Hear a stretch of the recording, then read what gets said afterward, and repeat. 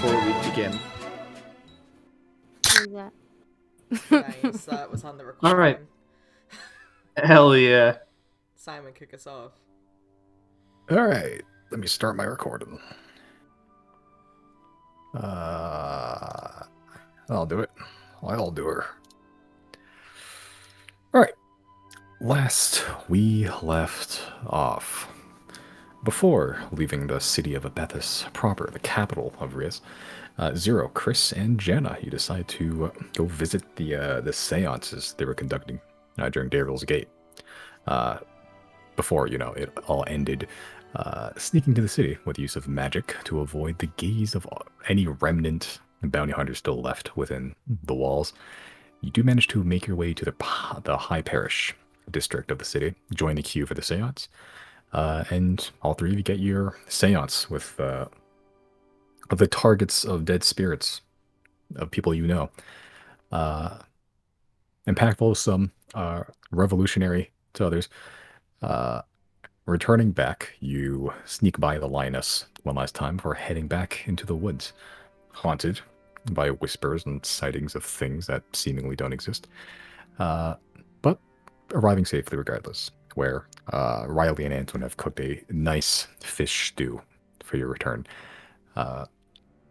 Before leaving properly, you decide to appease whatever these whispers are, or attempt to, at least, leaving some miscellaneous offerings outside, where eventually a large handprint sort of imprints itself into the grass that immediately just rots and rusts the ground around it and everything that you left.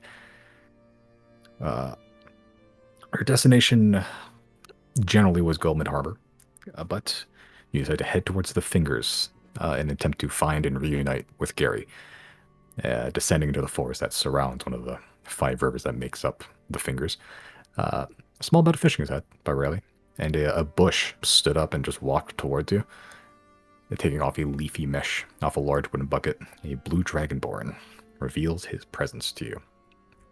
Gary, one corner of the 4 corners. You now have 2 corners, which I guess that would be a line. All right. But you have Gary sort of covered in a ghillie suit. You can see he's wearing these strange, almost goggles that sort of extend out like half a foot in like various different lenses. So it's attached to his eyes, pretty much. He has very unique slippers. They look like fuzzy slippers. Definitely not meant for woodland travel where you guys are right now, where it's a little bit swampy in some places. It gets kind of moist, mire-like, and he's wearing these fuzzy black and white, like spider slippers. Like they're just little, like felt and made of wool. And they have little, small little googly eyes, 8 of them on the front. He's just wearing those.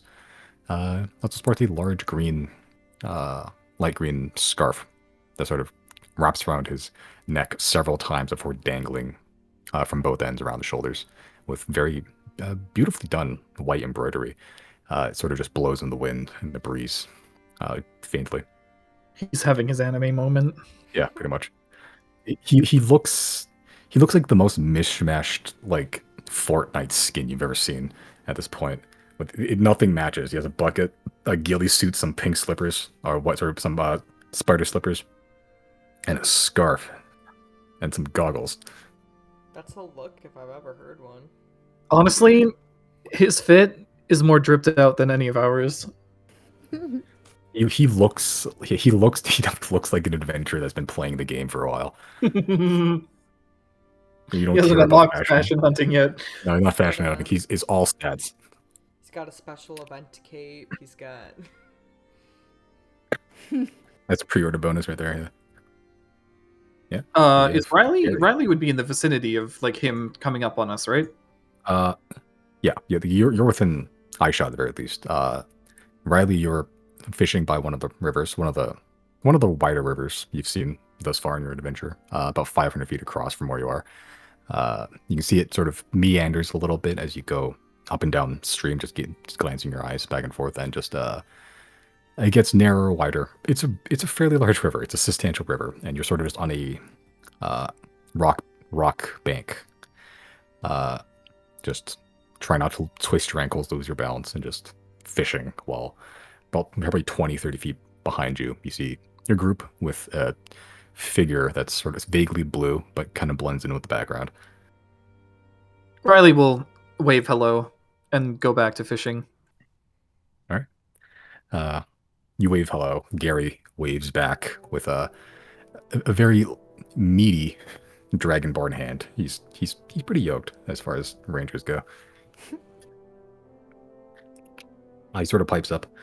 What are you doing here? You come for a river fish?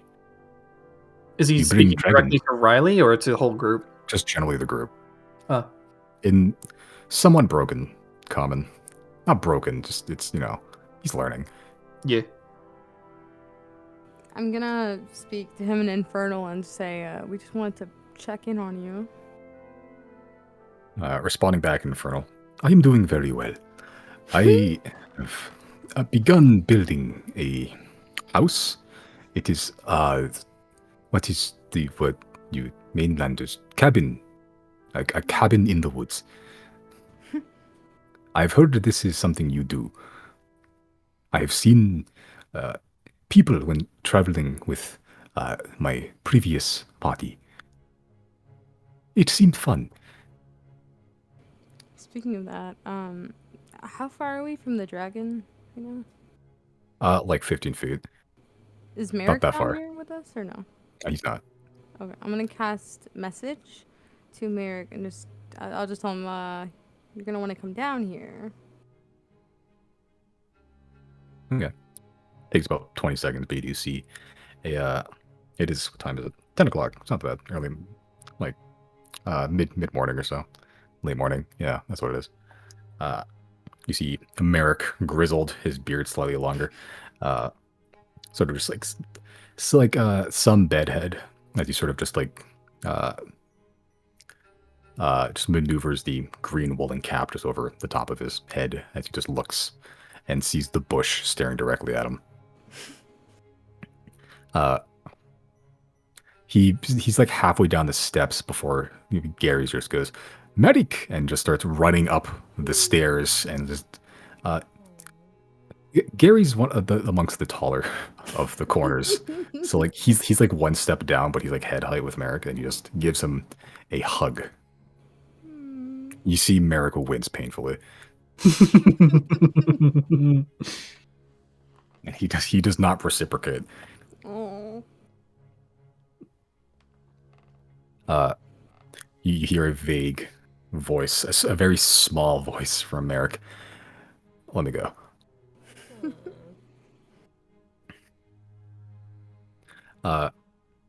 Gary looking up, trying to like remember his common lessons. I thought you were captured.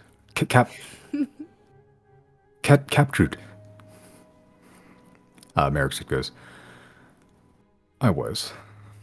And your friends broke me out.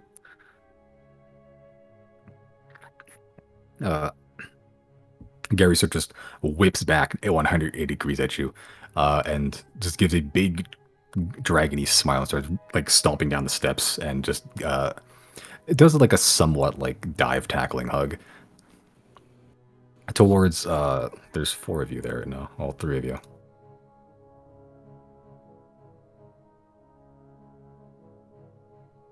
Chris. As you get tackled to the ground pretty much by Gary. Janny, you catch some of it as you sort of just narrowly avoid being crushed by these 2 gargantuan people. Gary just goes, oh, I cannot express words. I cannot express words. How happy.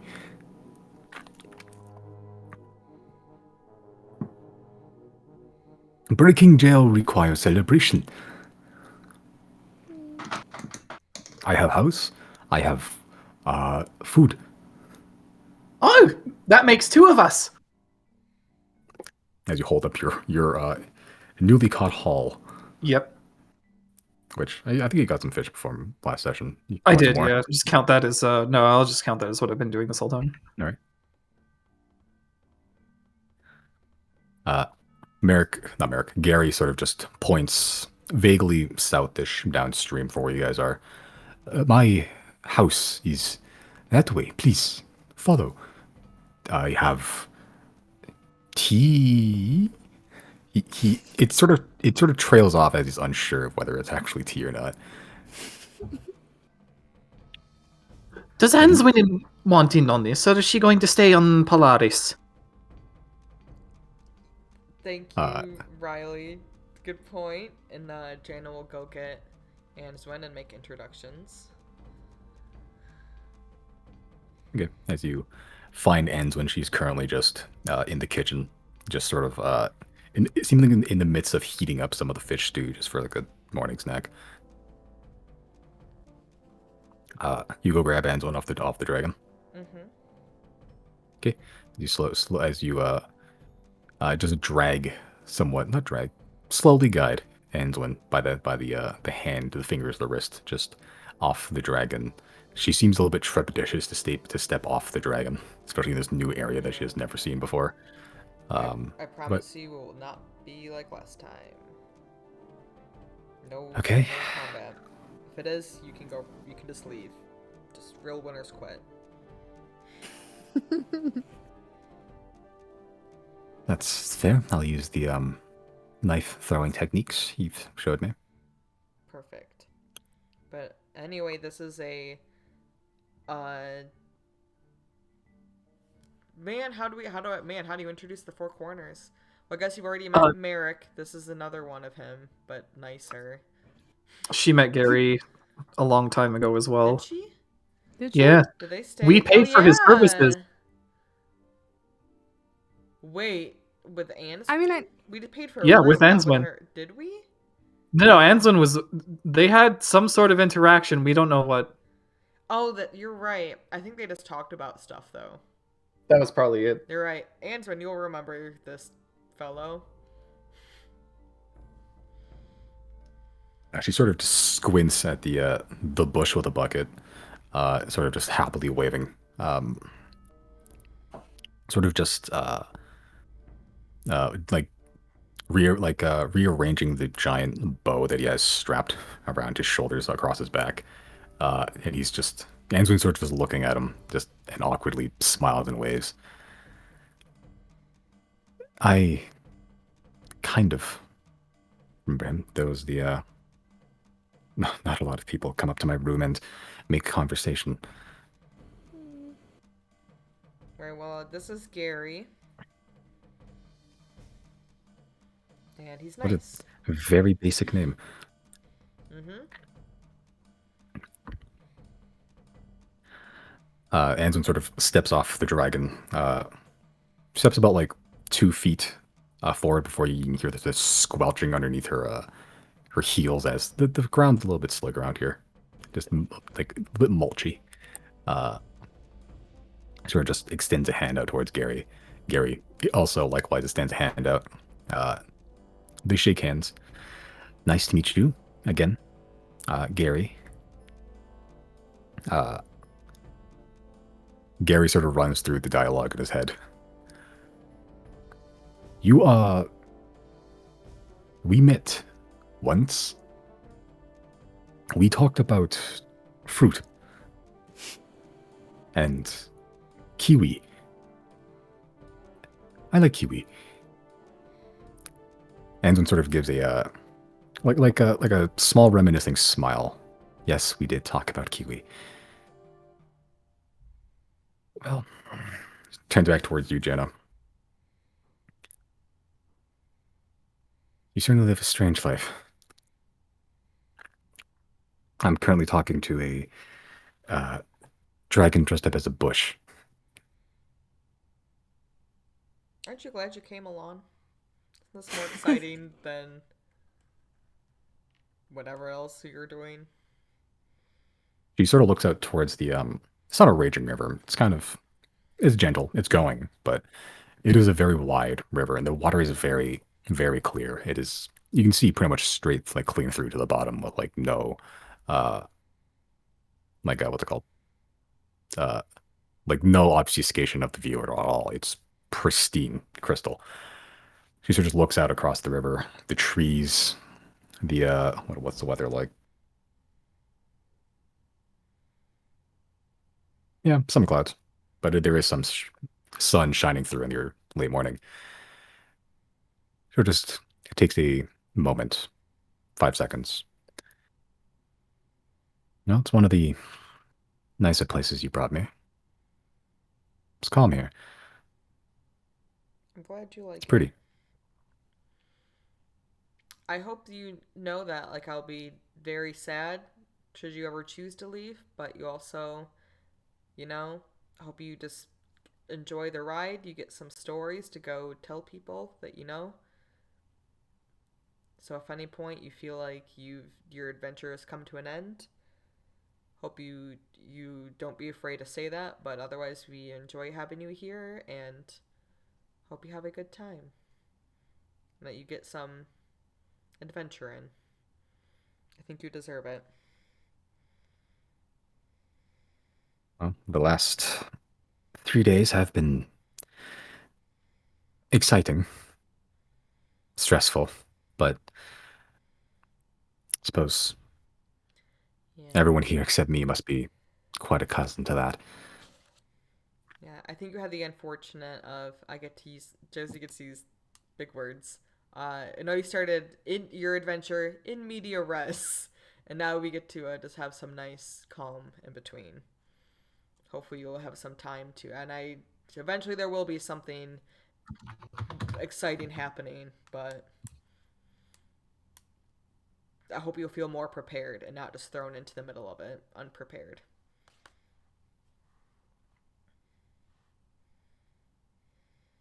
He sort of looks around, still scanning the horizon, not from like a danger point of view, but just like absorbing the view. It is a very nice view here. It is pretty. It's like a Bob Ross painting, pretty much here.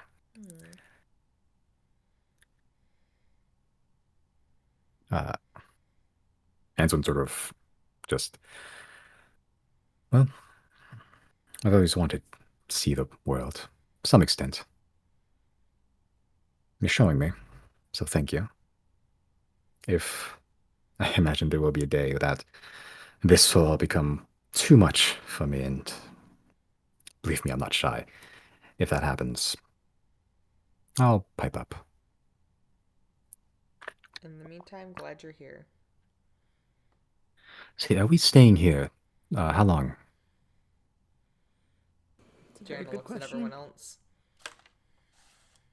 I've got my haul. I'm satisfied.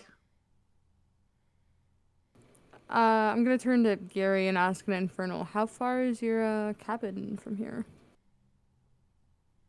He looks back and sort of looks at some tracks on the ground that you can't really make out.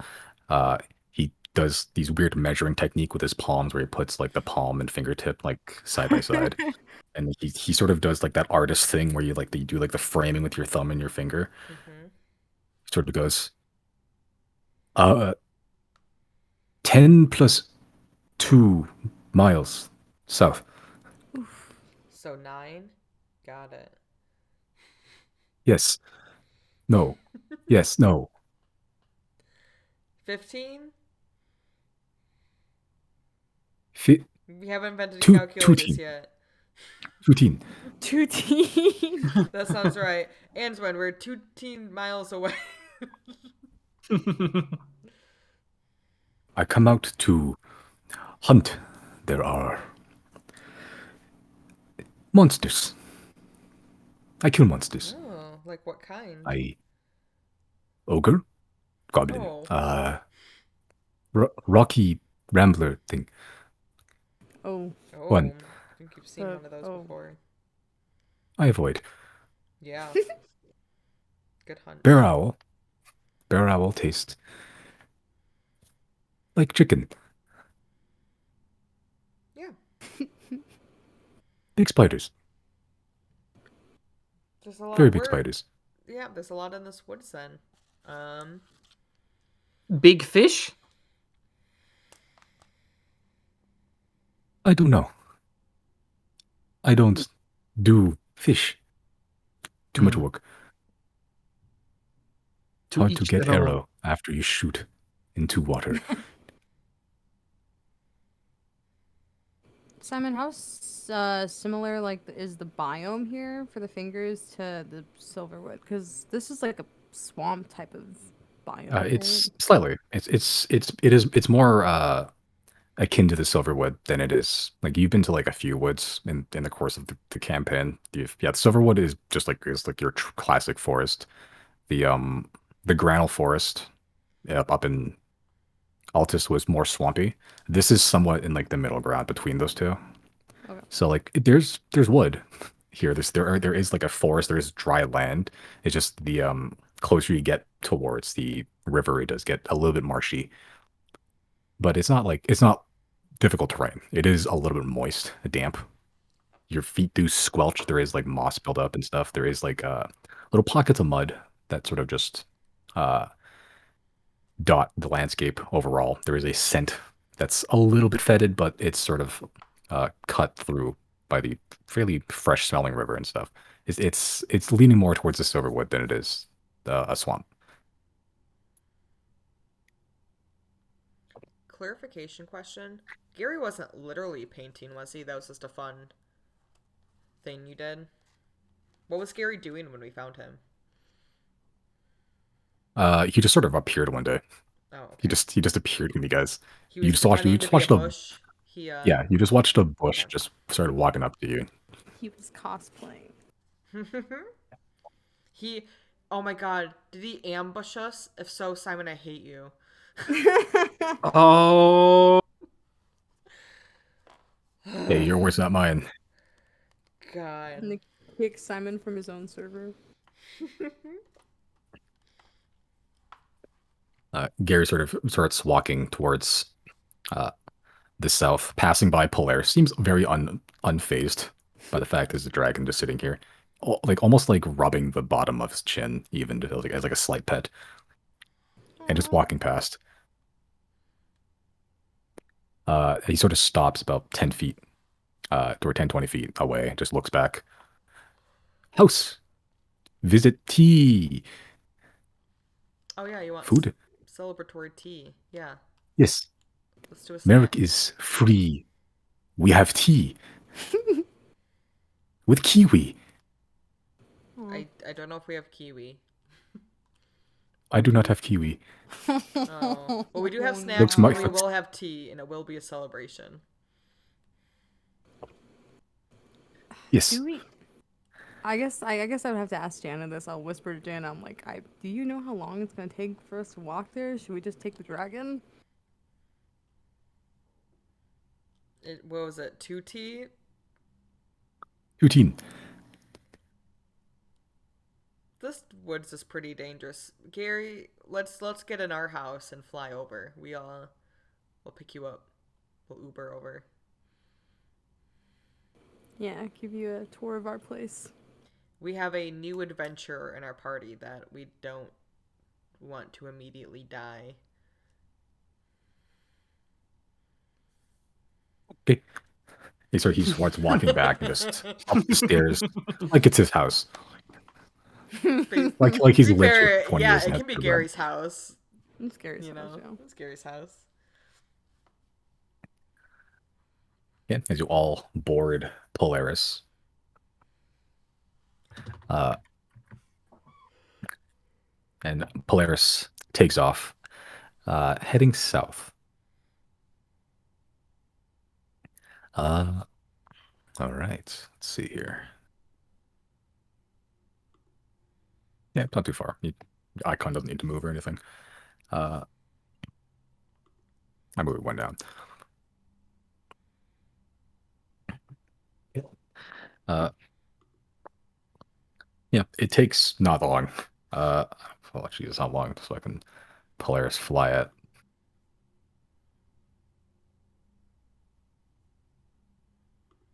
I'm stepping away for 1 second, but I'm still listening. All right. Yeah, it takes like 2 hours to fly there. Not too bad. Yeah, fucking Gary wandered far Yeah. for some food. But yeah, you have 2 hours alone with Gary if you would like to do anything or converse about anything whilst on Polaris. I'll do my. Oh no, go ahead. No, go ahead, Dave. You have some- Oh, okay. I'll do my daily sending to Claudine. Hey, do you want to say anything to Gary? I'll pass it along. Okay.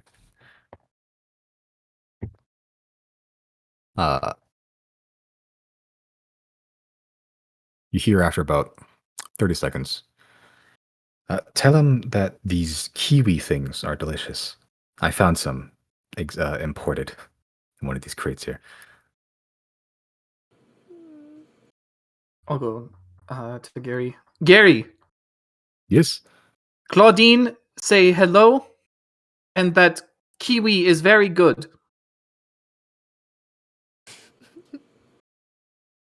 He gives a big, toothy, lizardy smile. Yes, kiwi is good. He sort of looks you directly at the face. He shouts at this. Claudine, I am good too.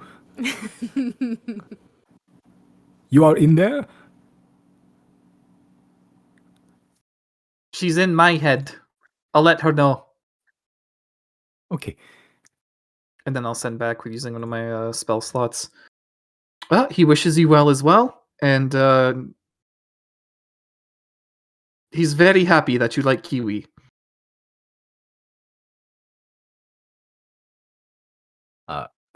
You hear another message back from Claudine.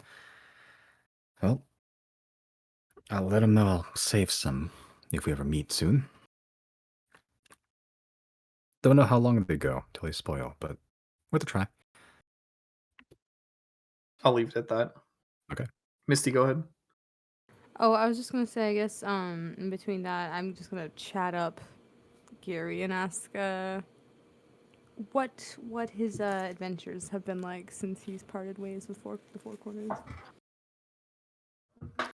Like any good stories. I'll ask him that. Yeah, and sorry, in Infernal.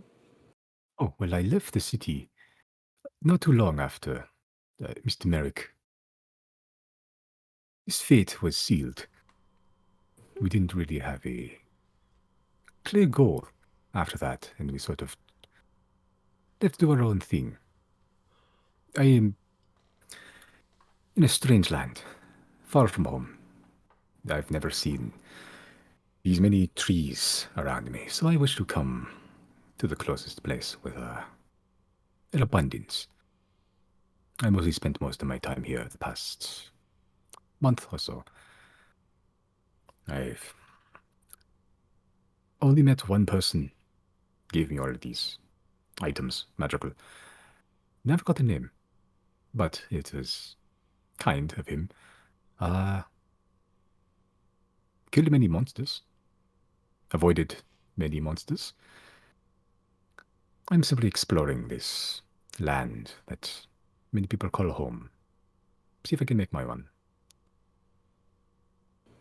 That is all. You seem to have made quite an improvement in skill and housing. Yes, it was not easy. How did you tame a dragon? They do not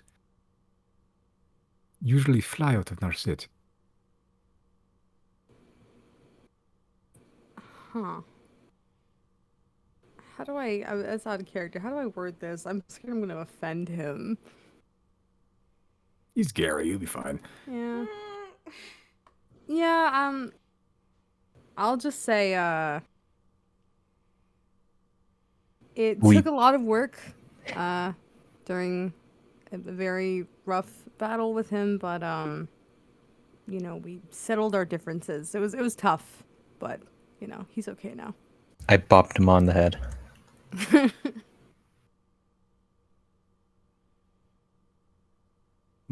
Dragons do not usually like that. They usually would burn villages before they let anyone ride them. Can we not describe to him the head stick thing? I mean, we could easy. Me personally, I'm a little hesitant too because Gary is a dragonborn, and it sounds like there's a lot of dragons in our set too, just like there. I mean, if we I don't know. I just feel tell bad lying. Are we lying by omission to Gary? I don't know. I'll let you guys decide. Jana can keep her mouth shut. This conversation is happening in Infernal. None of us understand this. True. It's up to 0. I'll probably be a bit more transparent with him. I don't want to treat Gary like he's stupid. I'll just tell him in Infernal. We fought this dragon. His name was Rotave. It was a very difficult fight, and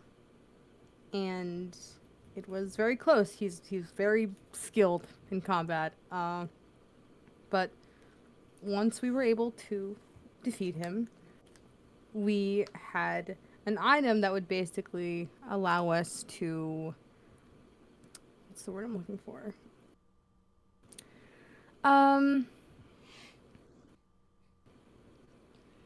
How do I want to word this? Fuck. You gotta say what? Revive from the dead and then enslave? To be fair, that's why I feel like why we have to, because like if we're doing something wrong, we need to hear from Gary, you know? Yeah. This is fucked And up like what we're I was doing. about to say like repurpose, but I feel so ugly and awful. Well, we'll just say yeah, we have a. Yeah, you have to do this. I'm sorry, I can't help you. I'll just say we had a magic item that allowed us to basically make use of his body following his death. That way, you know, he doesn't just remain in his cave to rot forever. You know, I'll leave it at that and kind of read the room after that. You did great. I did not. You have magic headstick that makes houses. Yeah. And you kill a dragon. Not by choice. Not by choice. We were traveling to Thane to pick up Merrick, and we had a run-in with Rotave, who decided he would hunt us down one by one, and he almost did. So it was kind of against our will, but we're trying to just make the best out of the situation. You seem sad to have killed a dragon. I mean, yeah, he's very intelligent. I don't feel right about just taking lives senselessly like that anymore, but But he was a white dragon. A chromatic dragon. They are less... Once they get old enough, they are less leeches and more forces of nature. yeah, it's understandable. No one will blame you for... If anything, you should be celebrated. Leading the world of another Terra. That's good. If you say so. The world isn't, like, running low on dragons, is it? I don't know. I've never been to the rest of the world. I do know that there are a few dragons in our state that do not necessarily like each other, and they will go to great lengths to inflict pain. Huh. And it should be respected. But some of them are a little bit dangerous. Yeah, I believe that.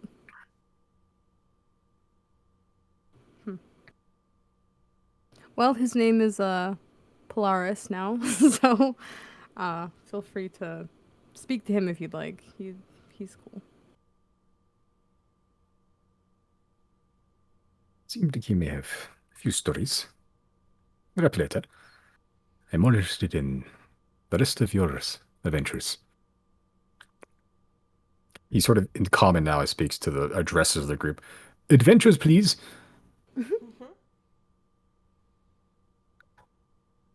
We have many. Okay. As you over the course, for the sake of brevity, over the course of the few trips, don't have to regale every single recount by word by word. Yeah, you over the course of 2 hours, you do catch up with Gary. Sun high in the sky, sort of burning off some of the clouds, as you'll have some chatting done. Merrick sort of just sitting there, just looking at Gary, looking at the rest of the group. He's present. Anslin sort of just leaning up against one of the walls in the kitchen, as where I imagine you guys are, or the dining room, probably the dining room. Just leaning up one of the walls with just like a warm drink in hand, just listening to the banter back and forth of adventures, misadventures, the weird, wacky shit you guys have gotten up to in the past like 2 months, where Gary was just building a house, pretty much. The details of jailbreaks and the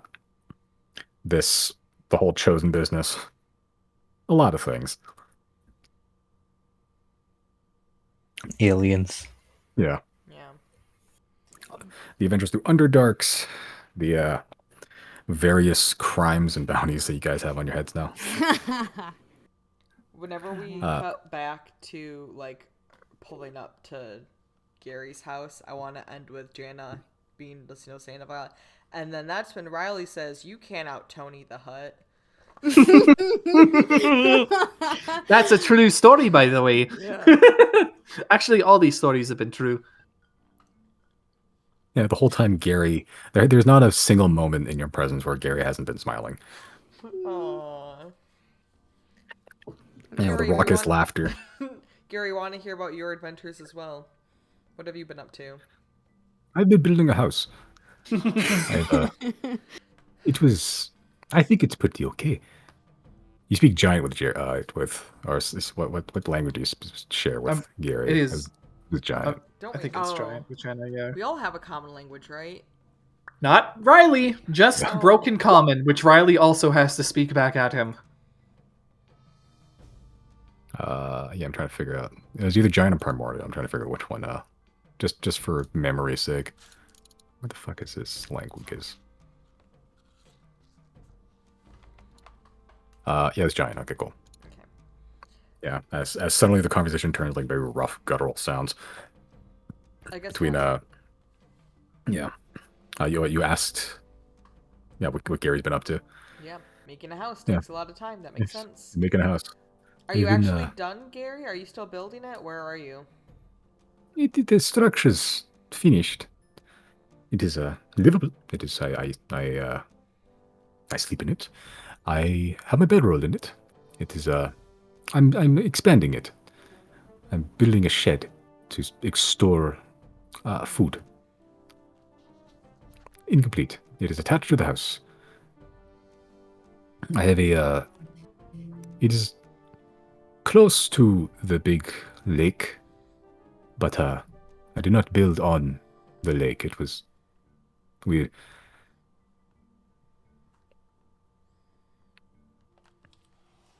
I have a small watering hole with fresh water.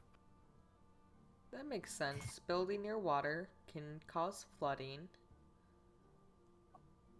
Excited to see your lake house, though. Pond house. Pond house. Pond house. The big lake was. It seemed wrong to build a house there.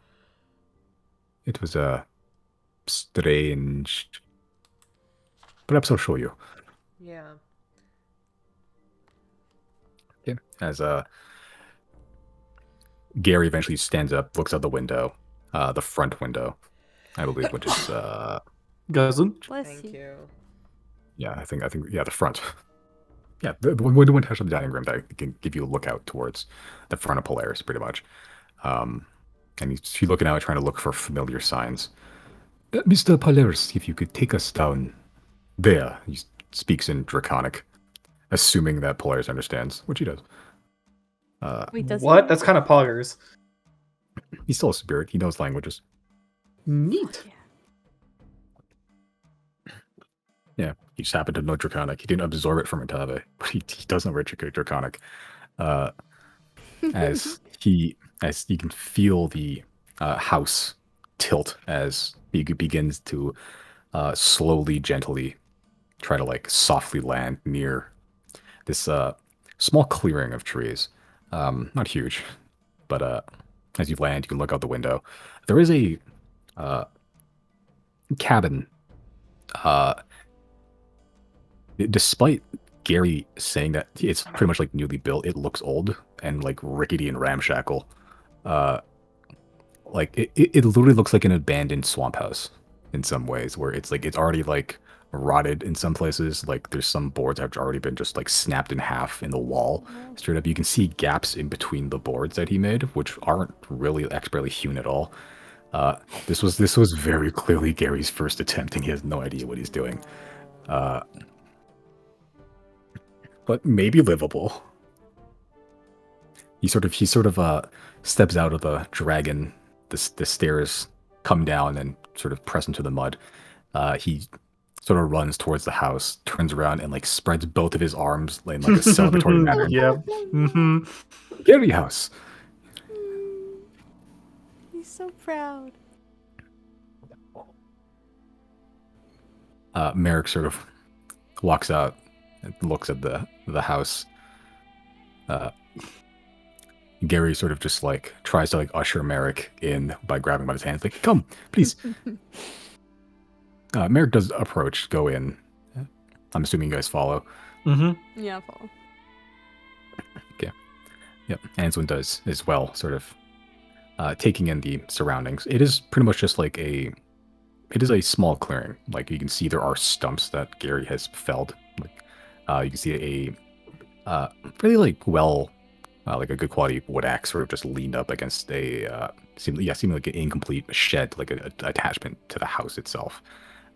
There's the frame is there for the shed, but not the boards. There is a collection of boards, which again are very rough, but they haven't been nailed in or put in properly yet in the process. But yeah, the house is just a normal looking house, a single door, no windows on the front at least, and just a triangular roof. It's not huge by any means, but seemingly Gary's taking care of that. The surrounding is somewhat wet. You can see about like 100 feet like east of the house, there is a small pond, probably about like 50 feet across. Seemingly his watering hole, but yeah.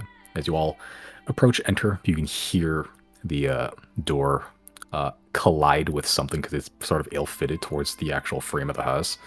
As Gary tries to open the door, but he looked back awkwardly and like shoulder checks it a couple times to get it open. And so you walk in. It's by definition a house. You can see clean through the sides of the walls. There are the gaps between the boards are like so wide. You can some places you can put your whole arm through. You look up and there are holes in the ceiling. There's like knots in the wood that Gary just didn't avoid, and he just sort of just chipped at them until they became like slowly worn over time. Didn't realize that was a problem.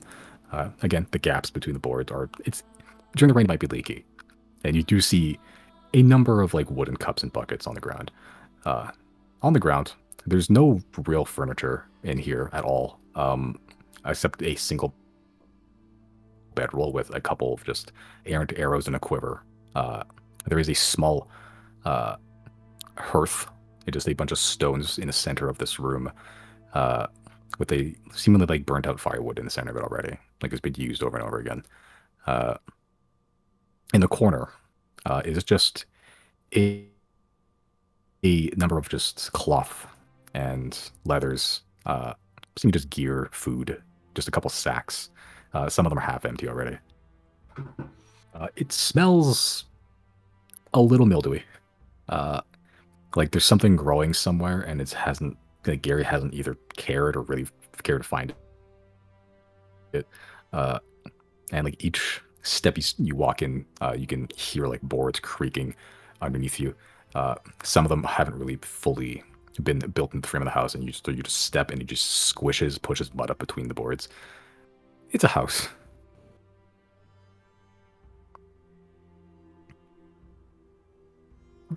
Gary sort of just puts away all the gear, takes off the ghillie suit, keeps the bucket on, detaches the goggles. So this is Gary house. I built. This is mine. Impressive. It looks great. In only 2 months.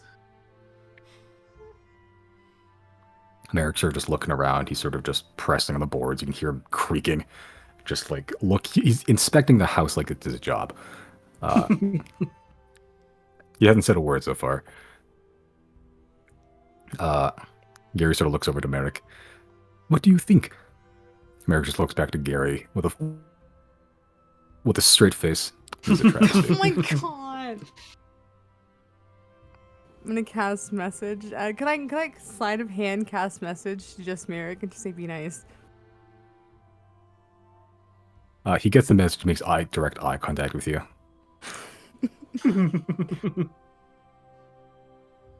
Gary Come now, is Zero. nice. Looks at you, Jana, and then looks at Gary. You built this house all wrong. Merrick is very nice. Yeah. Merrick's obviously never seen a well-built house before. He doesn't know what he's talking about. Although if you want Gary. help, we'll be happy to help you.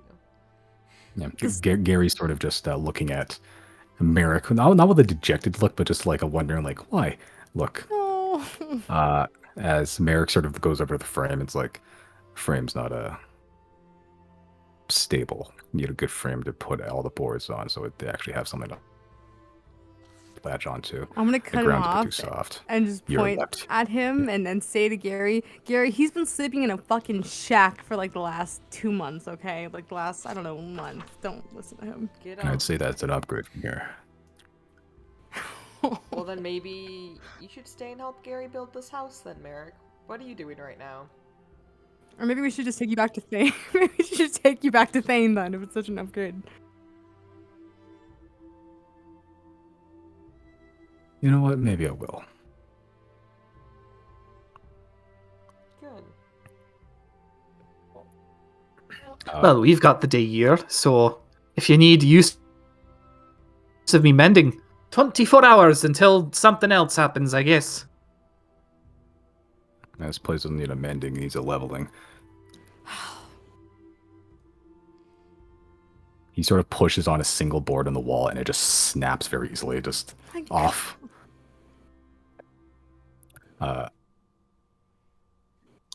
Gary sort of asks Merrick, you have built houses before? Merrick sort of just pauses for like 4 seconds. Like a long, palpable pause. Like long enough that it's weird. Before he just responds. Once. What's that story, Merrick?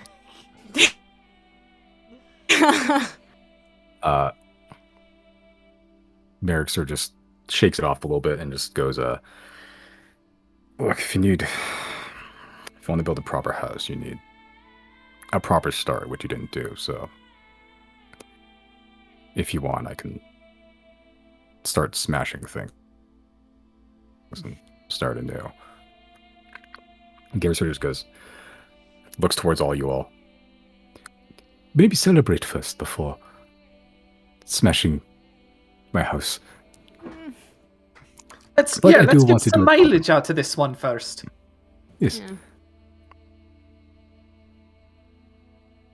Yeah. Merrick sort of shrugs, picks the board he snapped off from the wall, starts like breaking in half and like using it, like putting in the fire pit. Sorry, go ahead.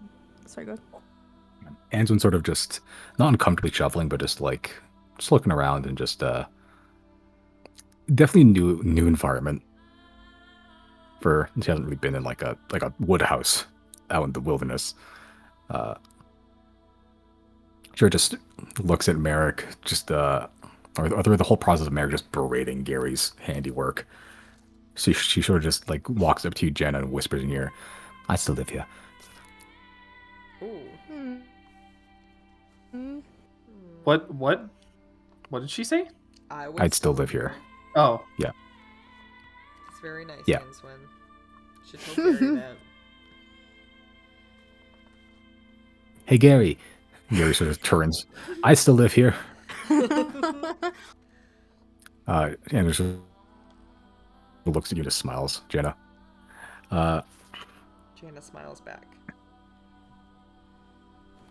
Can I say to I'll just whisper it to Gary in Infernal and just be like, "Hey man, I sleep inside of a rock. Okay, this is a nice house." It keeps most of the rain away. Gary, do you know why this house is I kind of perfect? Because you built it. What?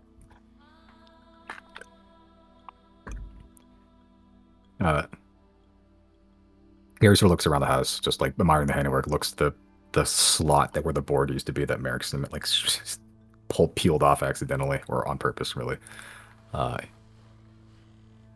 He sort of looks at Merrick starting a fire in the hearth.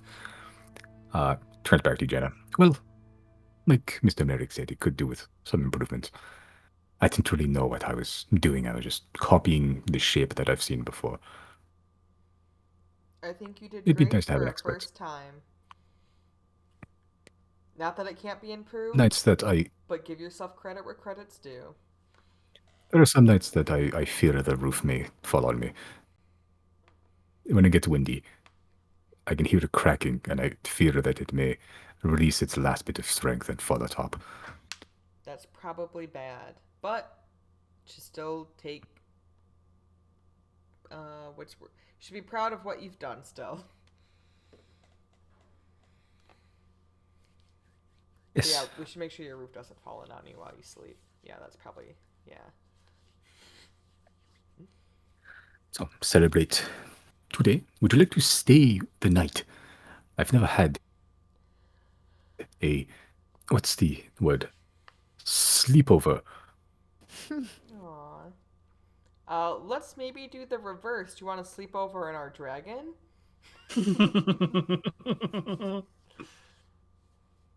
Our dragon Yes. won't fall in on you while you're asleep. Yes, I can give it a try. I've never slept on a dragon before. I've yelled at dragons. I've slept on one.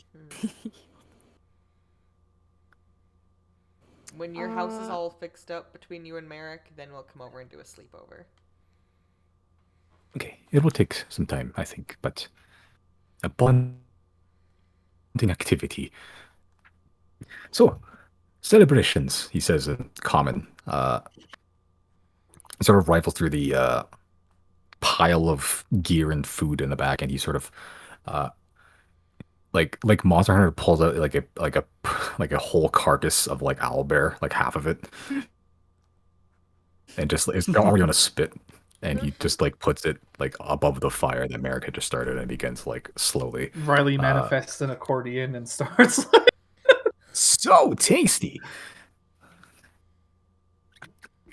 Yeah, while this happening, he also gets a small kettle, puts it next to the fire, and fills it with some water from his water skin. And he sort of looks around, and he finds some moss growing on the outside of his house, pulls it off, and just throws it in there. Tea?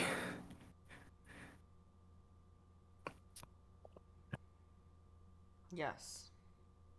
Jenna, Yeah. Is this healthy? Tea? Is this tea?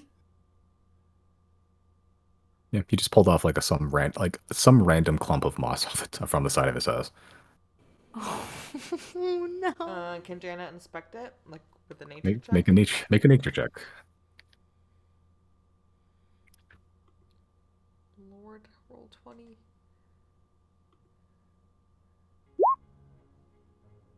It's moss. Yeah, you're not sure like the specific like species or genus or anything. It looks like some sort of like just a common moss, but not sure. Either way, could be edible, could be not. Your surname probably won't kill you if it isn't, but yeah. Gary, have you made tea with this moss before?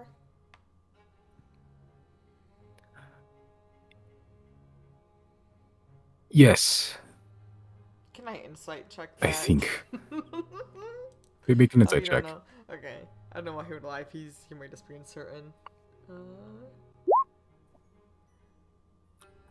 He has not made tea from this moss before. I think we have a nice tea blend in our dragon. How about that? That's probably better. I'll go get it. Janet go gets it. Okay, as you get a perfectly sealed tea bag, some herbs and stuff. Put it in the pot. Yeah. How long do you want to spend celebrating and eating and chilling with Gary and his ass? Probably not that long, I would imagine. Yeah. Hour, couple hours. What's our Yeah. agenda? I think we're still heading to Golmud. You need to set up a teleport spot over there. Yeah. So I think the sooner we can get over there, the better, and then we can head to Lipat and all that afterwards. Okay. I guess while we're hanging out, I will ask Gary, do you happen to know where Mondo's at? No, I have not spoken to Mondo in since we last saw each other. He's a very secretive man. He sort of looks to Merrick. He's supposed to be the Infernal, but he sort of just leans in towards you, Zero. I am not the smartest person. I am fully aware of this. Mondo is a genius by most measures of comparison, but Mondo and Merrick as well, to a lesser extent. They are flawed and secretive people. I try not to pry too much. Mondo has aspects of himself that he wishes to keep to himself. That much I'm certain, but I do not wish to rush whatever that is. So, where he be, is where he wills. If this is to continue the corners, he will come find us. I see. I'm not worried. Well, I guess I'll continue speaking in Infernal. After this, we are heading to Golmud. Previously, I was under the impression Merrick was coming with us, but he might stay here with you to help build your house, it seems. Unless you'd like to also come with us to Golmud. We're handling some stuff regarding some stuff back home for me and Fintu, but we might be reuniting with Claudine as well in the near future. So if you'd like to be there for that reunion as well, you're more than welcome to come with us.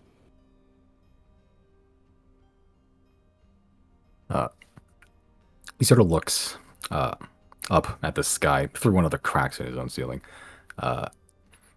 He sort of narrows his eyes a little bit, not in a serious way, but just like with a slight smile. It was very nice being by myself for a while. It was got a little bit stir crazy. But you have brought Merrick back to me, which means you have brought one half of the corners together. But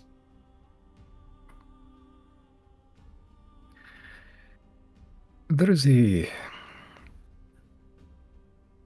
saying in my hometown, Narset, that one shouldn't try to rewrite someone else's story. I have a feeling that your adventures have been grand, but they're not our adventures, I don't think. That being said, if you do require the help, do give me a call. But I think you've been helping us quite a lot. Where is Claudine? Tetscat, if I remember. Last I heard, yeah. Well, we have two of us together, and we know where a third resides. If you need our assistance, I don't think any of us would say no, but I think it is almost time that we begin our own story as well. Yeah, that's fair. Just keep an eye on Merrick. You need to worry about that. I don't think he's going to murder me in my sleep. I don't think, not yet. I'll keep an eye.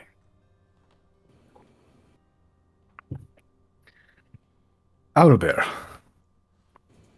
As he's still stirring the or what's it called, spinning the spit roast. So you spend like an hour just chilling here. You got the tea herb set. It's nice tea. It is warming. Shakes off the humidity and dampness just generally out there. Yeah, and while the house isn't perfect, it's still shelter. Like, it's not the worst thing in the world.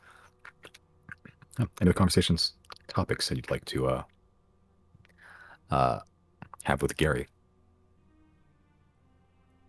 When he was talking about that strange pond, was he speaking in common? I don't remember. Or lake, actually, because he was like, I don't know if Riley would have understood that. I don't think he's speaking in common, but you can ask still if you'd like to. You are near the fingers. He already said he doesn't fish, too much work, so I don't think he would have seen anything important. Yeah, seemingly he doesn't really fuck with. But he's lived here for a while, so he might know something if you wanted to ask him. I already asked Big Fish, he said no. Oh, Getty. Yes. I know no big fish, but what about strange fish? I don't know strange fish. Strange lake. Lake? Lake. Where? Big lake. Big? He sort of goes outside, does the palm measuring technique and the framing with his thumb and stuff. West. Big lake. They call it palm. Strange. They call it what? Palm. Which palm. I see. Yeah, the palm, yeah. Yeah, you would know, yeah, the palm. Of the thing, the palm of the hand. Yeah, pretty much. Indeed. Yeah, so all 5 of those connecting rivers all eventually coalesce into the palm. Gotcha. Yeah, into a very large lake, seemingly. All right. Well, before I forget, I'll throw 5 of my fish into the celebratory dinner here. Or lunch? I guess it'd be lunch based on our... Yeah. Yeah, it's pretty literally like high noon when we started, so... Yeah, it'd be lunch. Yeah.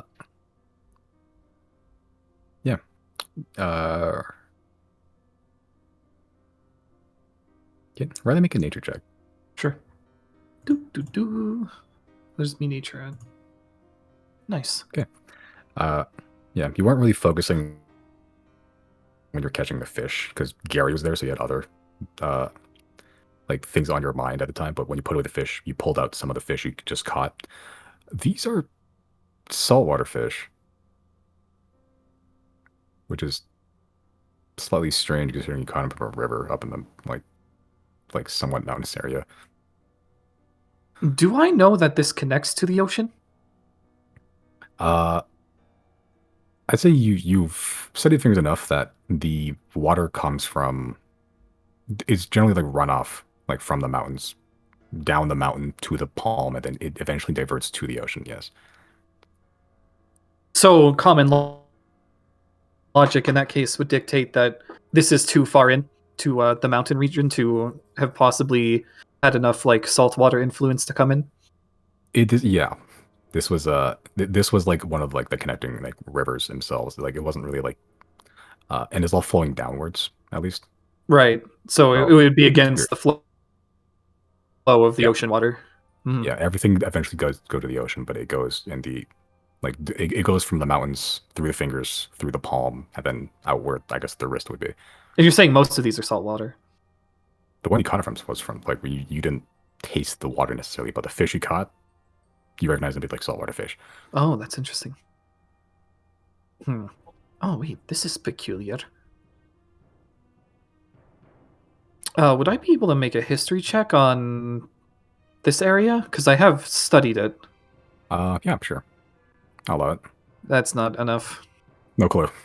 You know, you've heard of like the folklore and stuff, but like the actual history and like studies that have went through the fingers, if any. Not sure of it. I'm gonna have to conduct some more research here.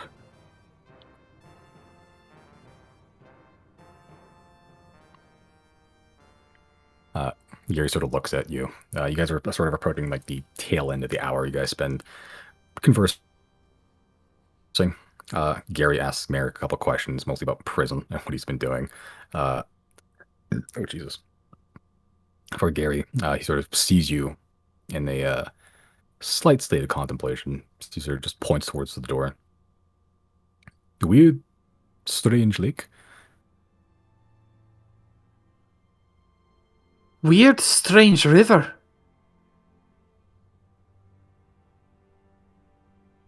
Yeah, Gary sort of just looks at you, unsure what you mean. This fish, ocean fish, find in river. Why? Very strange. Water here, salt. All of it? Riveries. I drink from pond. He's gonna go check out the pond. Okay.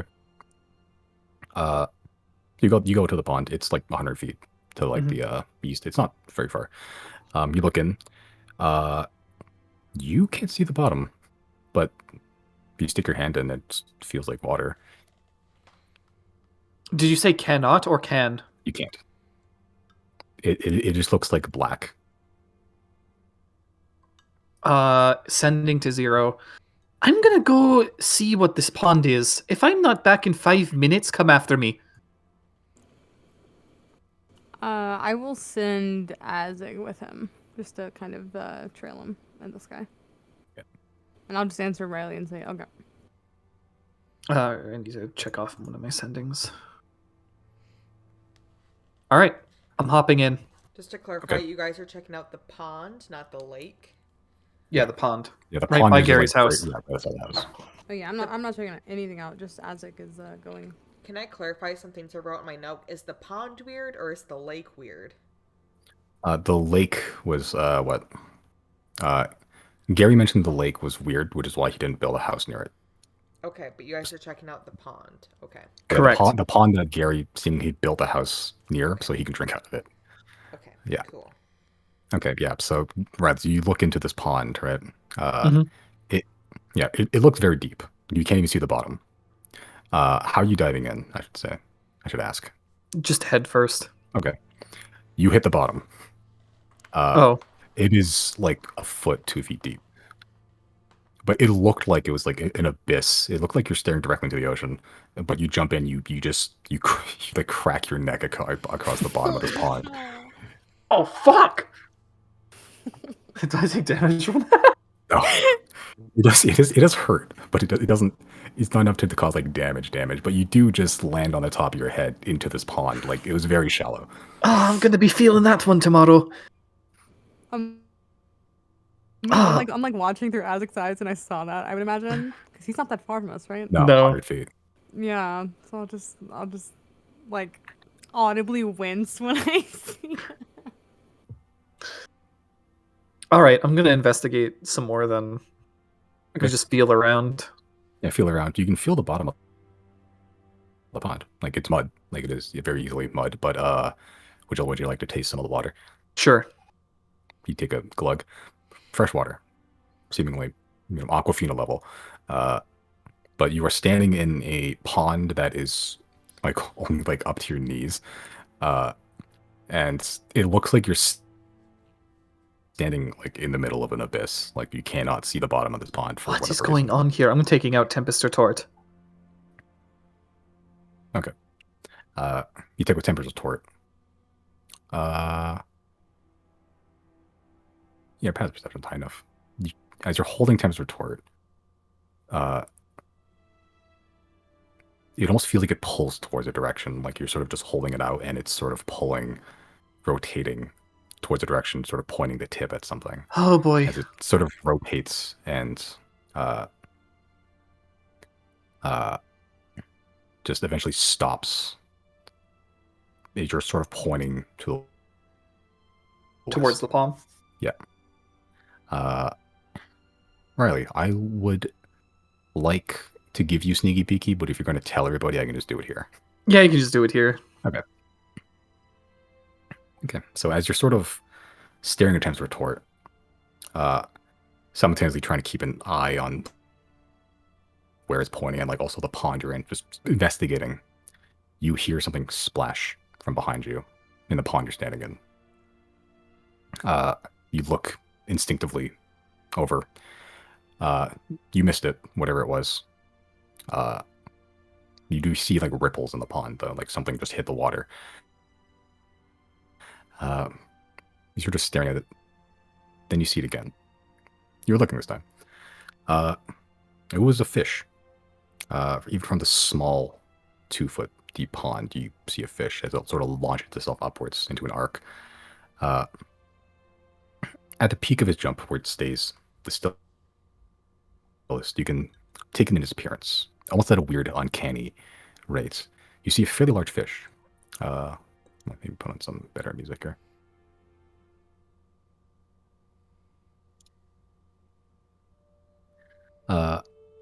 Yeah, a fairly large fish, a little over 2 feet in length, sort of white and orange in coloration, with some dappled gray-black spots intermittently coating it. It has more fins than you're expecting for most fish, all of them very long and waving like cloth almost. 2 or 3 sets of pectoral fins adorn on each side of it. You also see 2 long dorsal fins that run along the entirety of its back, also quite very long. The bottom has a single ventral fin, just as long as the other fins, but it runs along the entirety of the bottom of its belly till it merges with the tail. A large fan-like tail with 2 thin strands connected to the top and bottom of it that sort of wave around like antenna, just trailing behind the fish. The thing that strikes you as the oddest are the eyes.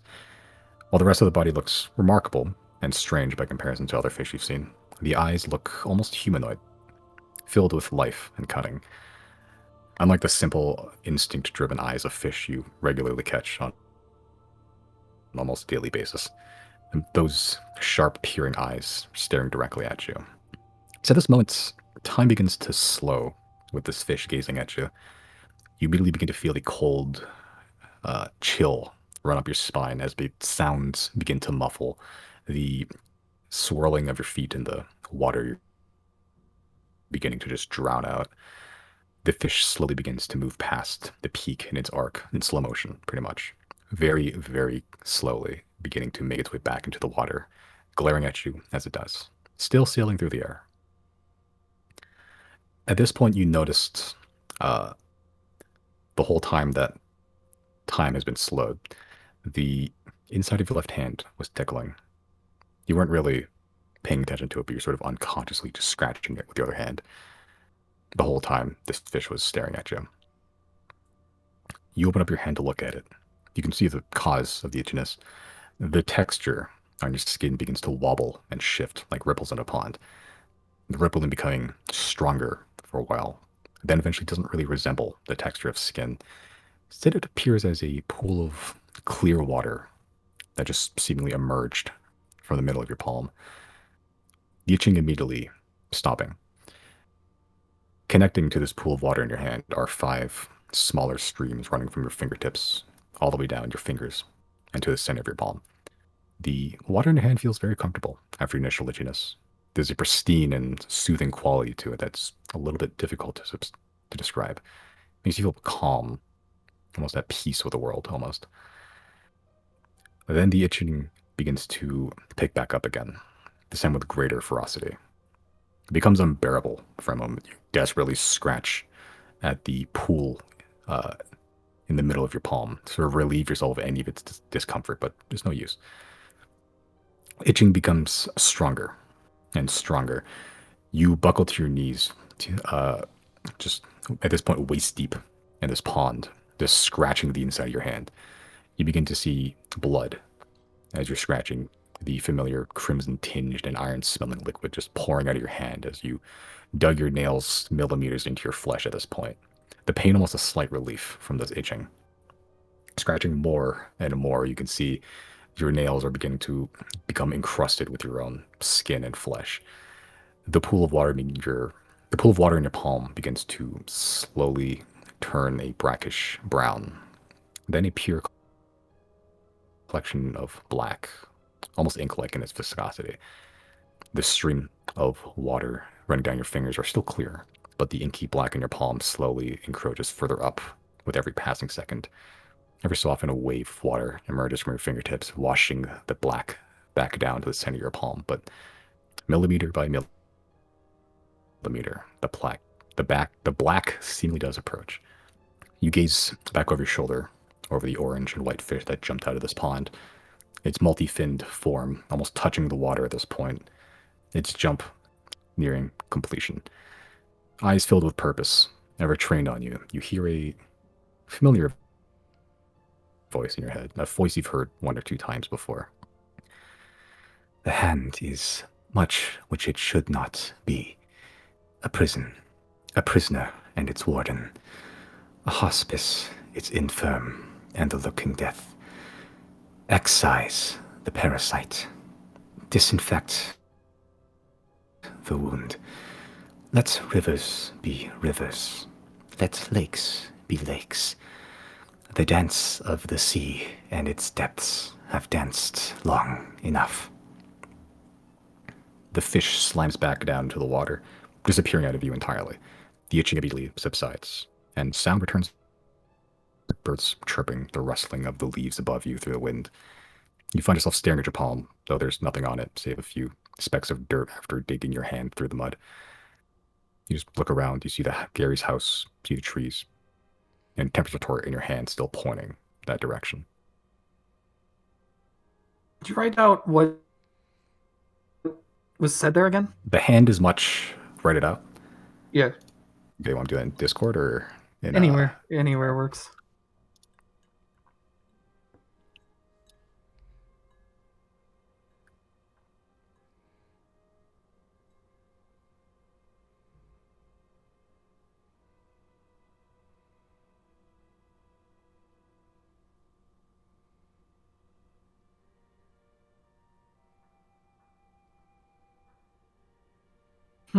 Okay.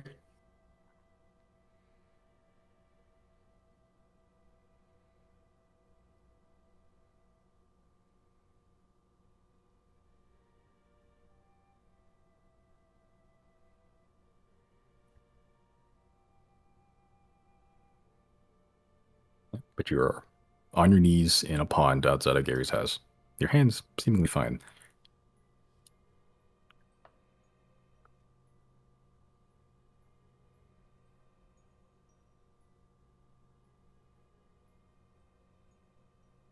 The end.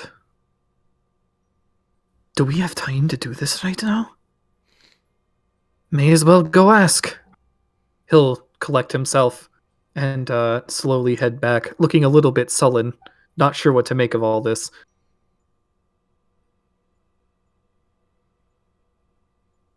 As Riley enters your doors, or Gary's door, I should say, with a strange, somewhat serious look on his face.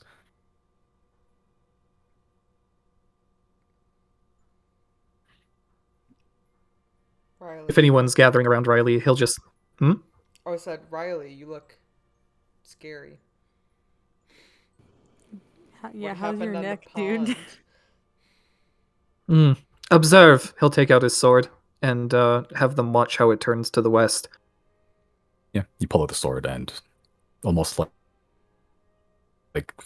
it's hard to tell, but it is kind of like Riley sort of turning his wrist, but it's sort of just following the motion. It's almost a constant rotation, just a perfect speed and it just sort of just points towards the west. Had me another vision, I did. Seems my next destination is yonder that way, towards the strange lake, as it were.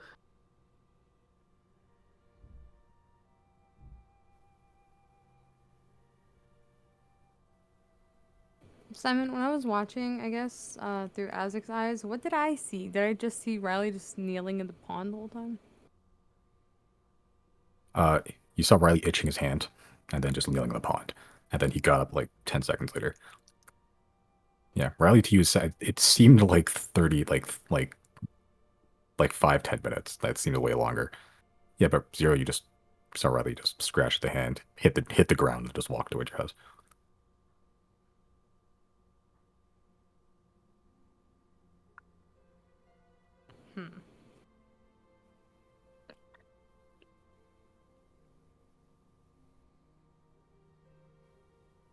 Well, I'm not sure what exactly our timeline is, but I feel like if this is the thing that you're set out to do in life, it seems silly to walk away from it. It's on the way to Gold Mud anyway, kind of, not really. If you guys are along for the ride, I mean, O'Reilly's got a detour. we're already here, and I think we have some days to kill anyway. Yeah.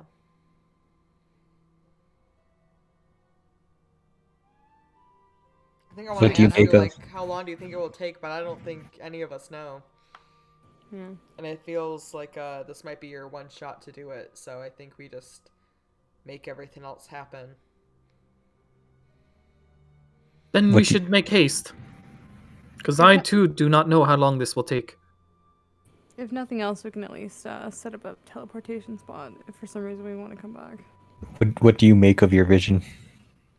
Well, more cryptic riddles, that's for sure. At first, it was find Airlock. I wasn't really sure what finding a dead man was supposed to do. Now I get it. This time, it kind of seems like what's being asked is to cut the river off from the ocean. Separate the fresh from the salt. I don't really know how I'm going to do that. Do you think there's something at the center of the lake? I mean, the answer must be there, right? This place is fabled.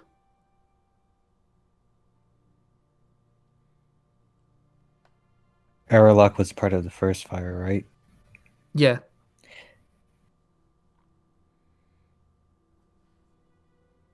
Maybe it's the same sort of thing that happened with the other ones. Maybe they're trapped within one of those pillars. No, Airlock, his remains are spread across the world, really. That big shrimp that broke my rod, that was him. And the goldfish. And the cloud jumper. And surely there's more.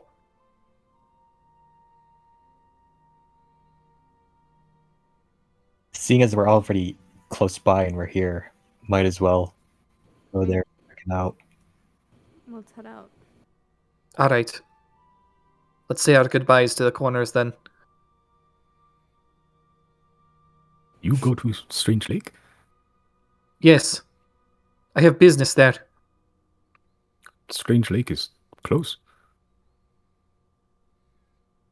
How close?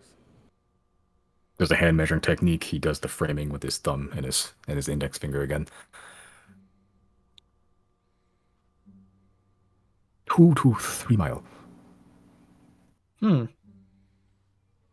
long would it take for us to walk that, Simon? That's a fantastic question. Let me say. Like an hour. Let's walk it this time. Yeah. We know Yeah, I'm there's done. dangerous Maybe, things in this forest, so do you Antoine guys want should- to stealth? Yes, as well as either Answin should stay in the dragon or stay here with Merrick and Gary, whichever is the safest. Both of those things. I think Answin can decide what she wants to do. Answin, Oh yeah, That too. that's not in care. I'm gonna stay in the dragon. Fair. Probably wait. the best option. Don't I have access to Fragile Spell? Want some translocation? Yeah, isn't that 8th level?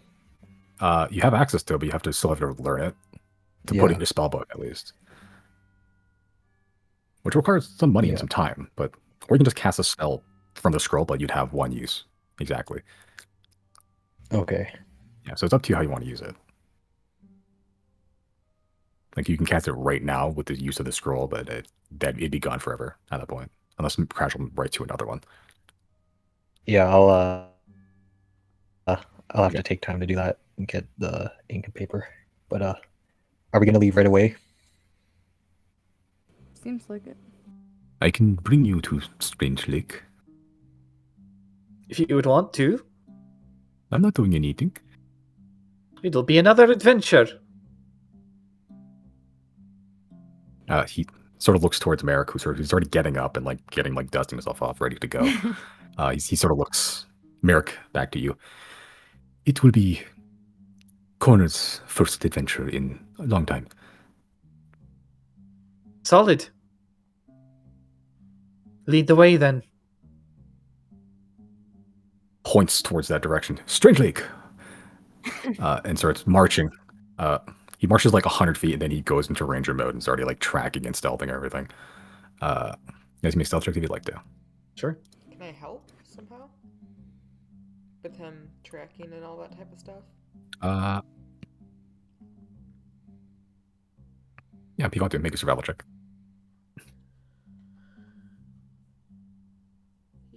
I'd like to think that even when Gary's traveling alone, he still announces his destination and points at it when he's just by himself. He's been living here for like a month by himself. He definitely talks to himself. Also, are we all stealthing through the woods? Yeah, pretty much. So you can make stealth check as well. I As well, understand that Merrick. you won't let me because some people already made rolls, but I was gonna cast the pass. I mean, that's a retroactive thing, so it still I'll- applies regardless. If you wanted to do it before, I'll allow it. Yeah. So, okay, so pass without trace for everybody then. Yes, please. Okay, these are good rolls. Good rolls. Yep. So the lowest is still 19. That's still pretty good. Also, Giorgio is out for this. We're no longer in a city. Okay. Stealth. Okay. My boy's out. He's free.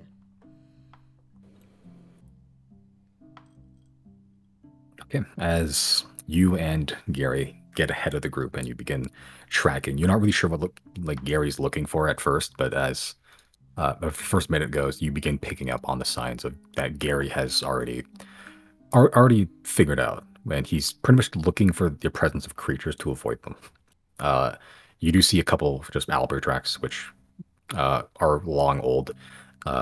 You see a couple larger footprints. You're not sure what creatures they come from, but they're large. And Gary sort of makes a slight detour to avoid any of its territory, which seemingly he's already have in his brain. There's a couple moments where you have to one of the two of you stop each other to sort of avoid running into a giant spider web that's like face height. And if you look up, you can see there is a giant spider up there, like the size of a wagon. It hasn't moved because nothing's touched the web, but it's this back and forth over the next like 2 or 3 miles of just avoiding danger, which between the two of you guys do pretty well. Is it like the spiders we saw in the Silverwood? Yeah, actually, very similar. I hate spiders. Okay, but eventually you do get to this pond. As you get further and further out from the house and closer to this pond, you guys notice, you do notice there is a fog beginning to pick up. It's not very heavy, but it is a low rolling fog that's sort of just they're just coating the like up to your height. No, sorry, what's it called? Up to your knees. Like it exists, and it just becomes more and more present as you get further and further into the fingers. Gary sort of whispers to you all, "This is why Strange Lake, strange. Fog always here. Fog never stop." I'll absorb some into a Tempest Retort as a demo and see if it like instantly gets replaced. You put temperature into the fog, it actually repels the fog. Doesn't absorb into it. It almost makes it this like vacuum around temperature retort where it's just avoiding touching any of the fog. This is different. It is. Can I use the pointy sticks of funsies to cast light on the pointy sticks of funsies?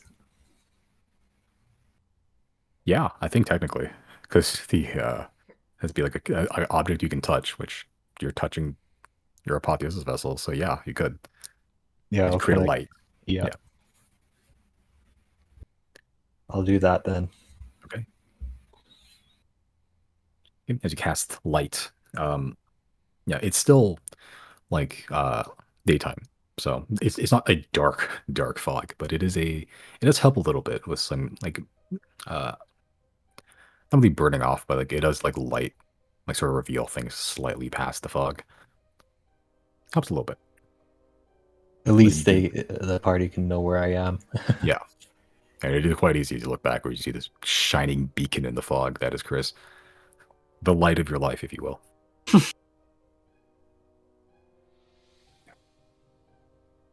Okay. But eventually you do get to an edge of this lake.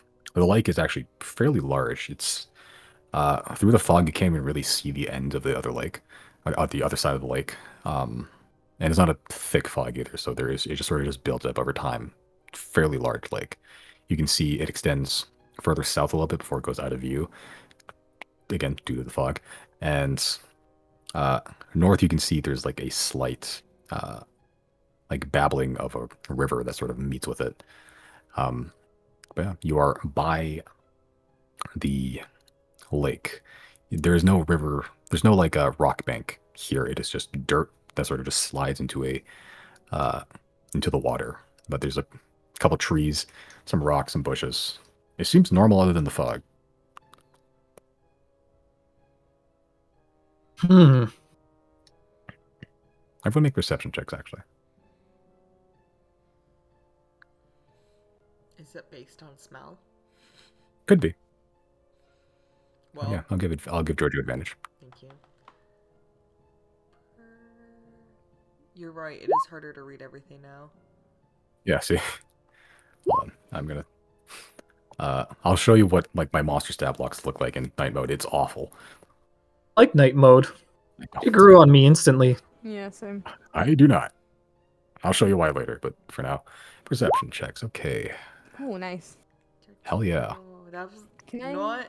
Just to see. I don't know why I thought you could have done it twice. Can I'm gonna give you a super advantage. Can I make one for Isaac too? Oh, Sure. I got 23. Oh, you did. That's a 9. Never mind. 6 and a 6 doubles. If this is Monopoly, you roll again. Oh, both Riley and I got 23. Yeah, Correct. overall is pretty high. Jojo picks this up first as Jenny, you're sort of just like you're too busy tracking. But Giorgio eventually just stops you, like runs his head directly into you to stop your progress and just like thinks into your brain. Goblins, I think. I smell like Grollup. As Riley and Chris, you also pick up on this like strange, like gnashing chanting that's sort of happening by the edge of one of these, by the edge of the lake, as you're all sort of hiding. You guys all rolled pretty decent on stealth checks, so they haven't noticed. But you do see a collection of goblins and a few ogres, 2 ogres. There seems to be more goblins than ogres, but they all seem to be just dancing in a circle by the lake's edge, and just chanting just nonsense. Do any of you speak goblin? Do I even still have tongues? I don't think I do. I know do. that's like a language thing, but I'm just like in general, like, do I even have a tongue anymore? Oh, that's Jana, but I Jojo. Damn, Jojo's a learned bastard. What were we looking for? Goblin. Goblin? No. Yeah, I don't speak goblin. I'm just gonna cast tongues and listen in. Okay. Not I, said the cat. Okay. As you cast tongues, you can pick up on what they're hearing as the weird gnashing becomes actual words in your brain.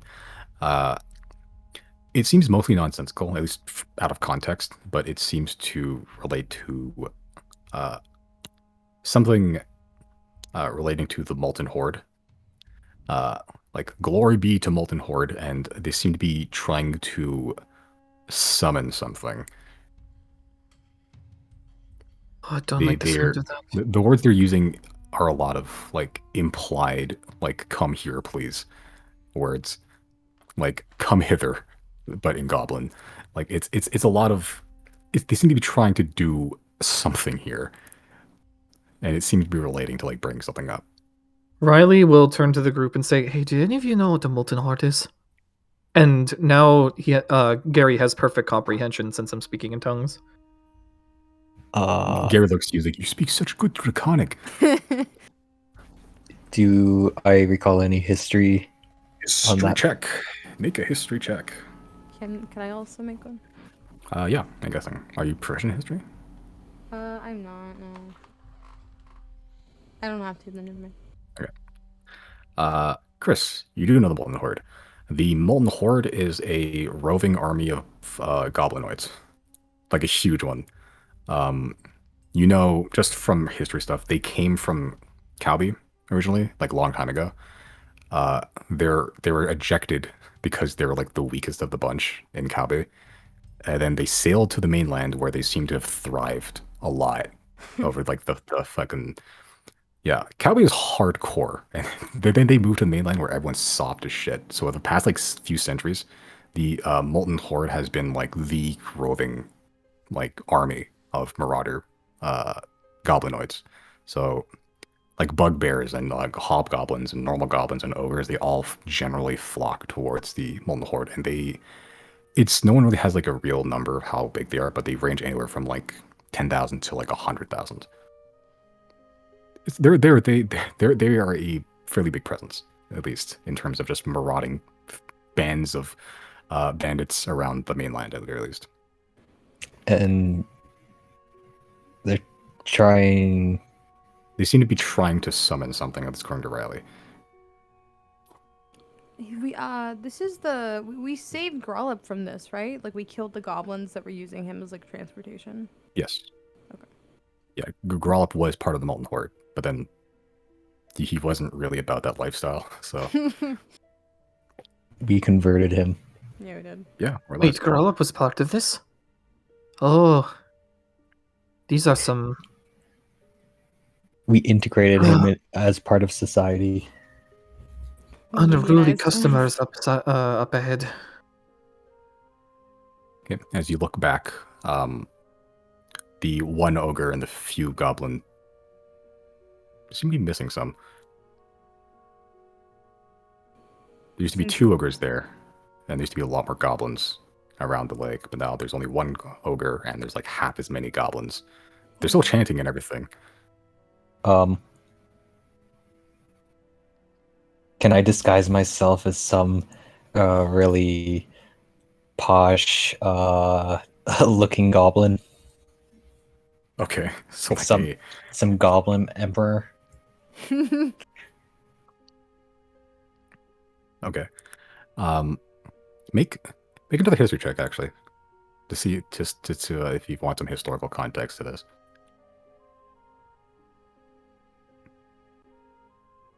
Huh. Nice. Oh yeah, you've heard the goblin leader of the Molten Horde entirely is some dude named Juga the Slag Lord. Sick name, but apparently he's supposed to be a bugbear that has like a crown of like dripping molten gold. So you can use that as a basis. Okay, I'll try to do that. I'll cast Disguise Self on myself. Okay, it's cast Disguise Self. Chris suddenly turns into like a head taller, very furry, long-eared, almost gorilla-like, brown-furred bugbear with a long face, fangs that sort of just come up from the bottom jaw, and very long, spindly limbs. But they are muscular.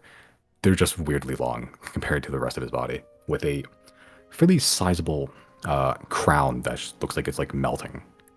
Probably decked out in like just equally refined golden armor as well, as you just stroll up to the goblins. Yep, I'm gonna go up to them. Okay, as you walk up to them straight up, you see them immediately just look towards you. The 4 goblins that are left, the ogre's not there anymore. They just turn towards you and they do like a sweet knee slide and begin bowing towards you immediately. And they start chattering something at you in Goblinoid that you don't speak. Riley, you do hear, "Oh, Jaku, Juga, we are trying to summon it as you in command." What was that last word? We are trying to summon it as you command. Oh.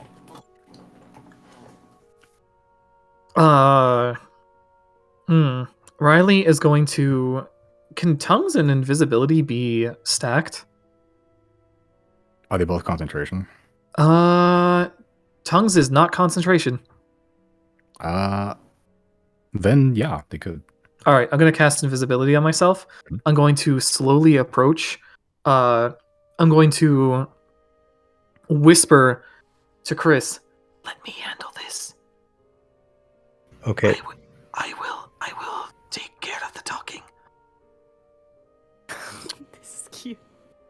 And then, just as I'm standing behind him, him being Chris, I'll say, "Yes, it's been a while. What were you trying to summon again?" The spirit of the deep. Please don't hit me. Raise my hand.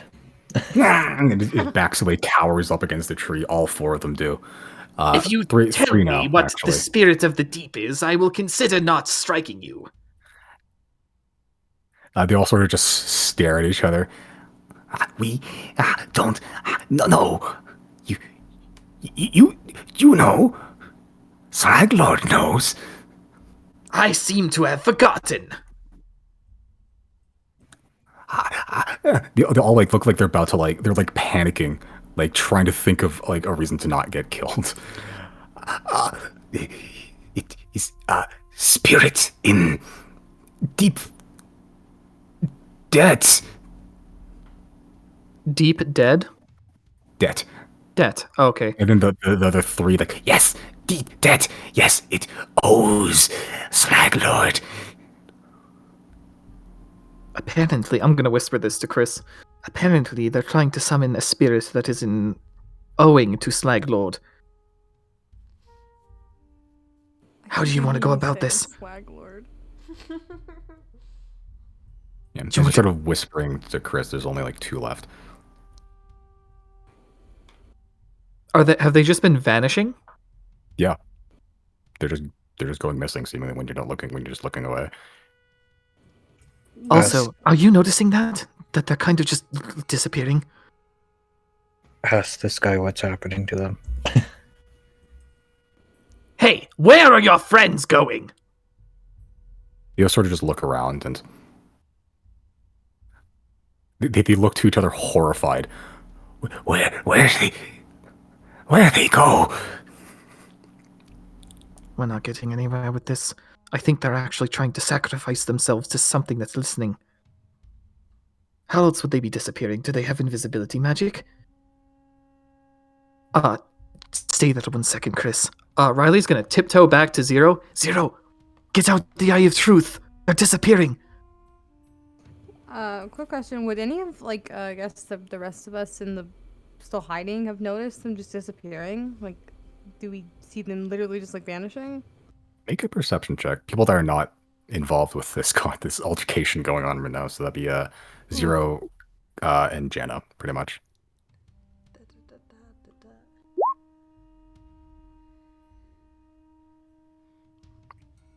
Okay, yeah, Zero. You're looking. You're trying to keep an eye, and then like when you look back, they're just gone. Jana. Actually, let me try to do a roll here. Actually, just in case. You are. You're paying lots of attention. Okay. I think even after Riley says that, I'll like look to Jana for an answer because I haven't noticed anything.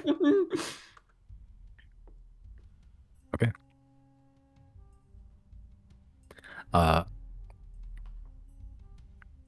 Yeah, Jana, you're sort of looking at this altercation. You didn't notice the first half of the group, this goblin troop seemingly disappear, but as you're sort of watching, you notice that ogre that used to be there just like get pulled into the lake.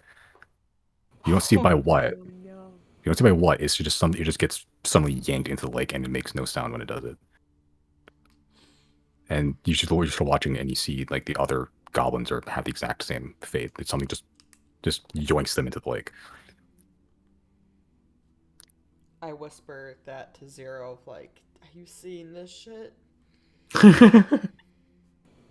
I didn't see ass, man. I don't know what Riley's talking about.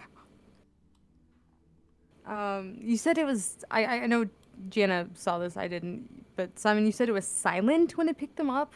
Yeah. Oh, it's scary. Okay.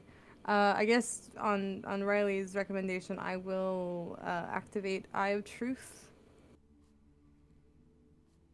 Okay. So I'd say you're fairly far away from the lake, so you don't get a huge like look into it. Make another perception check with me at advantage.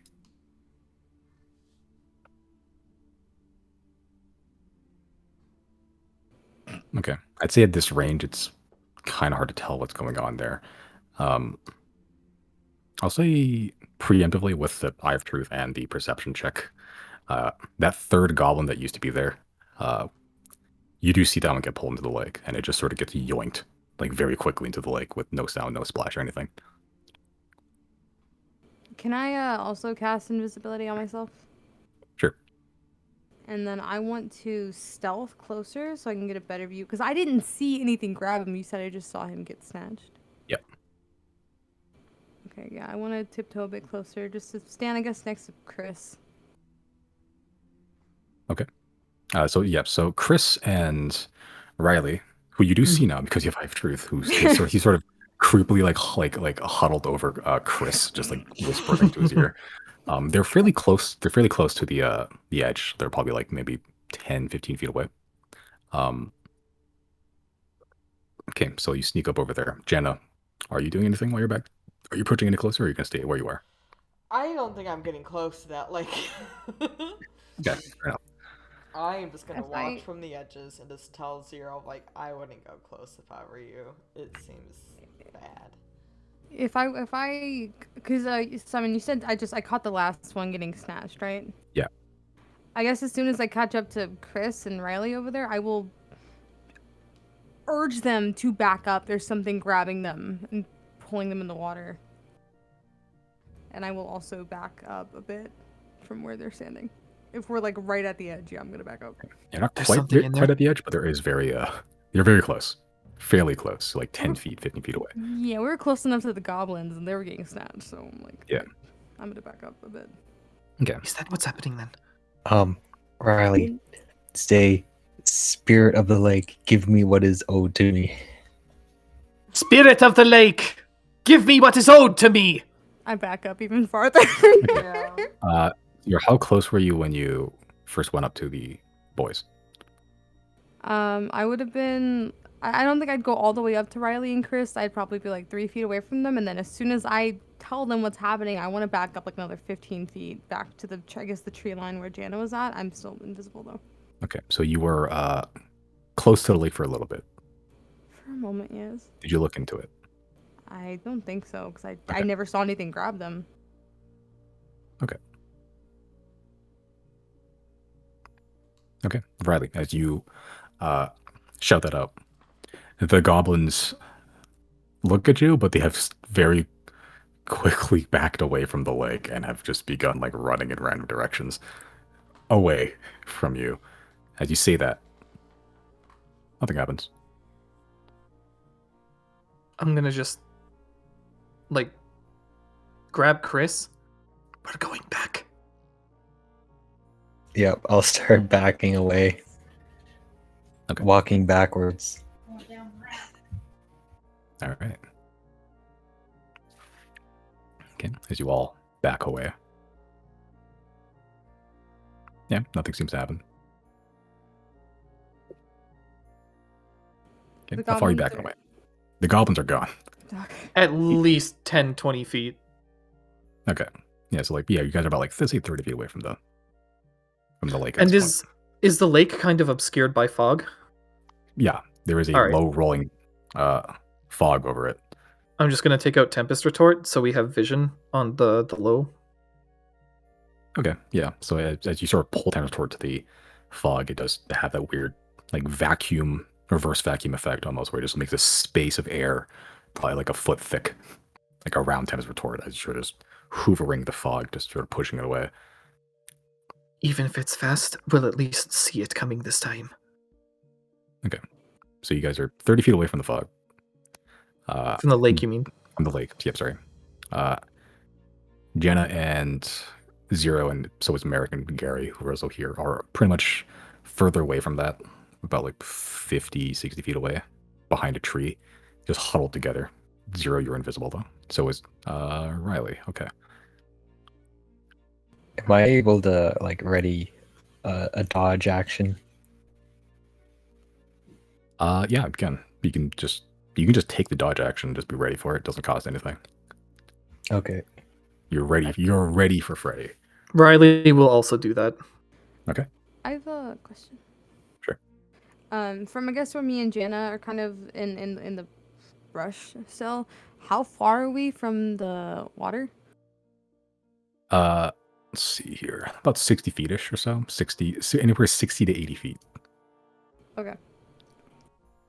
I'm gonna duck down. Are there like bushes or something I could duck down into to like look through while I'm trying to cast a spell? Because I'm trying to. I'm gonna drop my invisibility when I cast a spell, but I'm just trying to like continue hiding. Yeah, there is a yeah, there's a few bushes by Riley and the boys. They sort of stood next to like some bushes at a rock. How far are they from the water? Give or take anywhere between 30 to 40 feet. Okay, yeah. I guess I'll hide in the bush behind them, and then I'll from inside the bush. I want to cast Silent Image, at like the edge of the water, and I want to create the image of a huge ogre, just standing there, looking stupid, and I will very what's the word I'm looking for? I want to be actively watching the water to see what happens this time. So I would be looking in the lake this time. I know I'm like at a weird kind of angle to see anything, but I want to cast Silent Image and put it at the edge of the water to see if I can see anything. Try to reach for it. Okay, so you cast Silent Image behind the bush, 30 feet-ish away. Do I need to stealth for hiding? Yeah. Let's do that.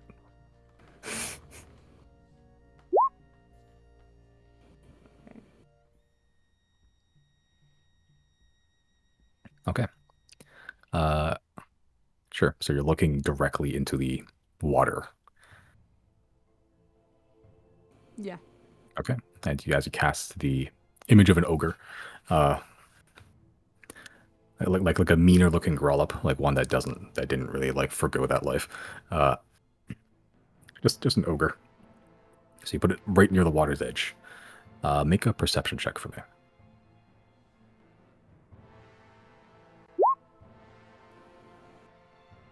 Okay.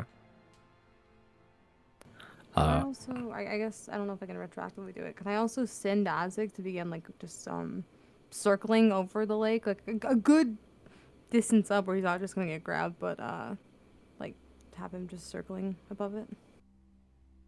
Sure.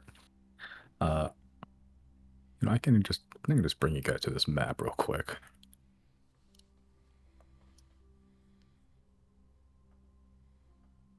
You guys see that? Yep. Okay, cool. Yeah. It's terrifying. Don't worry about it.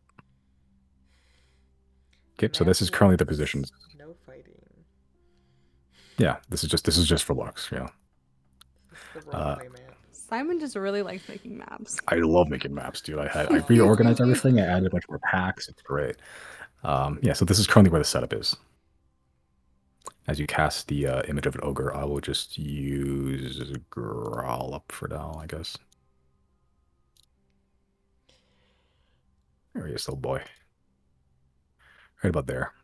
As you with your perception check, you can see the water sort of just like almost like surge up very minutely with that perception check and just sort of brush over where the feet of that illusion is. And it sort of just shifts there for a little bit, like forms a small puddle, but after like 5 seconds, 6 seconds or so, it just sort of retreats back to the lake. And I didn't see anything? Not with that perception check, at least. Okay. Can I make one for Isaac? You can say no, if not, it's fine. But... Sure. Okay. Can I do something meanwhile? What were you doing? I was thinking of casting water breathing as a ritual on all of us. The range is 30 feet. So I was going to move maybe about there. Okay. So 25 feet there. Riley will also back up just in case it can detect invisibility. Okay. Actually, note you guys. Invisible. That one. Is silent image concentration? I believe invisibility is concentration. Let me check. Invisibility, okay. It is, yeah. But yeah, I'll cast water breathing on all of us as a Okay, ritual. That'll take 10 minutes if you're okay with that. Yep. Is everyone Yep, so you invisible but begin Jana? that. Is everyone invisible but Jana? The only one invisible right now is Riley. You can see everybody else. I thought Zero was invisible. They were. casted Yeah. and then became uninvisible. Got it. Yeah. Okay. Sorry, just real quick for Isaac. That's only a 15. Yeah, he looks over the water. You can see the water through like breaks in the fog, but it just looks like deep dark. Like it doesn't. You can't really see the bottom of it. Okay.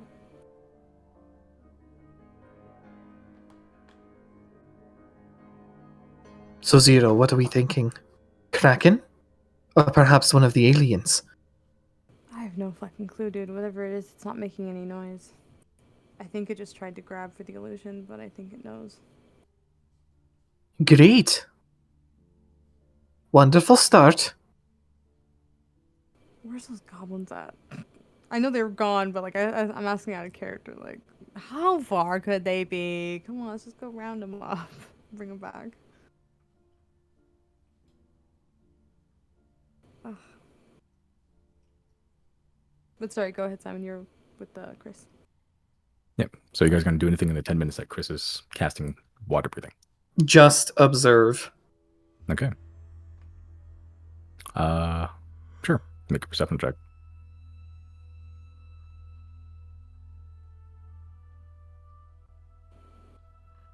May I also? Sure. Well, make a perception check. You're just a 32, nothing special. Jesus. Yeah, from that distance, not seeing anything. Riley, from that distance, not seeing anything. Zoom, zoom. Okay, zoom in. You look directly into the fog into the water. You don't see an end to the water at all. Like it's hard from this angle to look direct into the water at all. It's like you're sort of just skimming the surface. But what you can see through the fog and everything, there doesn't seem to be an end. It looks somewhat similar to that pond you're in, where it was just very like deep looking. Like you can't see the bottom.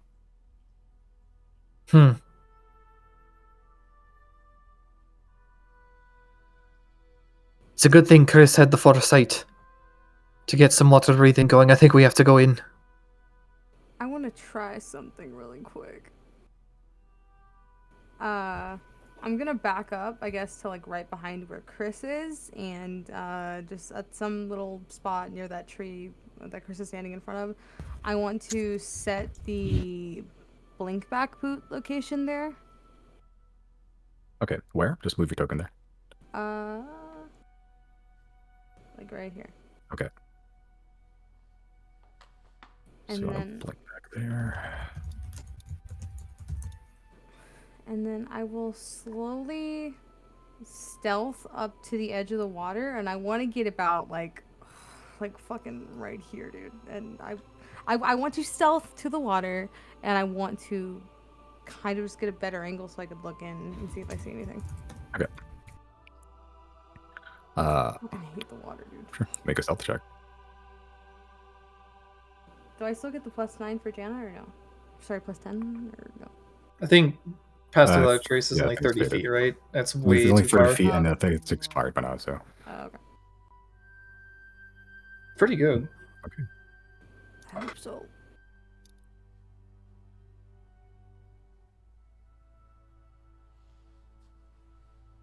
All right. Okay, so while Chris is casting water breathing, Merrick has just been back here. So was Gary. Just not really like, this is not their forte. The water. Well, Merrick is good with water, at least. But yeah, he ain't a tracker, so he's staying back there. Riley, you're still invisible. Casting things. Okay, 0. Jen, you want to move anywhere? Or to stay back there with the guys? I guess I'll slowly inch up a little bit, especially if people are moving around. Or try and get past without a trace as close as I can. I think I'll just come up behind Chris. Okay. I have to make a stealth roll for that. Yeah, sure. I think Gary will actually move up to that tree up there. Merrick will stay here, though. Yeah, get away from the water breathing ritual. Georgie, oh my Don't know what's going on. Chrome, I cannot picture. Well, maybe Chris should say something. Oh fuck, I'm not in range either. Oh. Yeah, but you can teleport back there. Okay. Sure, Jen, as you and Georgia try to stealth as best you can. A little bit nerve-wracking, but you do a all right job. You think you're pretty stealthy. Chris, you notice your friends approaching you. As you sort of stealth up to the water's edge, kind of hard to peer through the surface.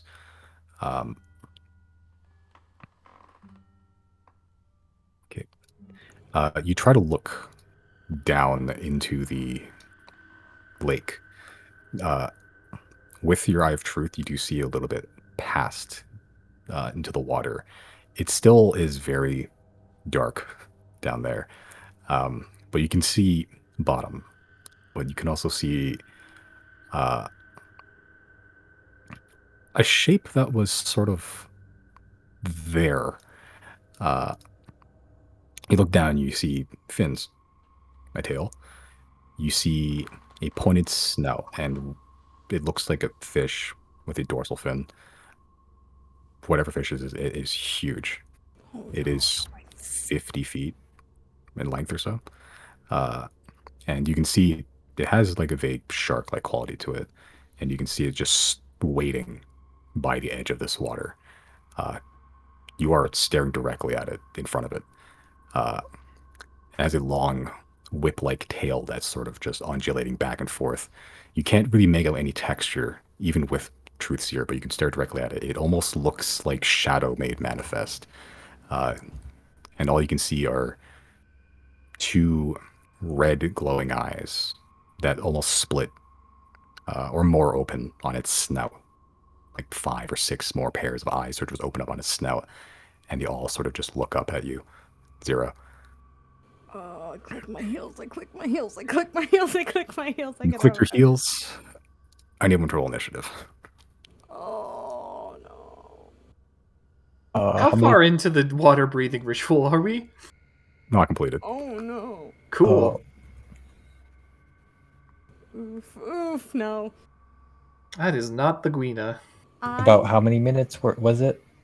I probably you're probably like 3 minutes into the ritual when this Oh happened. yeah. Is that like Zamatri? How what was it, Zamitrius? Zamtrios? Zamtrios. That's the one. It is not. Zamtrios. What's that other Okay. thing there? Is that an ogre? Oh, that's a That's silent image. How long does silent image last, actually? An hour. Oh, it's still there. Is it concentration? It is, I think. I want to Sure. say yes. Alright, cool. Alright. Yes. Cool. I'll alright. We can probably take a break here as well, I think. Yeah. good idea. The break. Before and we break, can I say one last bad Zane? What if Riley's been getting catfish this whole time about the Queena? It's possible. It's not impossible. Guess we'll find out when we come back. Cool.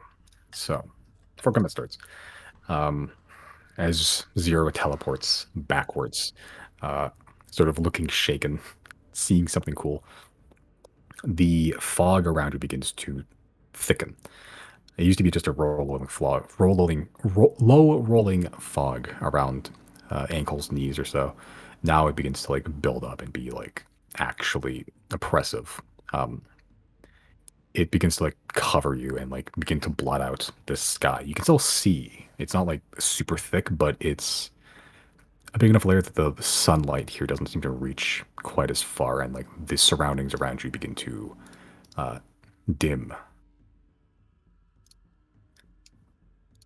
Except if your name is Riley.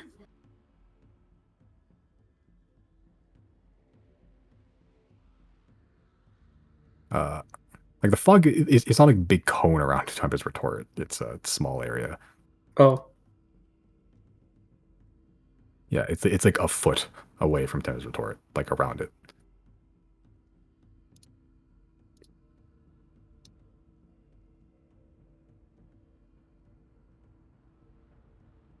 Okay, how's that looking for y'all guys?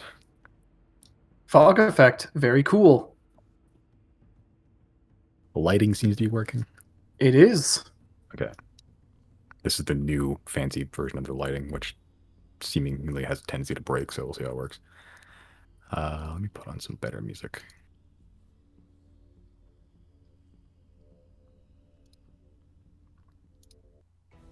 Ooh, on music. Let's go. All right.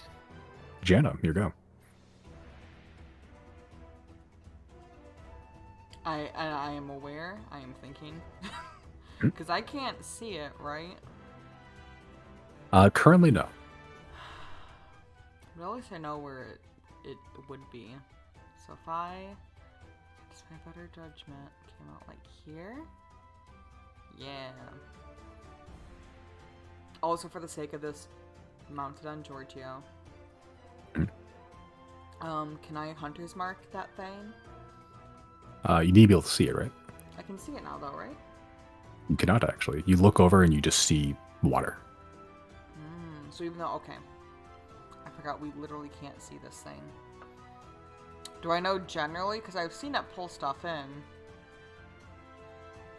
You've seen water pulled it in, but you haven't seen the actual creature itself. But I know what general area it's in. Not really. Zero sort of just looked panicked a little bit. Zero, would you like to say anything before combat starts? I thought I did. You did? I think right before you said let's roll initiative, I think I said big fish or something like that. Okay. Big fish. Finally. Okay. I'll say it's somewhere in the vicinity of where Zero was, if you can defer anything from that. Can I just do something dumb that I don't even think I can... It will help? But maybe it can. Can I just cast Dispel Magic in that general direction? Let me see the wording on Dispel Magic. Choose one creature, object, or magical effect within range. Any spell of 3rd level or lower on the target ends. For each spell of 4th layer, make an ability... And I can cast higher... For higher spells. So if I... What's my highest spell I can cast at? 5th level? If I just go crazy, do I have an inkling that I might do something to this thing to help us? Maybe. I can't do anything otherwise, so I feel like I'm just gonna try it. At 5th level, I will cast Dispel Magic where I feel like people are headed and have been, like, putting their efforts towards talking to things. Okay. Where about that in location would that be? Riley's been mostly the one interacting, right? Riley hasn't really been doing anything. We're started, right? I think so. I guess We've been started, yeah. without really knowing, I think Jana is just generally like just going forward, just shooting forward towards the water. Okay. I'll say... I don't know how big that... I actually can't now erase my scribble. Nice. There we go. Thank you. Okay. I will say, as you cast Dispel Magic... what the fuck? Okay.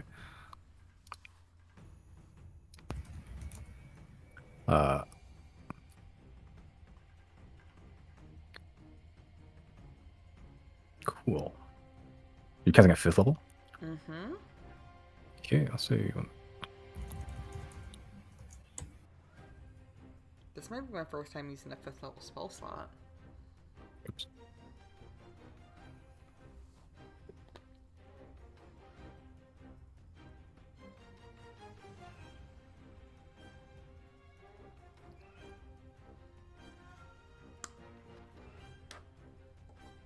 It looks pretty big.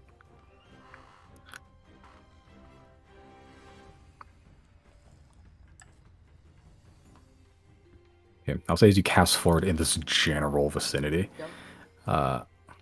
as you cast forward, just focusing on not really anything particular, the spell magic does seem to catch something as it begins to pull in the fog and begin to almost absorb it until it doesn't really become as thick or oppressive here, and sunlight does begin to pierce through this area in this little square I outlined here.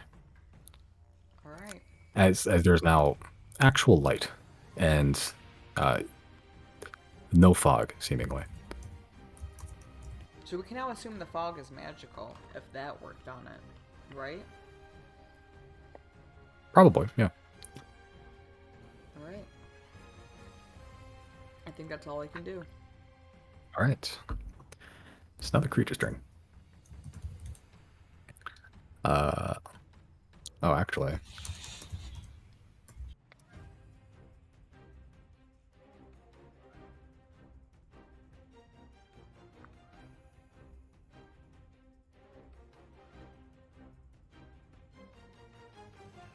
Yeah, no, just gonna chill there.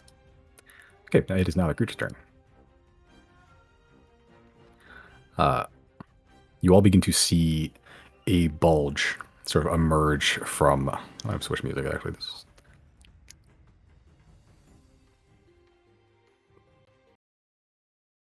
There we go. A sort of bulge, begin to form around the water. It doesn't really look like the viscosity of water. It almost looks like some sort of sludge or like a pudding almost. It's very thick, as from it the snout of a shark, deep umber. This black sheet of colorless material. Looks like made of almost entirely of shadow. You can't really pick out any sort of texture from it other than these wispy tendrils of what looks like a black fog. begin to poke its face out of the water as it begins to almost float above in this, above in the air as it swims. Let's see here.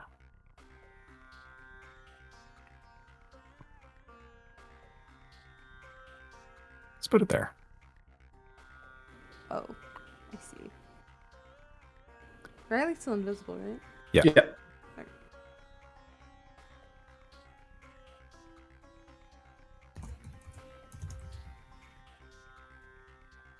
Yeah.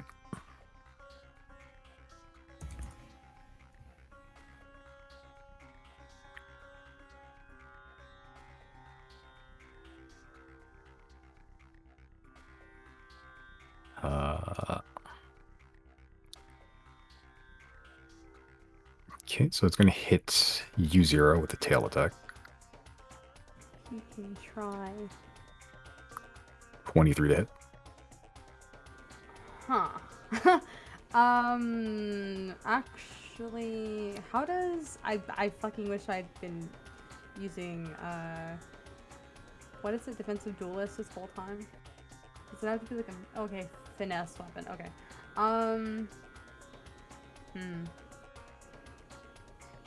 I'm gonna cast shield. Okay, that brings your AC up to what? Cause +5, right? So it'd be 23. Wait, oh fuck, no, cause then, oh damn it. Shit. Yeah, if it was 23, it still hit you. Damn it. Okay. I guess it just hits. Okay. Uncanny. I'm sorry. I'm just trying to cycle through my options. I want to uncanny dodge it. Okay, so that's 20 bludgeoning damage reduced to 14 because you uncanny dodged. I guess make a concentration check for a silent image if you want. I don't. We can just drop it. All right, cool.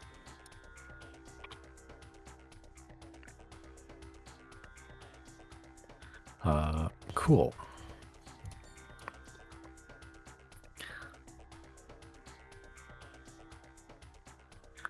It will also make 1 bite attack against you, 0. Oh, I see. You can reach from there? It's crazy, bro. That is 22 to hit. I guess. Okay, so you take... Oh, sorry, I did that out of order. I bet. If you want...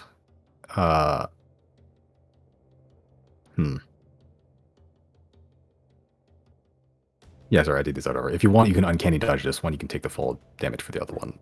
Because this will be more. Because I did do these out of order. My bad. Are you sure? Yeah, because there was supposed to be 2 bites than my tail, but...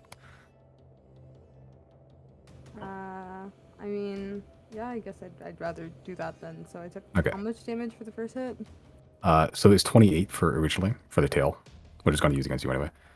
The bite is going to be 39 piercing damage, and 7 necrotic, so that'd be 46 total. Okay. Which you could reduce to half with uncanny dodge, so that'd be 23. So 23 plus 28. Yikes. Okay.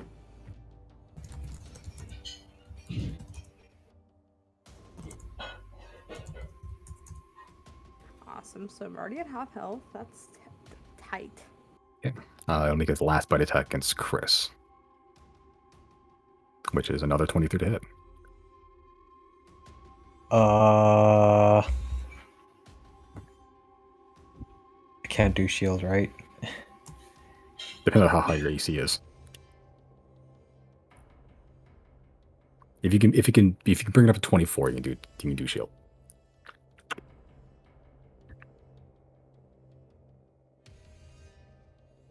Yeah, I'm not sure if, like, because I have the Elven chain, right? Yes, which is something.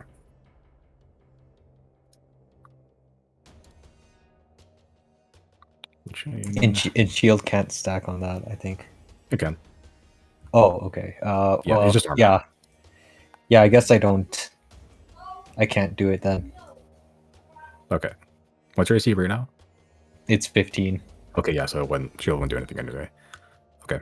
So you take 31 piercing damage and 9 necrotic for 40 damage total. Okay.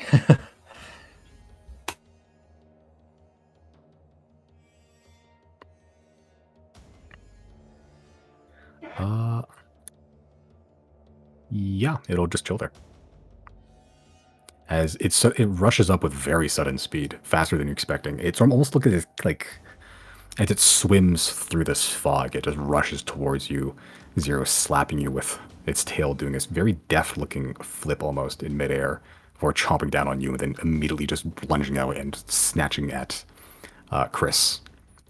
And you can see where it bites, you can feel this this shadowy energy sort of emanate from the wound. It doesn't really bleed, as more like your blood's like evaporating into just fog and shadow.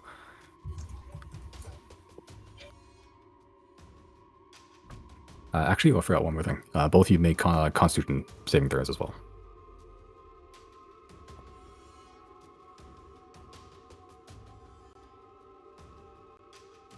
Okay. Sorry. All right.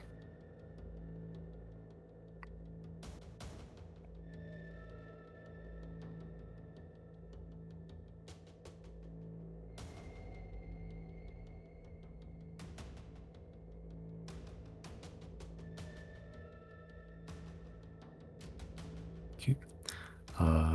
It will then use its bonus action to teleport 30 feet. About there. Pussy.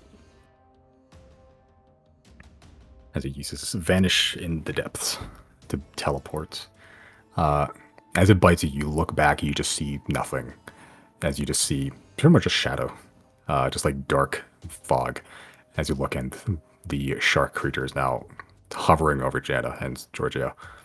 That will conclude its turn. Riley, you're invisible. That I am. So I get advantage when attacking from invisible, right? Yes, on the first attack. Right. Because, well, obviously I wouldn't be invisible any longer. In that case, I am going to coat Tempest Retort in Frost, and I'm going for the I'm gonna go for the what's it? Fucking unload and try and freeze it. Okay. Where is the attack for that? I think it's just called Tempest Retort, right? You just have to hit it first, and you just choose to make a saving throw afterwards. Right, okay. Yeah. Here, hold on. Did not have advantage on that. Well, that that's probably two actually rolls doesn't anyway. matter. Yeah. Two Well, rolls no. anyway. No. I rolled twice because I didn't have advantage on. Well, the first attack you had advantage. What do you mean? You're trying to hit with Tempest Retort, right? Yeah. Yeah, so you have advantage on the attack roll, which you just roll twice with Tempest Retort anyway. So Yeah, no. I rolled once, realizing I didn't have advantage, so I rolled again for advantage. Yeah. Yeah. Yeah. Correct. Yeah. Okay. Everything's so fine. 16. Okay. 16 does not hit. Well, I'm not invisible any longer. This is true. Right. Tricky bastard. Yep. So as you lunge forward with Tempest Retort, this would technically, maybe you're not quite in melee range, but you can still do it from. I mean, I 20 didn't feet move away. myself. Yeah. I'll just move myself anyway. I don't care. It's up to you. Yeah. I had an intention. I may as well follow through. Okay. Yeah. So as you try to lunge towards it, it almost evaporates into shadow and just reappears in a different spot, like slightly. Your attack just hitting nothing through the fog. Tricky bastard. I have a question. Yes. Because I'm attuned to the gavel. It says at the start of every combat attack rolls against you have disadvantage before the start of your first turn. Nice. I'll roll again. That's a higher. It's 32. Oh, okay. Well, yeah. Okay. Good looking out. All right. Riley, it's in your turn. Trying to think about what I want to do with my bonus action.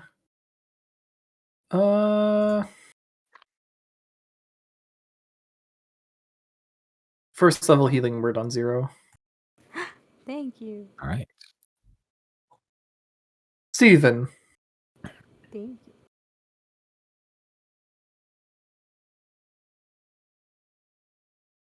Okay.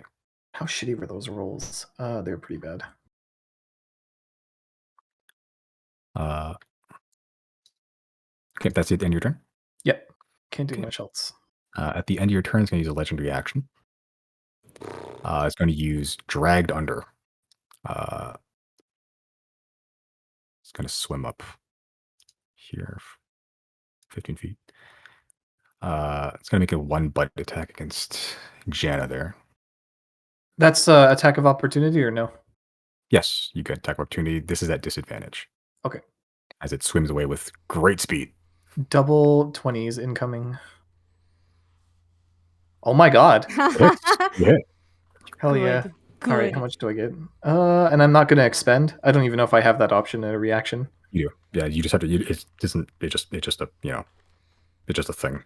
Yeah, I'm not going to expend then. I'm just going to have the base damage and the new damage as well. So that's 11 damage. Very nice. Okay, 11. Okay, as you plunge your icy sword into the flesh, it does hit something. It does hit flesh, but it almost pushes in a little bit too easy as it becomes ethereal again. It just phases out. You can see. You can see the ice sort of form around the wound, but it doesn't really stick quite as much. It sort of just falls off very effortlessly. Mm. Yeah, I did not expend, by the way. Yeah. Okay, good. All right, so 1 bite attack against Jana. That's fucking another 23 to hit you. Yep. You take 28 piercing damage and 14 necrotic. So that is 42 total.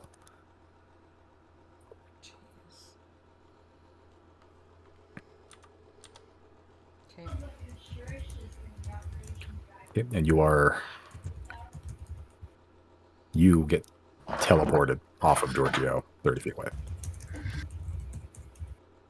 As you get bit by the shark, and all you see is black, and suddenly you're in another position as it begins circling around you. You can still see your companions over there as, you just saw this shark bite Jana, and then it just disappeared, and it teleported over there. Remind me how Jana Giorgio teleportation work. Is it Giorgio goes to Jana? With Flump's addition, it can be either or now. Nice. Yeah, so it's And a bonus action. A bonus action? Okay, thank you. I believe it's a bonus action, yeah. That sounds right. If it's something different, we'll figure it out later. But for now, it's a bonus action. Okay. Okay, that's the legendary action. Let me see here.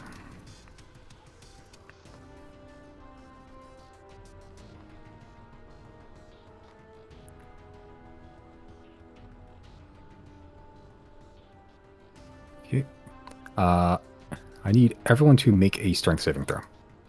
Cool. My best one. Actually, no, Constitution. Strength saving throw. Strength saving? Oh my god.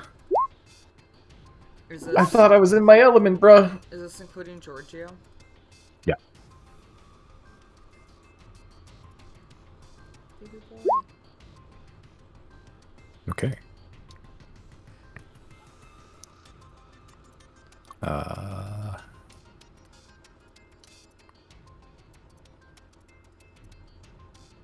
Okay. From Merrick. Oh shit, Jesus. Ooh, this ain't looking good.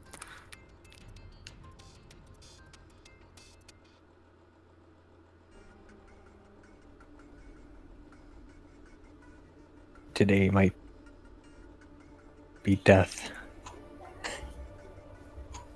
Okay. All right. As you're fighting, trying to figure out your bearings, watching this shark made of shadow just teleport, biting you, thrashing, speeding around the area you guys are in right now. Suddenly, you feel lethargic, like you're being pressed down, like everything around you is being squeezed together to the point that you can't really move as effectively.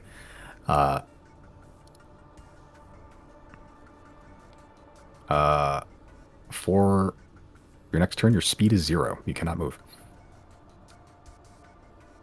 That everyone except Giorgio and 0, pretty much. You can do anything else, though. Speaking of, 0, it's your turn. Okay, you said taking a potion like myself is a bonus action, right? Yeah. Okay. I would like to use my action to use the Horn of the Raider. And I Okay. would like to summon it right next to this creature. I know it'll probably teleport, but we'll deal with that when we get there. Yeah, I can teleport it. Sorry, make it appear within 60 feet. So I want to. Is there any way I can have them encircling him, or are they just like in a little posse together? If you're within 60 feet of you.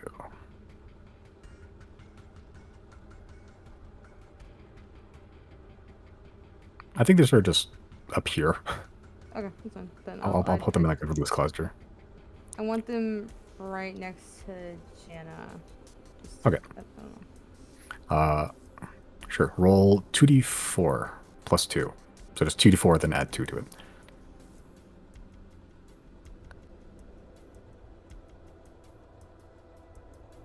Four berserkers. Bitch. Berserkers can do nasty damage, not gonna lie. God, they're a stack of hit points. Okay. Good. Put them. I'll bring them slightly.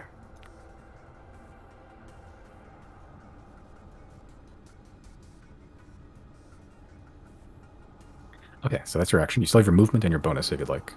Sure do.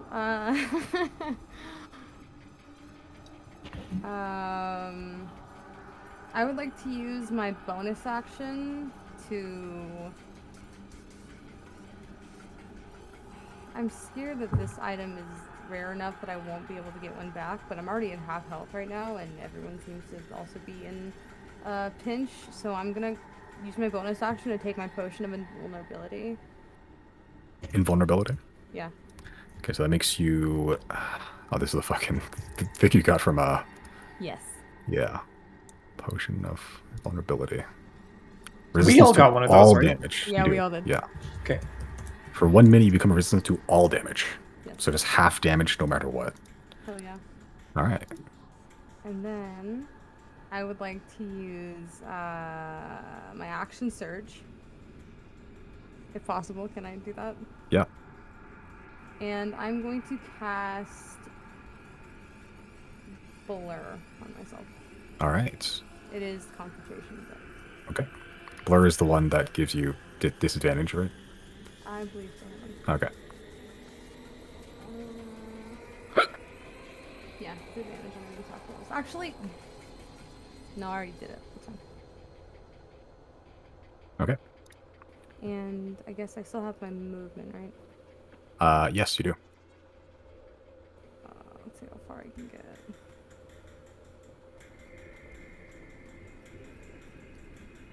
I guess I don't really need to be that far away from him to hit him, right? Because I have the range on my daggers and stuff now. As long as you be within 60 feet. Yeah, because you have sharpshooter. Okay. I'm gonna move right here, and that'll be my turn. Okay. All right. Cool. At the end of your turn, I'm going to use another legendary action. It's going to use Thrash. It's going to scoot over here.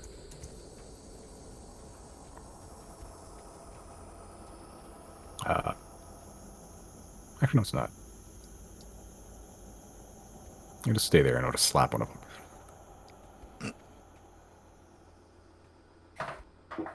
As long as he's not focusing any more damage on Jana, that's fine. Yeah, just gonna slap one of the berserkers. The As you, fish. yeah, as you do yeah, you chug a potion and then after that blow a horn and then four ripped dudes with axes start screaming at this giant fucking shark. Then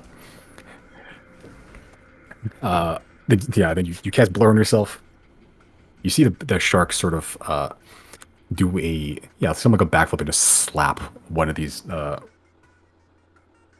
berserkers right across the face.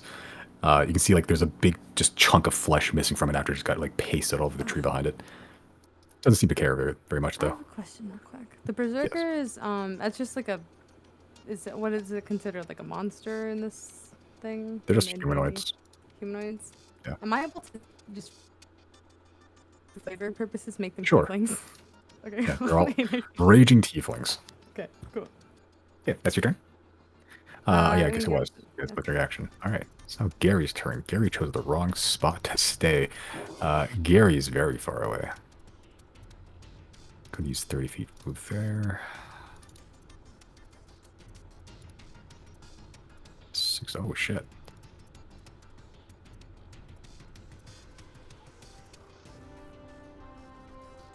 Okay. Okay.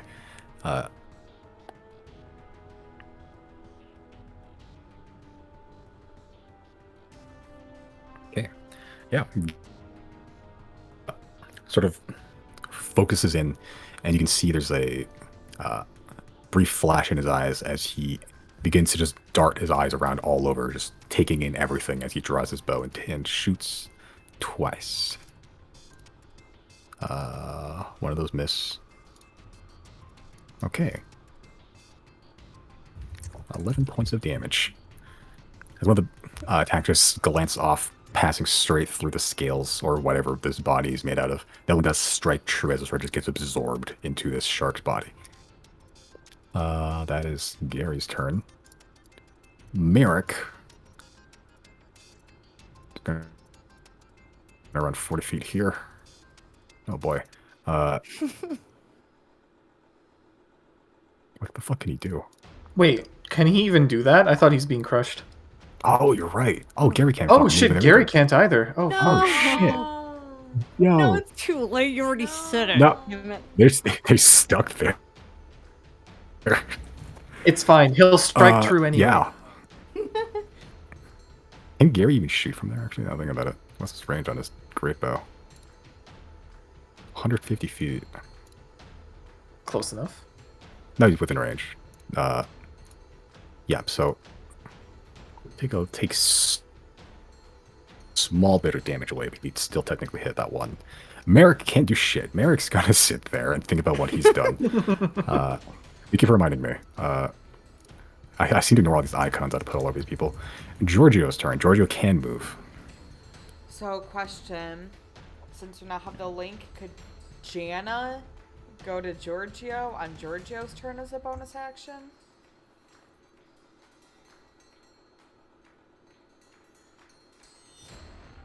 It's not usually sure.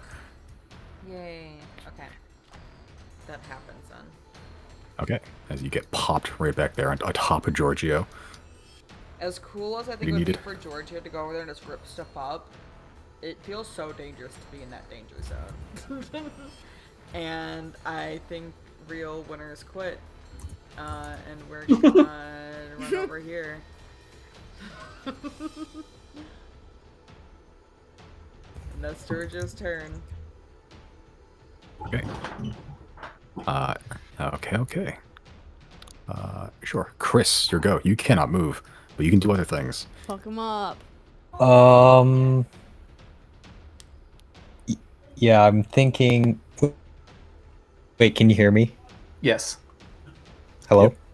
Hello? Hello? Oh, he Hello? can't hear us. Yeah, I can hear you. Okay. Yeah, what I'm gonna do is I'm gonna the Mask of Madness. Okay. Very cool. Very cool. New thing. The maniacal mask of badness. Does that cost an action? Yes, it does.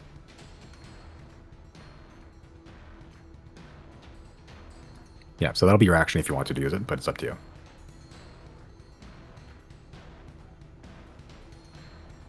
What I'm gonna do is haste then. Okay, use haste instead. All right, who you hasten? I'm gonna haste myself. Okay.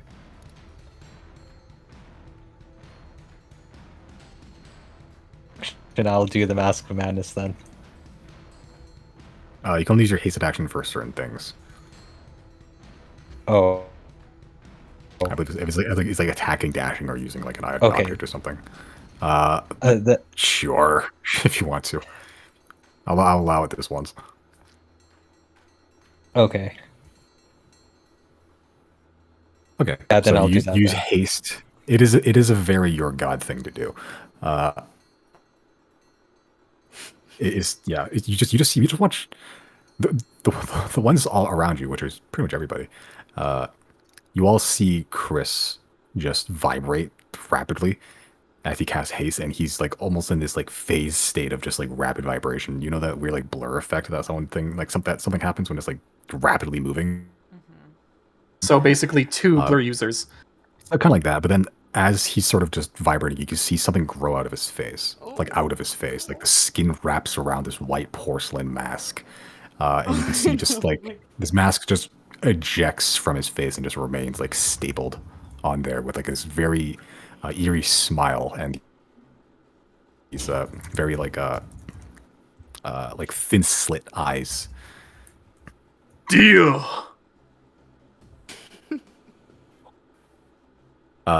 The mask sort of looks around of its own volition, Chris, and all of you hear, "Well, you're right fuck now, aren't you?" Like that's coming from Chris. Like It's coming out of the mask. okay, I just mean like his little area. Okay. Yeah. It's terrifying. All right. So that's your go, unless you have something to do with your bonus action. Yeah, I'll just yeah, I can't move, You can cannot I? move. Yeah, I think I'll just stay there then. Okay. All right.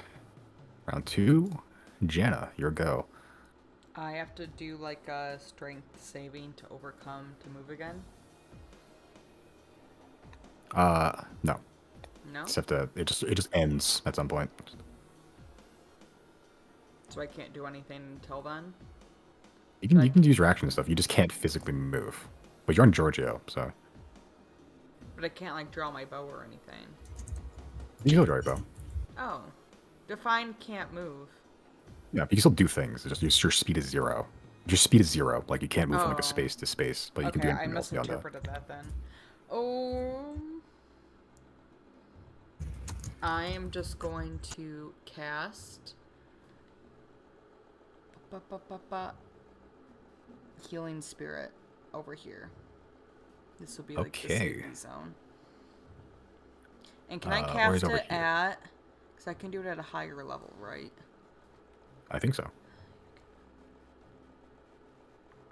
When you cast this using a spot of 3rd level or higher, the healing increases by 1d6 for each slot above 2nd.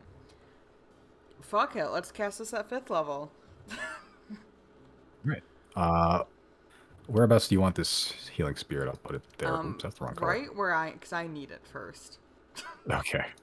So right where I am. And then am I able to take healing this round? Look at the wording here. Healing spirit.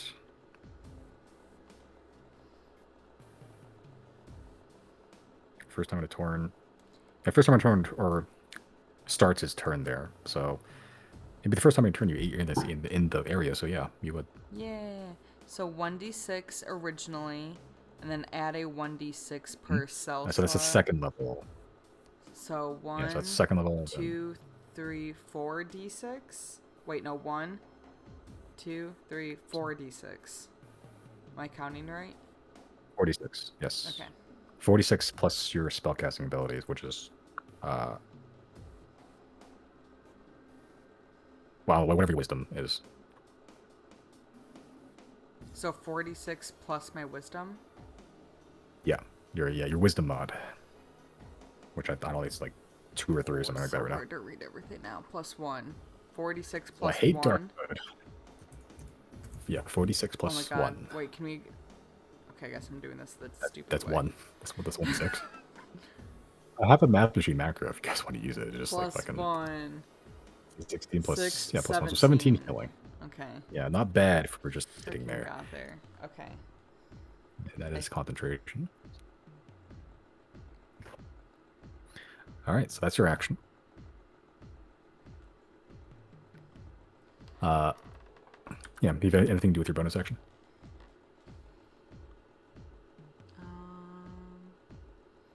That's concentration. I don't think so. Okay. That's the end of your turn then.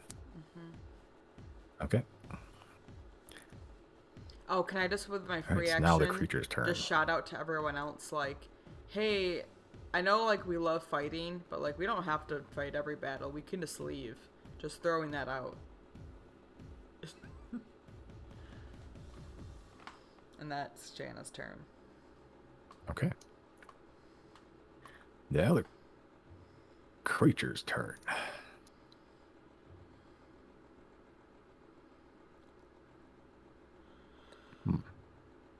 These guys are in front of it are kind of an issue. Oh, sorry, Simon. Can I do one more thing? I just what's that? wanted to just boop out in case someone else needs to run over here. Okay. And that's I think using technically you would have Giorgio's. moved. Oh, can I Which- actually? I can't do that. No, because we're mounted again now. Yeah. I can do that. I'd say because you moved with Giorgio last time, I'd say you won't be able to move this turn just to balance things out. Wait, So otherwise till you'd be moving Giorgio's twice. turn? Okay. Well, like you guys share Giorgio's turn for now, so like when it gets to your next turn, if you're still mounted on Giorgio, you can act as normal. It was a weird edge case with Giorgio before, just because. Yeah. Yep. Okay. Sure. Creature's turn. What the fuck is it gonna do?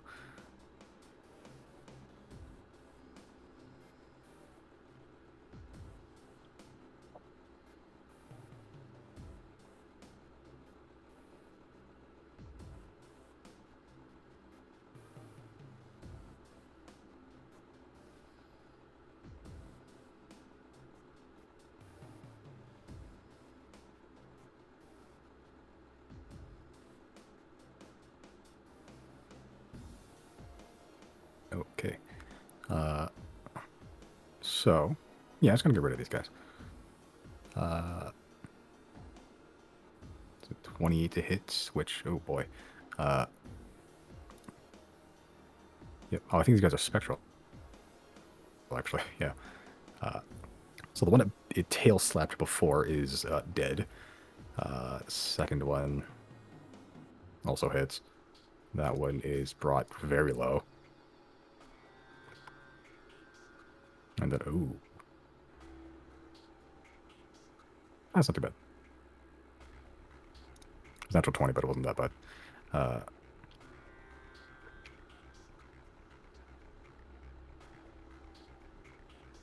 Yeah, it's gonna chill there. It sucks that they're probably all gonna be gone in like the next round, but any hits that don't go our way that's something. It's HP saved, yeah. Yeah. It is gonna swim a little bit closer. Who has One of the Destiny Bender? Who's holding on to that? Probably Jana, I would think. Yeah. What You were is- you Alright. were Jana. Which one? Like, is that the? That's the reroll.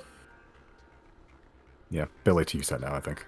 I think it takes like a minute. Or, Oh, you have to prepare it? yeah, Oh. like it's like when you touch it for a minute, and if that's within the next like 8 hours, you can use reroll. Oh, I thought it was an emergency button. My bad. What the fuck is this thing? Speaking of emergency Oh, buttons, there's Jana, no just description wish on this it. thing dead. Oh, is there not? No, at least not that I can see. Granted, it's dark mode, but I'm like trying to like control all, and I don't see anything. I see it. And for Destiny Bender, I'm looking at my little item. Is it a handout that I need to look for? Yeah. Yeah, the items are kind of hard to put descriptions in, so I put all the item bits.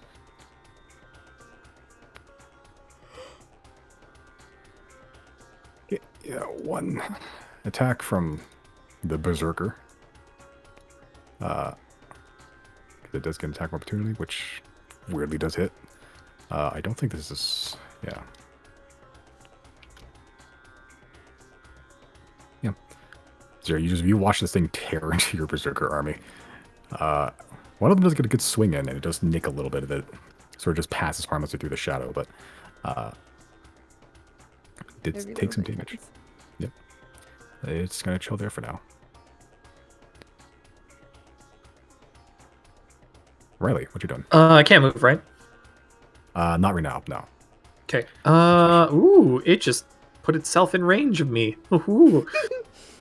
What a fucking idiot. I'm going to,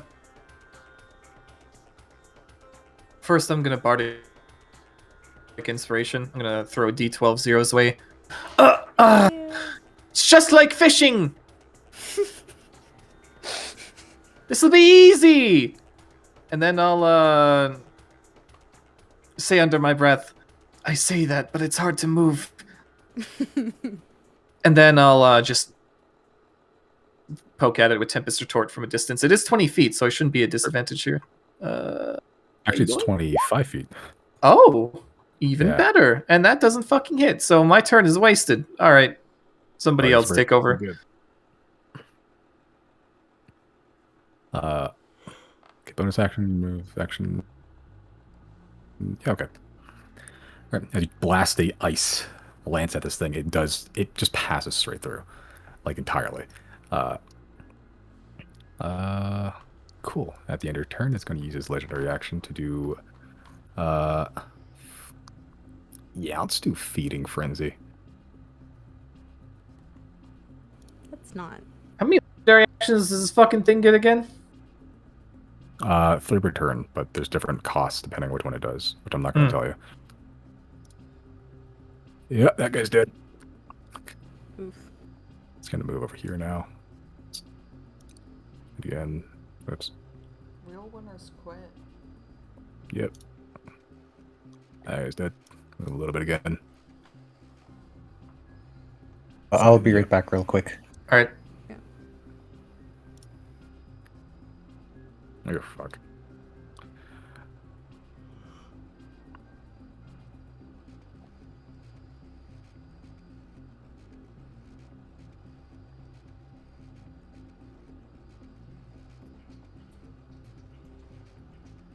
Okay, that hits as well. Can move a little bit. Just attack you 0. I could be wrong. Did that other one not get an attack of opportunity or no? Oh, it does. Actually, no, it doesn't, because it already used it before. He gets disadvantage on his attack. Okay. That's a 20 to hit.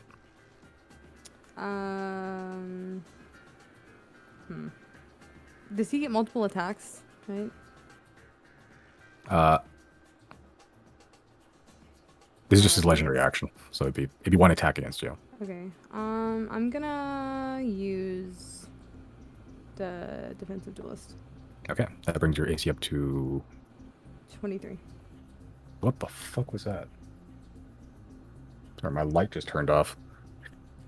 I was gonna make. I've been having ghost. flickers in here as well. That was weird. Okay. Power grid's fucking up then. Okay, so it brings up 21, right? 23. 23. Ooh, even better. Okay. Yeah, Zero, you watch this thing just rip into your Berserker army. It's like one after another. It just limbs tearing it, just thrashing through it. And as it gets to you, use your defensive duels, then just using the edge of the dagger, just barely scraping at your teeth away from your body as it snashes nothing and it just sits there circling. Okay.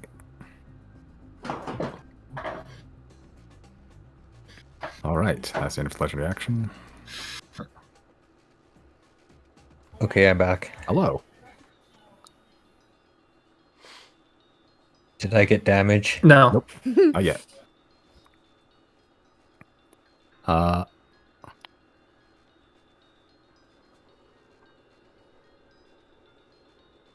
right.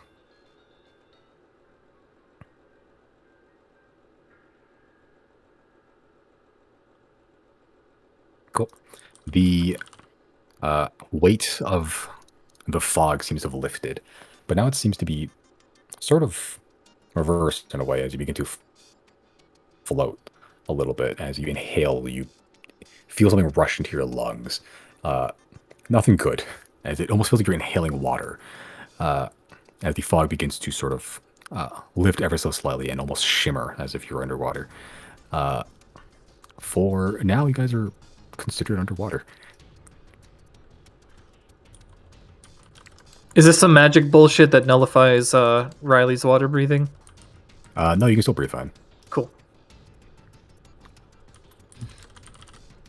Yep. But you all do have to hold your breaths. But, you know, probably not going to be an issue. We'll see.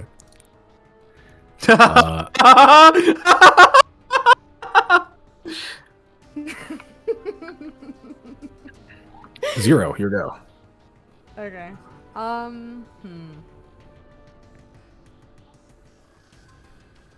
I'm going to make an attack with my Truth Seer. Okay. You're using it as a dagger. You don't have a swimming speed, right? I don't think so, no. Okay, so just remember, if you're moving, it'd be at half because you're swimming now. As you're floating, as you're like you can paddle, and it feels a bit weird, but your attack is on disadvantage because you are using a dagger. It is at disadvantage? Is not at disadvantage. Okay. There's certain weapons that don't have disadvantage underwater. Okay. Does that hit? That is, yes. And then I get sneak attack, I believe. Mhm. And then, I would like to expend a charge from the Truth Seer to use Leech Information, and I want to know its damage vulnerabilities. I believe you can pick multiple. Oh, multiple. From one choose. 3? Yeah. Okay, cool.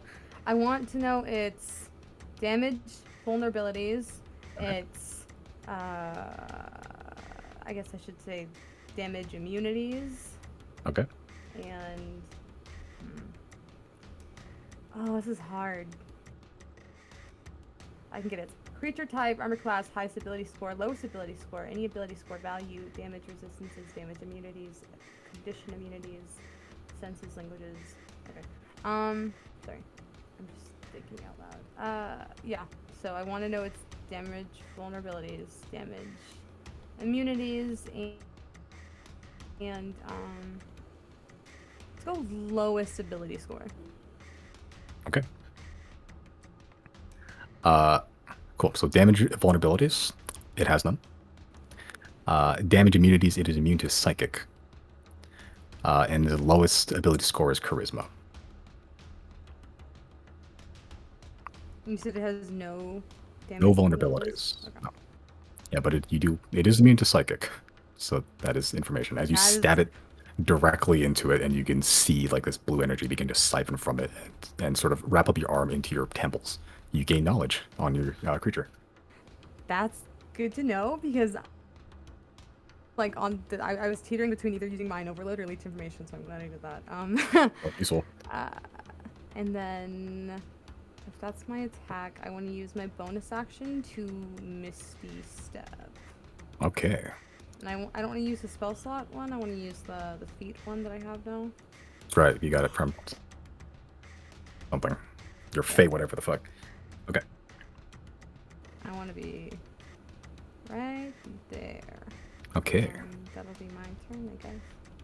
All right. That is your turn. Gary's turn. Oh boy, he can finally swim over here at 15 feet. Let's see. Oh, I Still have a question real quick. What's up? Can I, as a free action, scream to the group? It's immune to psychic damage. You can. All you hear is. Okay. I don't think I know that, so I think I. Great, thanks, Zero.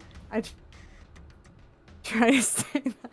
Yeah, you scream it and you inhale a little bit of fog water. God. Okay. Can I ask Doesn't some clarifying harm anything. details? Yes. So we are quote unquote underwater, right? For like talking and like action abilities. Also, can we? This thing is going in and out of our vision, like you said. It's not ethereal. I don't know what the word you used is. Is that still true? Or can we see? It's still hard to see. You can see it. Yeah. Now you can, after bridge the water, you can see it. Like not clearly, but you can see it. Okay. Yeah. It's like this like black shadowy shark creature with like red glowing eyes, and it's pretty huge. Yeah, like it's difficult to make out a texture, and like it's almost looking like a looking at one of those But like if we wanted Vanta to aim Black for things. it, we could see it. You can do it now. Yeah, Okay. yeah. It'd be weird underwater a little bit, but you can still hit it. Yeah. Okay, thank you. I was trying to plan. Like Gary is going to. Yep, no worries. Gary. Cool. He's within range, but he's using a bow, which isn't great for underwater. Missed the first attack. Missed second attack.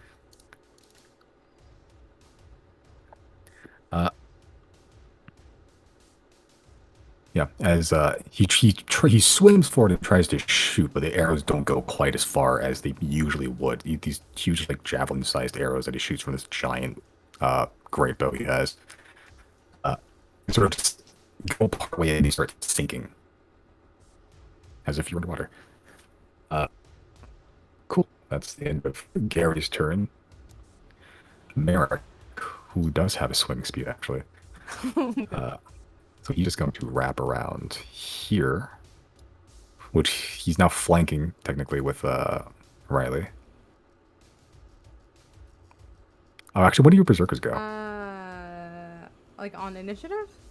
Yeah, or it would like that's. I'm trying to remember where. I mean, if they move on my initiative, I would have. I guess I Yeah. also forgot they were there. I didn't know if they needed to roll themselves, but I say they happen at the end of your turn, so. Can I move him retroactively? Yeah. Can so move him. Yeah. Let's say take his turn now, which, yeah, which he's actually making an attack with yeah, he's still swimming underwater, this tiefling berserker. So it attacks at disadvantage because he's not using a thing, but he's flanking with Riley, which will make it at advantage. So it'd just be a straight roll. He rolled a natural 1. You're doing great. He's doing his best. Yeah, he's holding his breath and he's just swinging this fucking great axe, just trying to fucking hit this thing where Merrick just zooms past you and just swims with very weird deftness. First, he's going to use the Raging Storm Aura thing. Make a saving throw, which it fails, weirdly enough. It's not lightning damage. And he's going to make 2 attacks at advantage. Get him. 24 and 30. 18 and 17, which is 35 total. Oh boy. I think collectively all of the NPCs have done more damage than we have. I think I'm the only one who's hit it so far. I think so, yeah. And it was at disadvantage. Oh, I think I just hit it, but even then I didn't do much to it. Whenever you have a second, so I'm gonna have more questions, but I don't want to distract you from what you're doing. I'm sure. Finish on Merrick's turn, and yeah, so Merrick just that's pretty much his turn. Yeah, Merrick just runs up. You can see him just explode in lightning as he screams underwater. He takes like 2 very swift attacks with his giant anchor that he has, and just takes out large chunks of shadow from this creature as it just whiffs away into the fog and just joins it. It does some decent damage. That's the end of Merrick's turn. George, what do you want to ask? What I want to ask is when Janna wild shapes, does she get to take on like the attacks and like actions of the creature she changes into? Yeah. Okay, thank you. Yeah, you also get the same hit points as well. So yeah, so it's sort of like a weird like points or the hit points on buffer. the 10 hit points. The hit points of the creature. Oh, that makes a difference.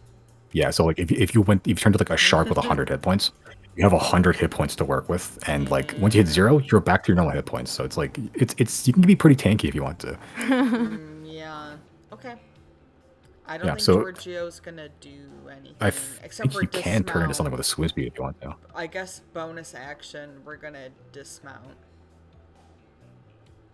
Okay, I'll all right, so you are dismounted from Giorgio.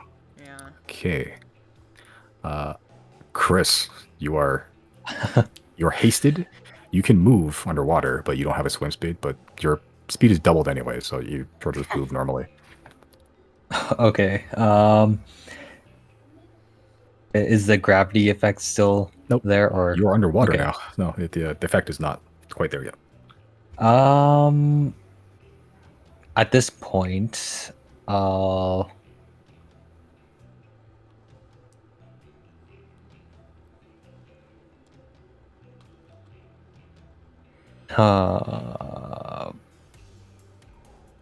does this affect guns? Yes, you would not actually be able to fire the gun underwater. That is one Okay. of the negative downsides of guns. Yeah. At this point, I'll do.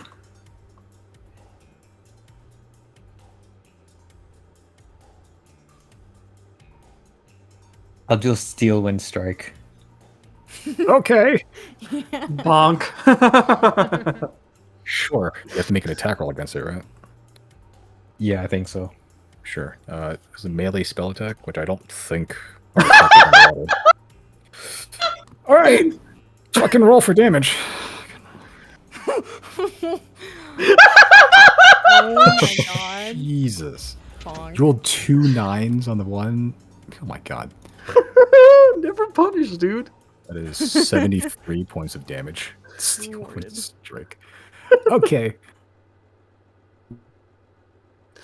Yeah, do you want to bonk it again, or do you actually want to stab it this time? I want to bonk it. As you take the end of your wand, you hear, unaffected by the water, "Now we'll rockin' boyo!" And as you just run up and just bash this thing in the head with your fucking wand, you blast away a lot of the shadow for a little bit, and you actually do strike solid, tangible flesh. And you see this armored skull, like made of bone, like black bone underneath, and with like these glowing red eyes just inside the skull, just staring back at you as the shadow coalesces back into the shape of the shark. Fuck. Okay. I know who to kill next. That's one Is it the second time he's done that with Steel Wind Strike? I swear to God. Yes. Yeah. The first one was the bonk against the dragon. Do you want to move anywhere?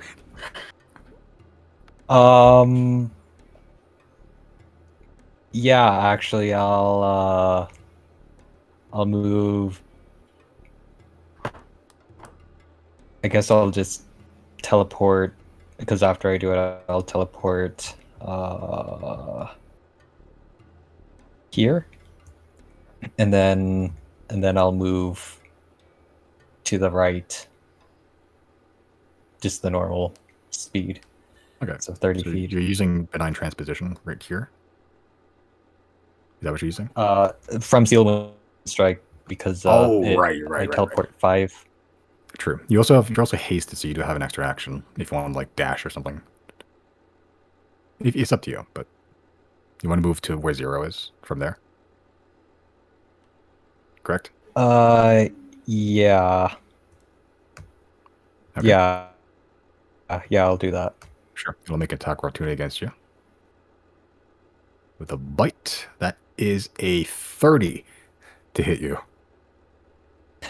Yep.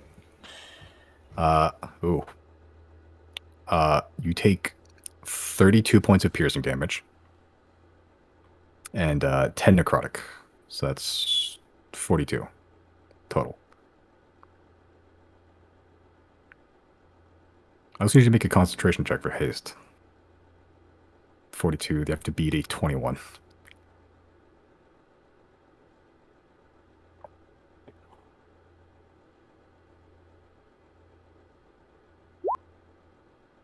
Haste is gone. But you did manage to use the haste to move that distance, which you otherwise would not have been able to, as you your speed at which your paddling suddenly becomes after you take this hit. You can't concentrate on haste and Because you're lethargic, pushing through the water again. Okay. Is that the end of your turn? I guess it has to be. Yep. All right. Round 3. Jana, what you doing over there? Squid time. Squid time. First, I want to, even though I'm about to turn into an octopus, I want to get that healing. Yeah, that's true. 4d6 plus 1. Yep. Okay. So looking good. 15 Just so plus when I 1. bounce Alright. back, I have that damage or that healing back. What was it? 16? Is that what I said? Yeah, 15 plus 1, so 16. Okay, nice. Okay, now I'm a squid.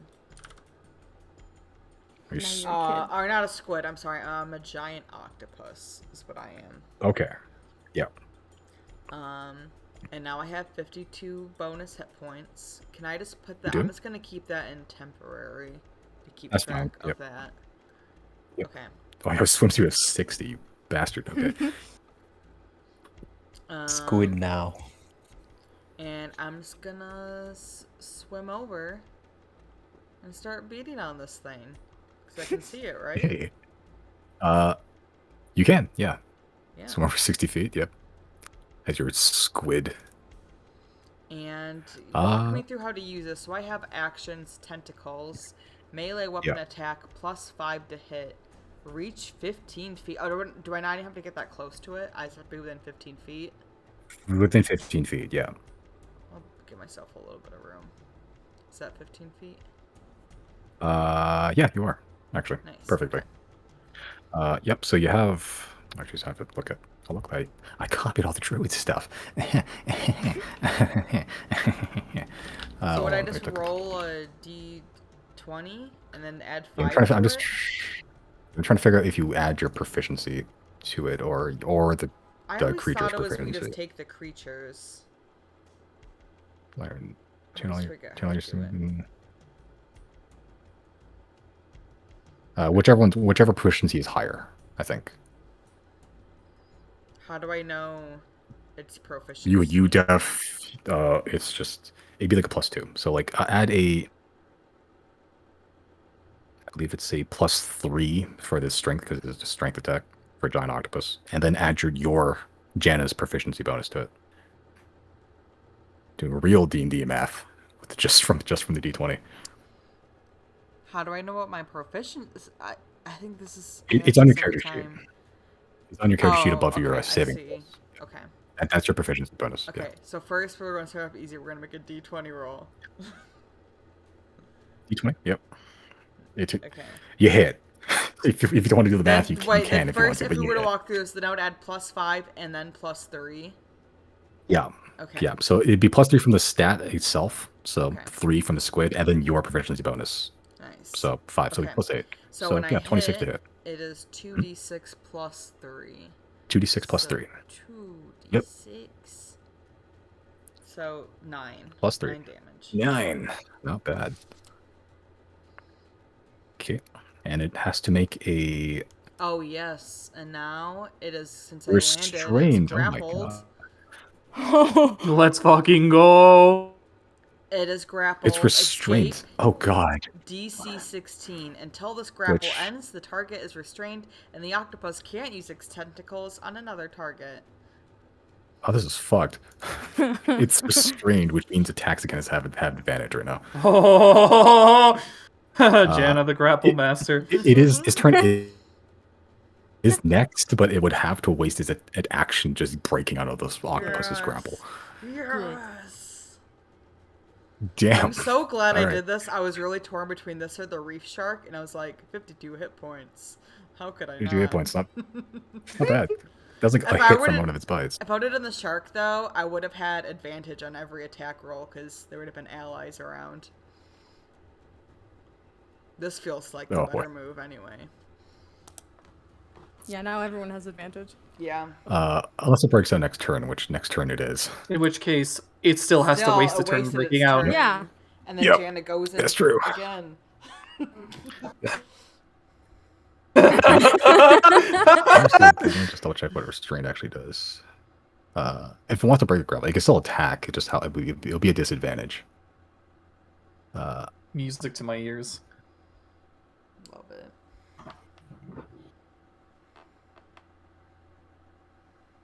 Quick, everybody.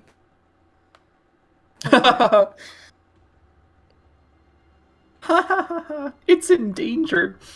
Okay, it's turn next. It cannot move, so it has to stay there, but it doesn't necessarily have to. Yeah, its speed is 0. You did the perfect. It did against you pretty much. Disadvantage on dexterity saving throws as well, restrained. But it does not have to necessarily break the grapple if it doesn't want to. It can still make attacks. It'll just be a disadvantage, which, yeah, that's what we'll do. Sure. So it'll make... Or with Riley. With a disadvantage. And then, okay. That's still 23 to hit. Yeah. We're getting a lot of 23s today. Oh, that's shit damage. Okay. That's 24 piercing damage and 9 necrotics. So that is 33. 33. That is a solid third of my entire HP. The healing spirit is open now for anyone who would like to use it. Oh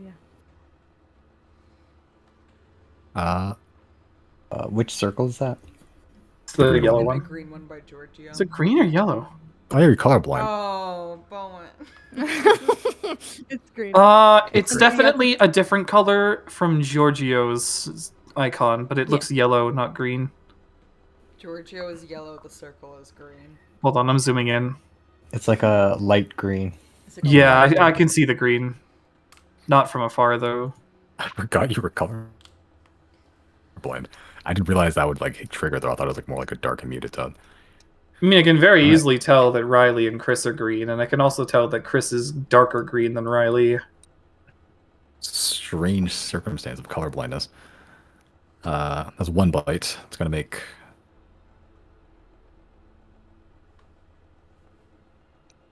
Yeah, it's gonna make another bite attack against... against Riley. That is 27 to hit. Nah, bruh, I dodge. Okay, 28 piercing damage and 9 necrotics, so that is 30... 37.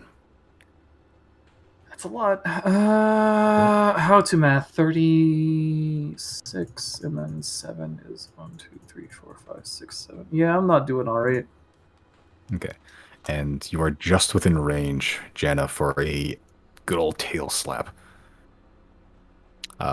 Which is 33 to hit. Those are all with disadvantage? Yeah. Yes to both of those. Yeah, 33 to hit the squid, which I think... Oh, 33 to hit, that's not the damage I'm taking. Okay.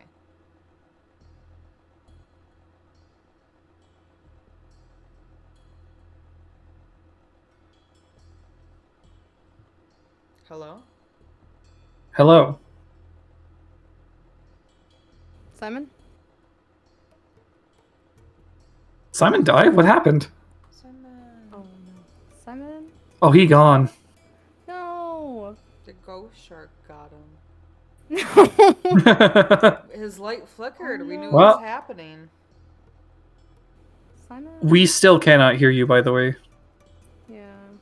Simon. Oh boy, not cool. I wonder what happened. Oh. Wait, there was something there. Flicker. Hello? Nope, we can't hear you. Oh shit. It's scuffled.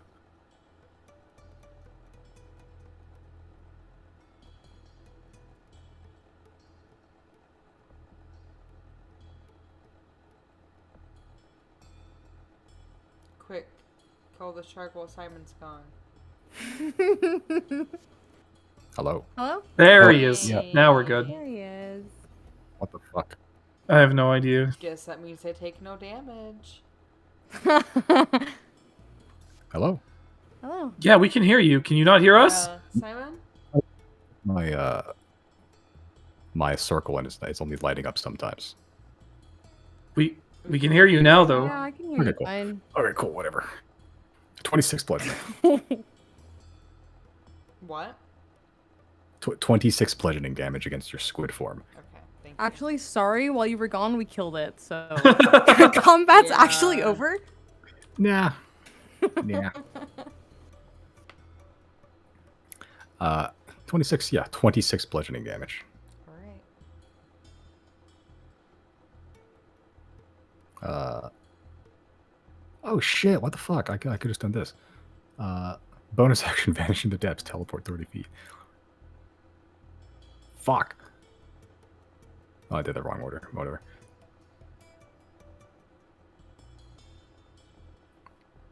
Is that ungrappled? Yeah, it is. It is. Yeah. Good thing Jana's like right there. It realized a little bit too late. That octopus is dangerous. Did everyone else get opportunity attacks? It No. it was like a teleported. misty step essentially. Yeah.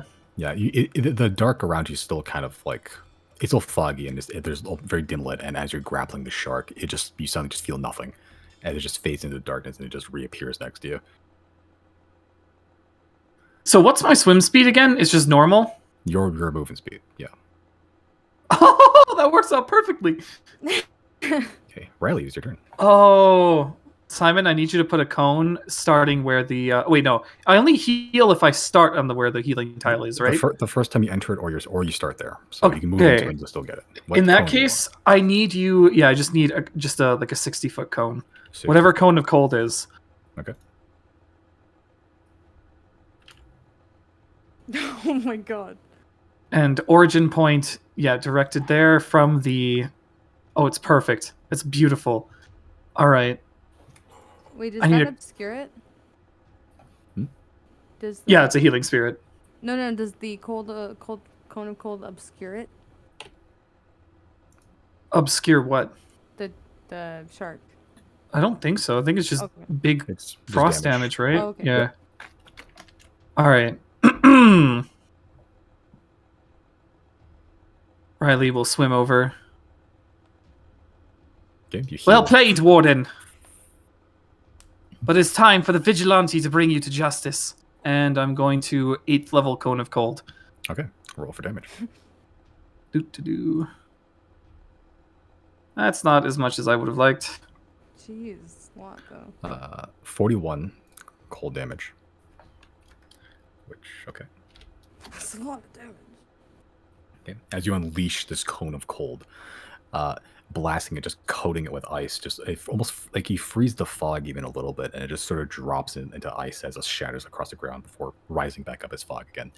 And as you unleash it, it coats the front of the shark, which somewhat sheds the outer layer of its shadowy form as a lot of the ice sort of begins to just slaw off its body. Not doing quite as much damage as you hoped. But That's fine, I guess. I get my healing. How much healing? 46 plus 1. Ooh. Okay, let's see. Advanced dice roller. 4d6 plus 1.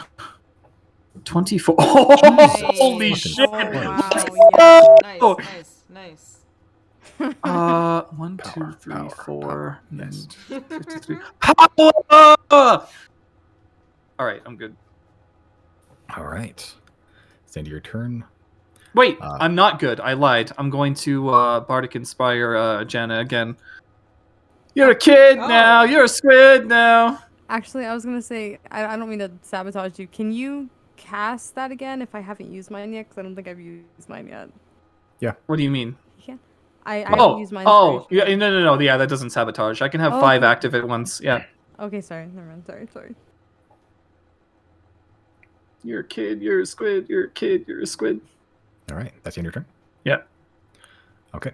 At the end of your turn, it's going to use its legendary action to do Dragged Under again. Yeah. Just going to move here. It's going to bite down on you, Riley. Miss. Natural 20. Fuck. Oh, no. It could be worse. You take 45 points of piercing damage. And how much necrotic? 12. I'm dead. But technically, because he's in the healing spirit, would he be up next? No. round? Yeah. No. Because I get dragged out. you just Oh. teleported 30 feet Fuck. to out here. So Riley just dies. Let someone get to you in time. Joanna's got a Okay. big swim speed right now. Where are I? Literally don't see you on the map because of the fog of war. Oh, you're way up there. Yeah, I'm way up there. Dim light. Dim light. Okay. Yeah, you all, Jana, especially you with your I can get to squid you. eyes. Yeah, you see Riley celebrate doing Cone of Cold, getting healed by his spirit. He gets chomped on immediately. His upper torso just entirely engulfed by the shark, legs kicking, and he just disappears entirely.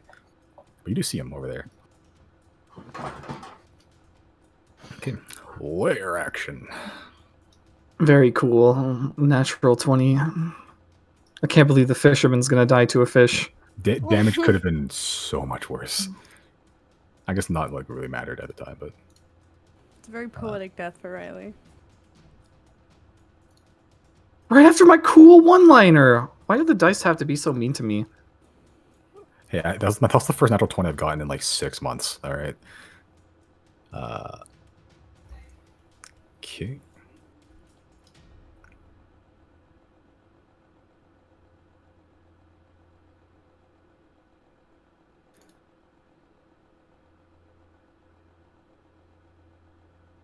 All right. Most of you begin to hear chittering coming from the lake again. Before it was silent, but now you can hear this scratching and chittering sounds and just general clicking and clacking as these two strange creatures begin to emerge from the lake.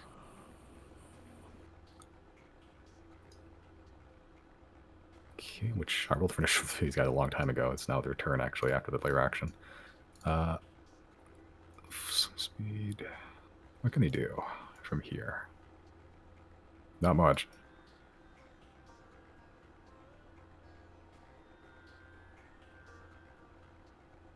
This one's going to use his action to dash over here. The other one's going to try to kill this last berserker. That's all they can do for action. Hello? Hello? Hello? Hello. Yeah, I was just... Okay. Okay, cool. That's the end of their turn. 0. What you doing? Oh my god. Fuck. Shit. Dog, oh. I don't know much of what I can do. I'm trying to prioritize Riley here. I think I've got Riley next turn. As long as everyone stays exactly where they're. Can I quick say aloud, Simon, what I want to do, and you'll tell me if it's possible? On your turn. Okay. What is this creature that's on Jana right now? I guess I didn't describe it. It's humanoid size at the very least. It looks like a mix between some sort of No.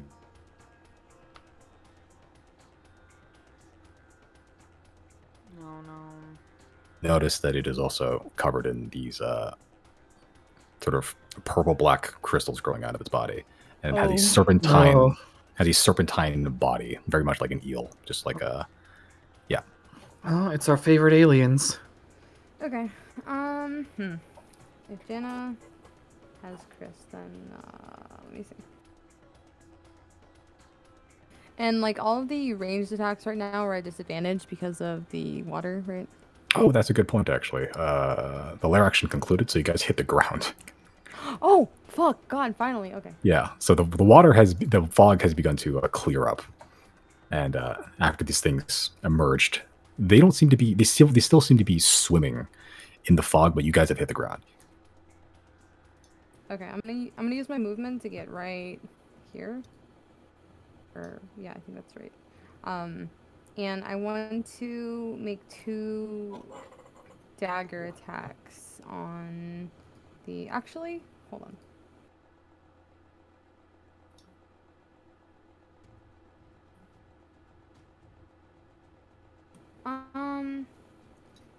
Question. If I use Booming Blade, it's technically a spell attack, right? Even though I make a melee attack with it, it's technically a spell, so I can't make a second melee attack as a bonus action if it's like a finesse weapon? Yes. Okay. So...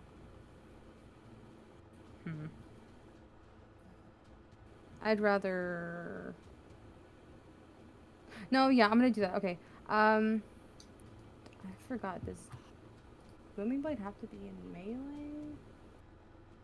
He does, yes. Okay, yeah. And I already used my movement to get there. Was it there? Okay, forget Booming Blade. I'm gonna make 2 dagger attacks. I'm just gonna throw them from my current spot at this creature on Janna. Okay. Question one more time. When using inspiration, I can use it retroactively, right? Correct, yes. Okay.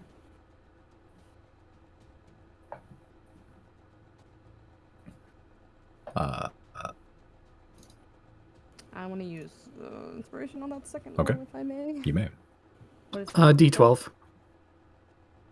Of course. Still misses. Second one does hit. First one does hit, though. Okay, so I get that, and then we get sneak attack, correct? Yes. Okay. Which, oh, fuck. All right. 25. Which I think It's not looking great. I think that's all I can do this turn, so I guess it's my turn. Okay. As you throw your daggers at this creature, one of them just glances off one of the crystals growing out of his body, the glass, and it just bounces off. The other one does hit true.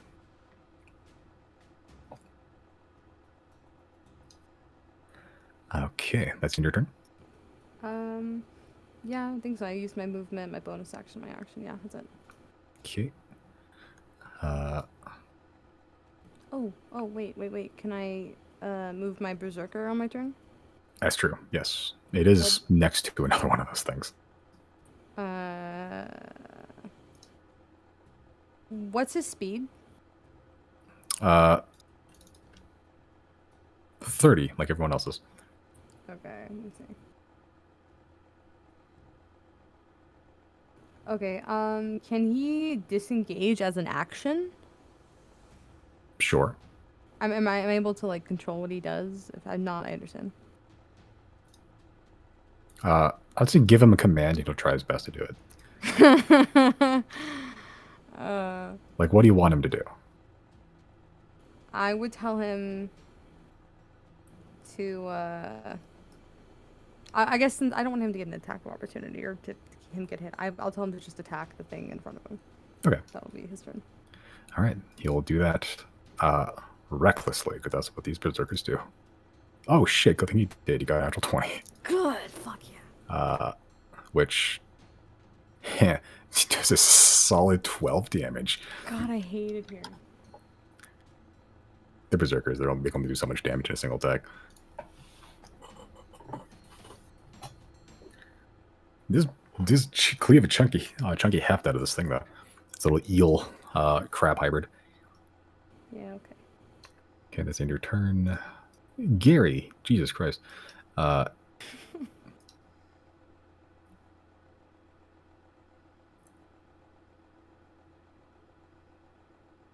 Just gonna move up there. So what can you do?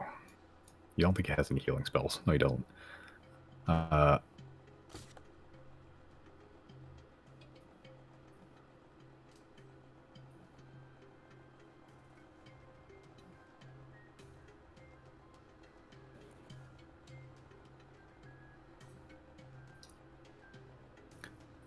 He's going to use...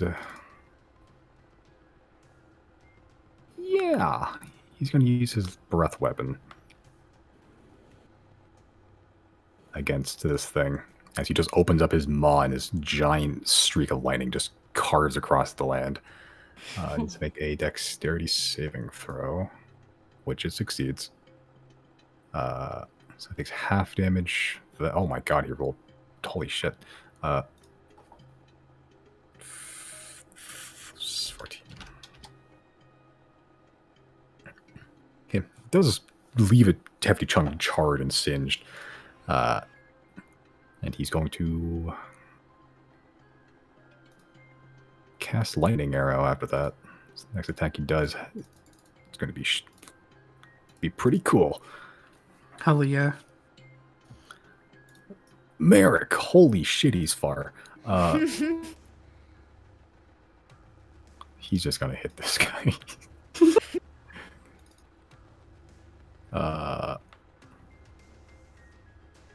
That hits. Does it kill it? No. Hits again. Let's kill it. Yes. Okay. It's dead? The bottom one is dead. Yes. Good. Fuck yeah. How much did he move? 15 feet, so he still has 25 left. He's going to go up there. That's as far as he can move. Just bash the shit out of the that crab monster down there. Giorgio separate. What would you like Giorgio to do, if anything? Okay, I think I need to quick lay out the plan, and you tell me yes, because I have to be in separate rounds. Giorgio wants to run over to Riley, and then can Giorgio pick up Riley and start, and I know they'll get an opportunity attack, then start walking back. When it's Jana's turn, maybe she'll throw a punch, but then she wants to then teleport to Giorgio and then carry Riley the rest of the way to the healing circle.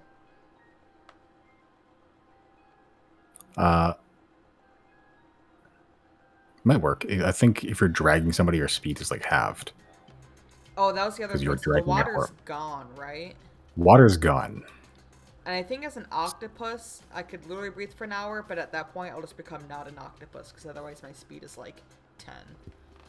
Yeah. You can still do some cool grapbles, though. God, those grapples. Shit. Oh yeah, then I won't be an octopus anymore. But we have to save Riley. Oh, but yeah, or I'll just healing. Can I still cast spells as an animal? Not at this level, no. Okay. Eventually you can, but not currently. Okay. Okay. We'll just do phase 1. So Giorgio is going to use most of his speed.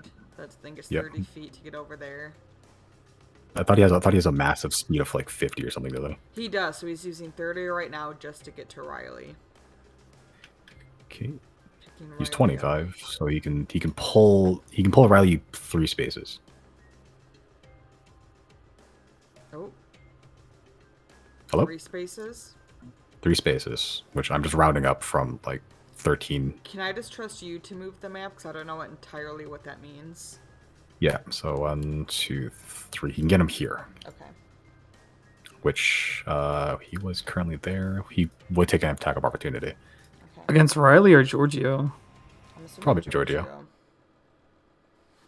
That's another natural 20. Oh my god, can you stop hot rolling for 1 second? It's okay. You're good. Oh, fuck. I have to pull out that. Don't roll over 100. Okay, so he takes 55 points of piercing damage. Jesus Christ. And 18 necrotic. So that is 73 damage total. Jesus Christ. Guys, we can just leave. Riley's too dead to announce that he would stay here whether it kills him or not. Okay, that's Giorgio's turn. Okay. Yeah, as Giorgio gets a huge chunk taking out of it. There's a huge bite, just like it's just missing a big chunk of the haunch currently. Giorgio. But as long as you're within range of your necklace, you'll just pop back in if you hits your hit points. Okay, I think it's Giorgio's turn. Chris, here you go. Oh. Hello? Speed done. Speed done. Brandon. Chris on. Hello? Brandon. It's lighting no. up. I can't hear anything. Yeah, New toy, same old problems. Ghosts are getting everyone Oh. tonight. Oh, Jesus. There he is. Hello. Okay, yeah. Yeah, I'm insane. But I'm also lethargic, I think.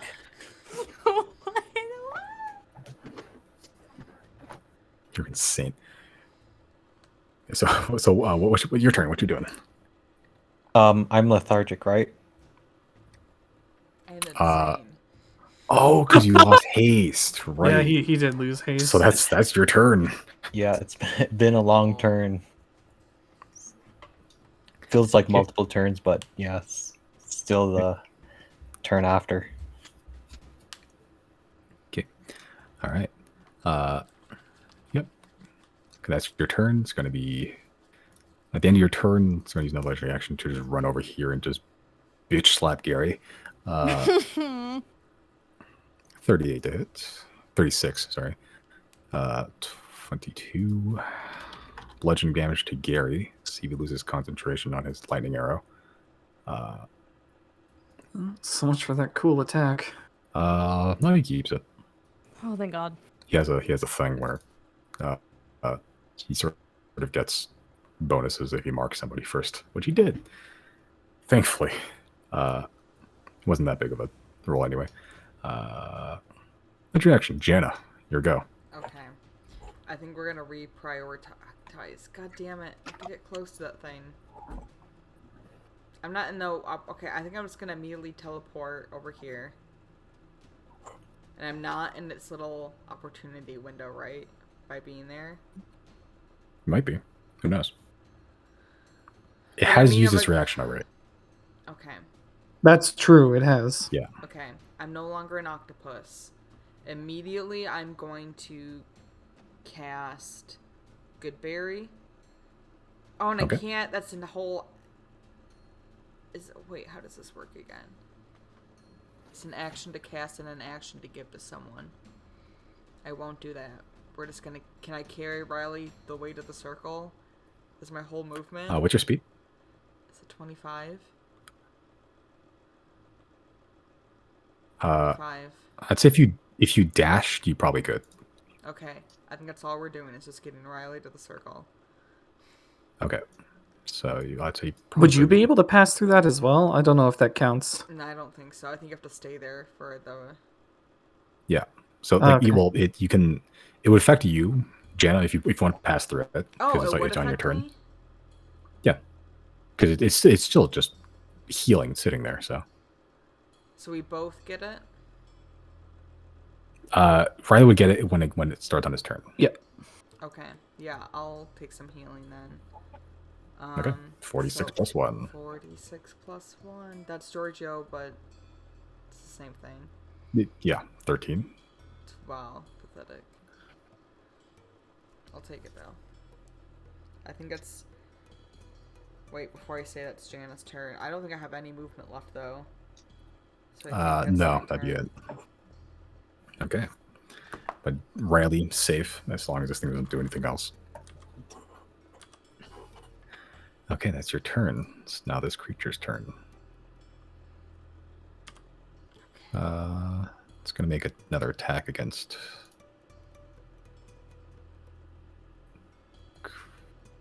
Okay, that hits Gary. 32 to Gary. Concentration check. Jesus, okay. He's still going. How's Gary looking? He's looking. We are all looking respectfully. Oh no. Okay. That's 46 damage to Gary. Jesus fuck. He's not looking great. Let's see if he could keep his fucking... Nope, it's gone. Alright. Goodbye, cool attack. Okay, and it's gonna slap Georgia with the tail, Oh god, this might be the end of Giorgio. which hits at 30, I believe. Yeah, Giorgio's dead. Okay, that is 26 bludgeoning. Oh wait. Okay. Pathetic. Oh my god, Jesus, Georgia.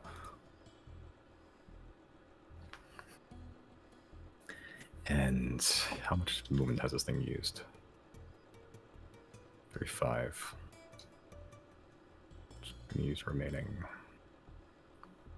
Wrap around there. Does Giorgio not get an opportunity? It was just out of range.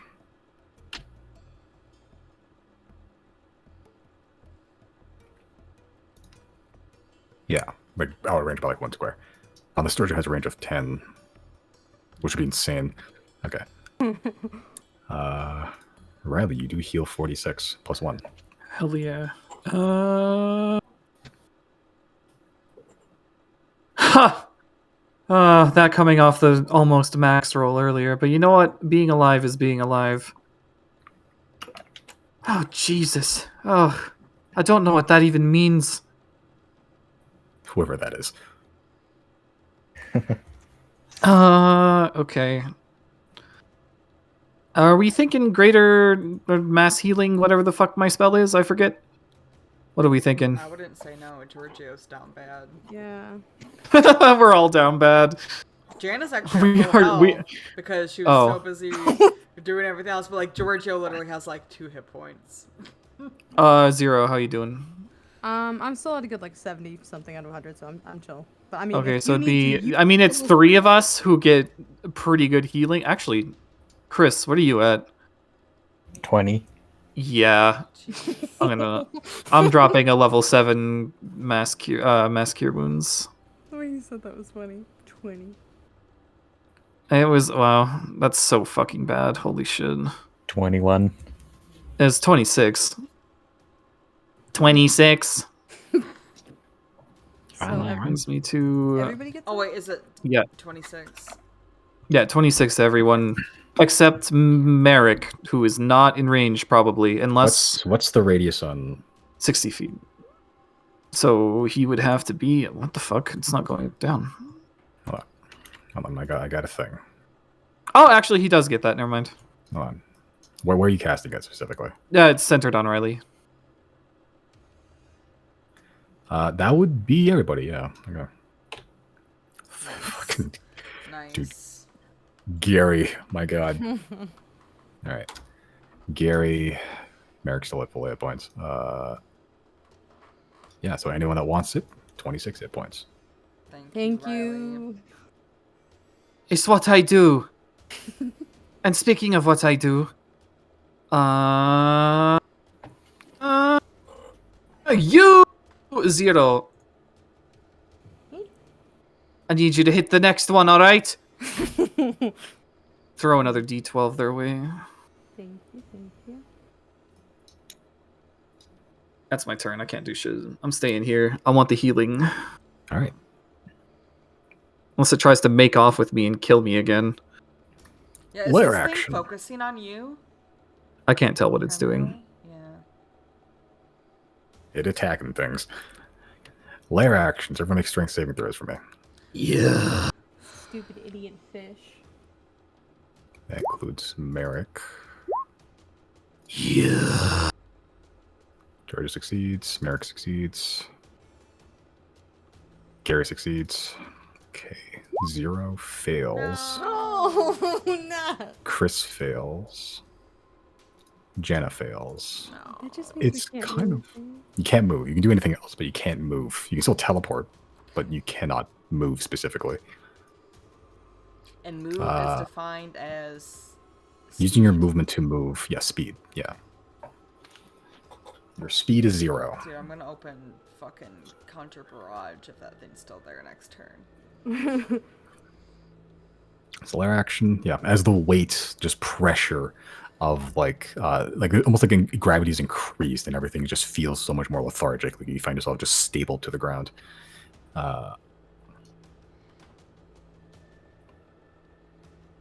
This guy's gonna just cash walk over here.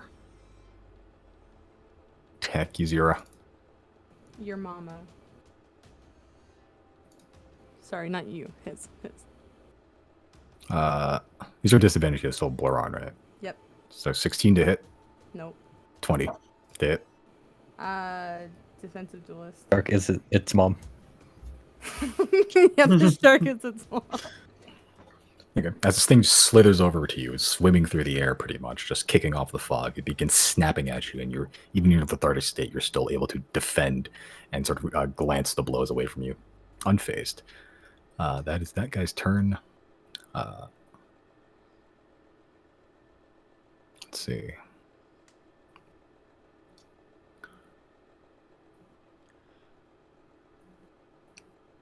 Okay. Zero, what you do? Question. You can say no if that's the case, because I know we're always kind of loosey-goosey with Azik. Azik's not on the board. He hasn't, but I did roll initiative for him. I think in the past we just said he's on my initiative. Would I be able to, because he's not like, you know, he's not like put away. He should be like on my shoulder or just on my person or around us at some point.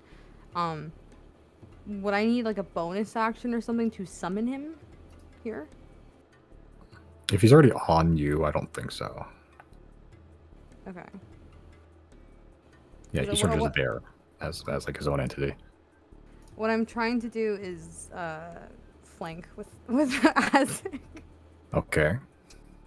Am I allowed to do that? I mean, Azik has his own initiative. So you'd be rolling initiative for Azik. Okay. So it's up to whether his initiative count is really. I don't have his character sheet open. He's an owl right now. What goes to your initiative? It's a dexterity? Yeah, that'd be +1. 14. 14. Which is right below you. Wait a minute, I've got an idea.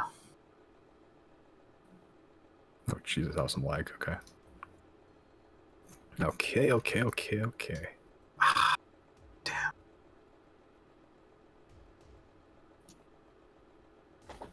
Jesus. I'm able to flank with him? It's not quite his turn yet. Okay, sorry.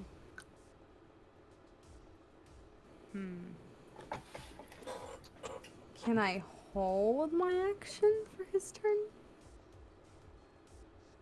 Yeah, I guess. No, don't make adjustments. No, that's literally a thing you can do. But yeah. Like, it'd be your pretty much your turn to hold the action, but yeah. You can still do yourself with your bonus, but you know, like, it's up to you. You can still do it. I was just gonna say, yeah, I was gonna wait as a reaction on his turn when he gets to the other side of this creature and like makes an attack, so we'd be flanking. Once he makes his attack, then I'll make my attack, because then legally then I would be allowed to get advantage and sneak attack, right? Yeah. Okay, then I guess I will hold my action to attack with my Truth Seeker for when it's his turn and we're flanking. Okay. All right, so that's your turn there. Yeah. Okay, Azik's turn. Just going to flank them, just over here. Okay. Yeah, and then make a little attack. Sure. If he may. Okay.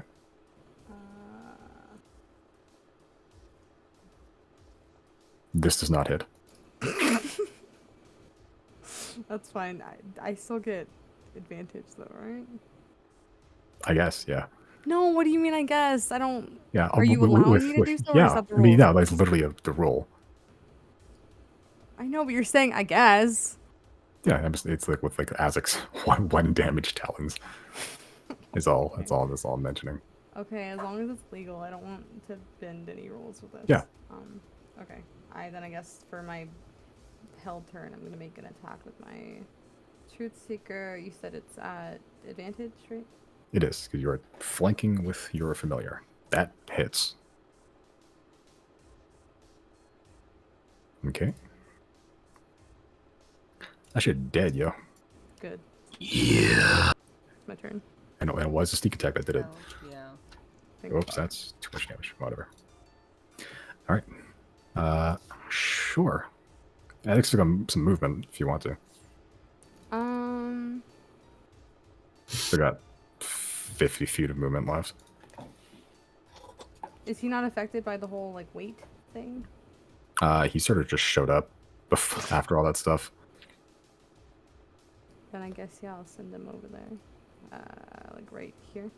Okay. Because his movement's like 60 feet, I think. Something like that. Yeah. Yeah, then that's my turn. Okay. At the end of your turn,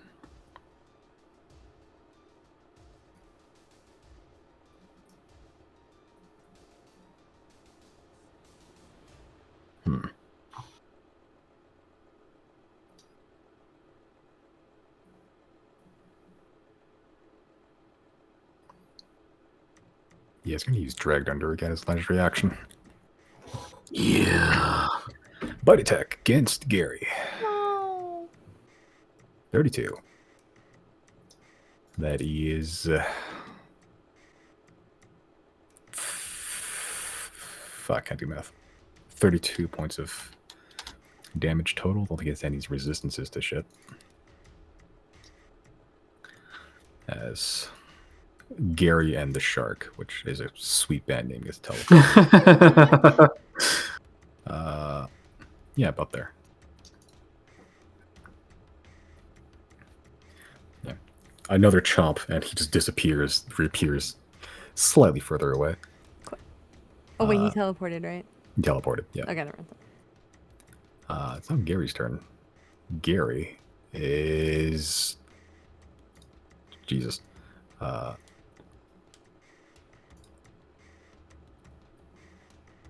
that'll be funny. Gary's going to try to cast Banishment. We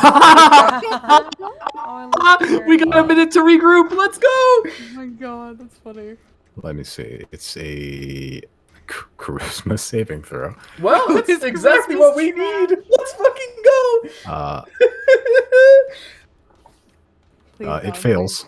Woohoo! Yeah. It's going to use a legendary action to succeed instead. No. Legendary resistance. So nothing happened? Nope. Harry. It's fine. It wasted its reaction. That's true, he did waste his reaction. Oh, legendary resistance is not a reaction. Oh, Is it a once per just- turn still? Nope. What?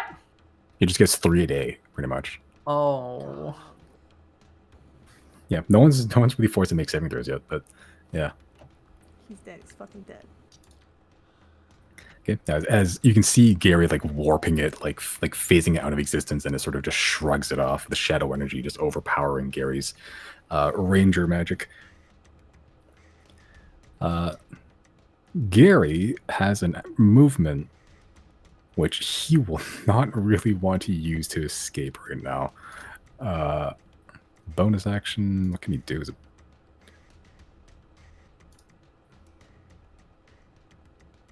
He's just gonna like move around to here and hope that something can flank it later. Oh, not to interrupt, but there's a berserker that hasn't moved. Oh, yeah. True. I'm sorry. I was. What's your command for the berserker? Kill the shark? Kill the shark! It's gonna double dash over here then. Oh, God. He doesn't get an attack, though, no. Nope. Well, at least. Okay. Well, okay. Can he. Does he have enough movement to at least flank with Gary? 55. Fuck, where'd he go? From there. Here. Yeah. Okay. Gary's not gonna do anything, but you can flank. You can sit there and flank. Yeah, that's fine. It's the end of Gary's turn.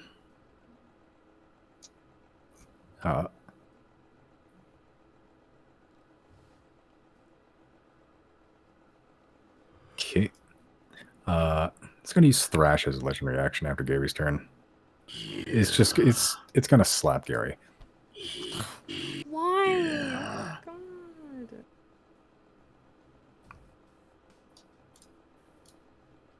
Because Gary tried to cast magic on it. And I took that personally. Yeah. Gary's unconscious. No, no. As Gary tries to circle around it, you can see Zero. It sort of spins and just like hits Gary to the back, like against the back of the head, and Gary just hits the ground. No. Gary's at 0 hit points. Merrick, what you doing? Oh, you know. Boy, he's far. Fuck. What do you mean? This is your ideal scenario. You're fucking us over proper.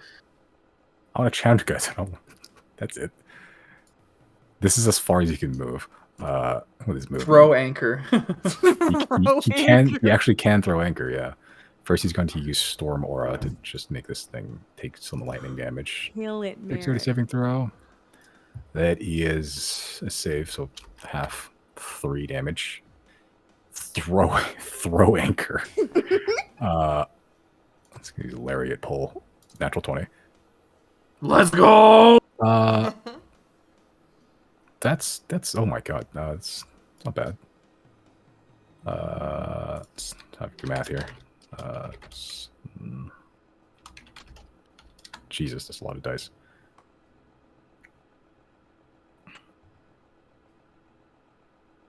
Oh shit.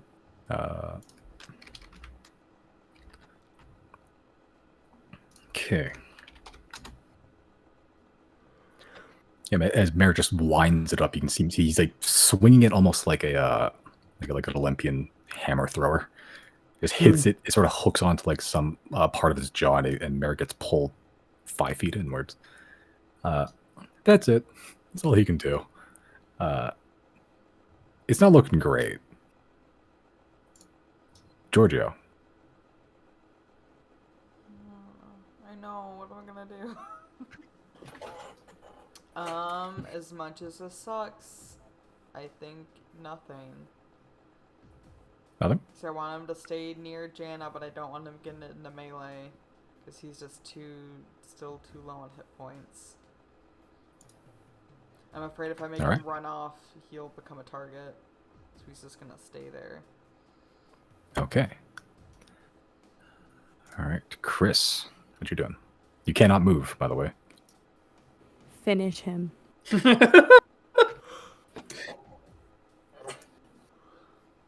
Nope.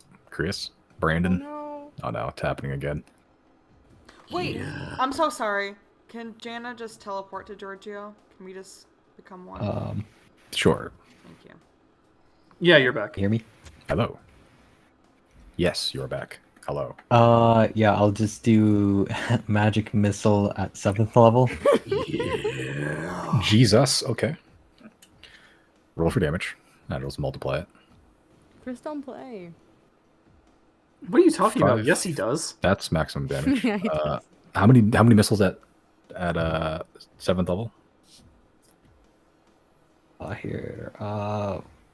It's 1 per spell level, starting from 3, right? So it's 3, 4, 5, 6, 7, 8, 9 missiles. Yeah. So 40. 9 times 5. That's cool. That's 45 amazing. damage. Oh, 45. Yeah. Sick. Get on.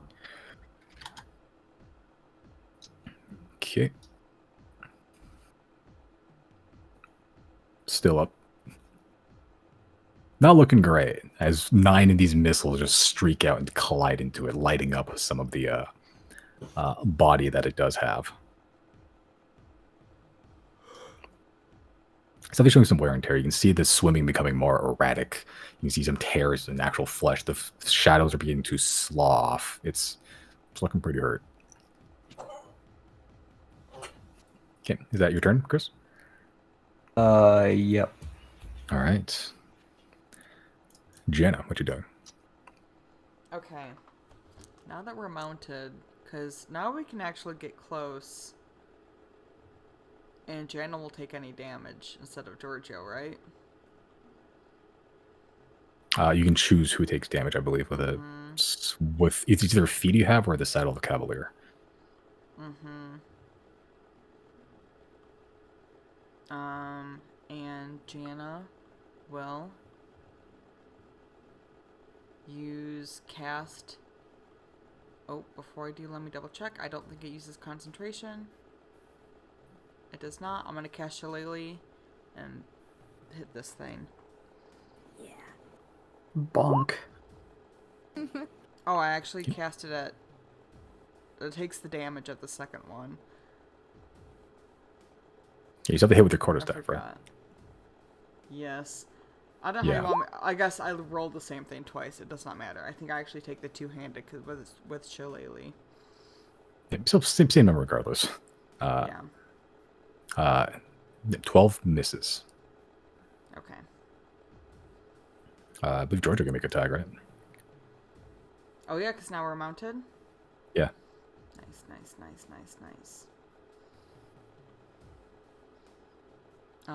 Let's go.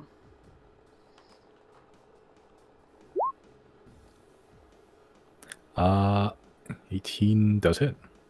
Yo. Okay. Does Georgia's claws count as magical now? I don't know. Why would they count as magical? Because if you just leveled up to Ranger, it might, I don't know. That's one of the things that might happen. Unsure. I don't think so. Not for this one. Yeah. No, it doesn't. Okay, cool. I'm so glad I copied over most of the classes in my notes. Jesus. Okay. It is looking hurt. Not great. It's still up. Okay, that's the end of your turn? Yep. All right. It's going to bonus action vanish in the depths.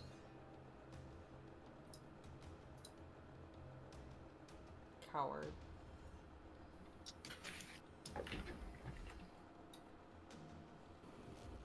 That's teleportation, right? Yep. No. Excuse you. No. Does that count as hitting me? Yes, it does. No. Well, at least I'm in the healing circle. Yeah. I need Zero, Merrick, the Berserker, Jenna, Giorgio, and Riley, and Gasazik, all to make, what is this? Georgia's gonna die. Wisdom saving throws. It does Decent not at those. matter. Yo! Merrick fails. Merrick fails. How would I make a save for Baby Azek? boy, please let that be enough. If he doesn't have a specific saving throw, it would just be a wisdom, like a wisdom check.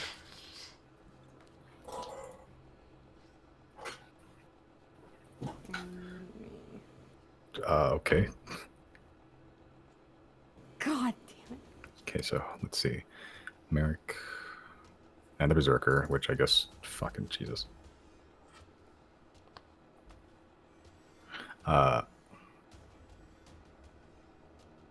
Berserker fails. So.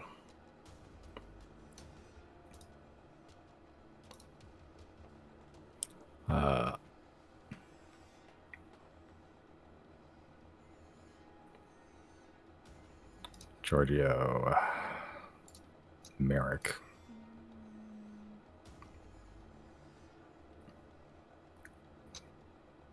And Riley succeeded. Okay, so Giorgio, Merrick, and Zero, and the Berserker, I guess, are the only ones that failed. The ones that failed. You suddenly find yourself, the fog becomes very thick for you, and eventually just completely blocks out all light. You find yourself in complete darkness, and you cannot see a damn thing. You look around, you're not seeing anything at all. No lights, no people. You still hear sounds, but even that eventually becomes muffled and drowned out. Eventually, you begin to have difficulty breathing, and you try to breathe and you can't. And every time you exhale, you can't inhale back in. You all begin suffocating, and you're also blinded. What's everyone's Constitution modifier?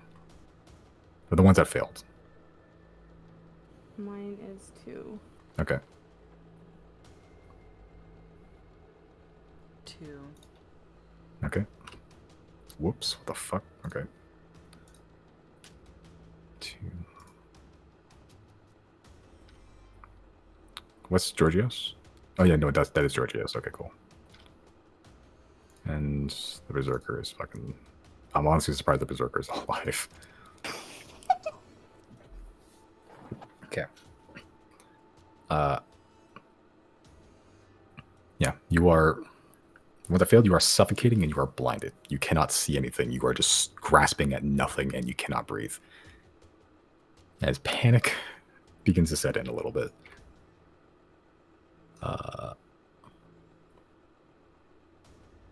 It's gonna move over here. Yes.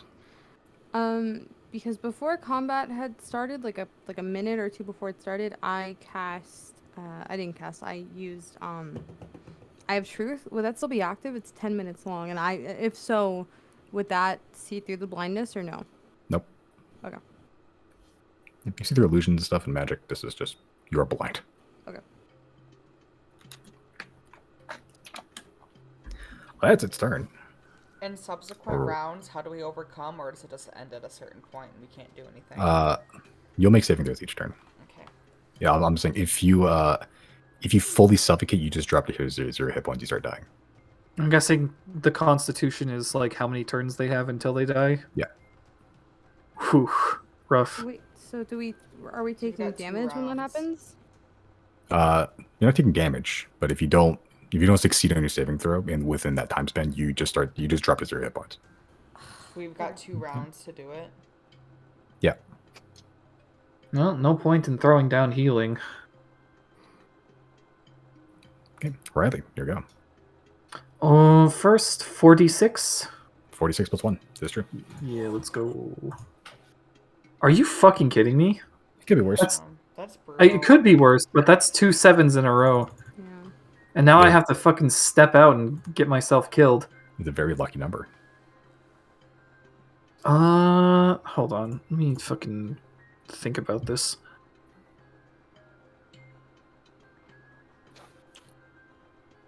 Oh dear.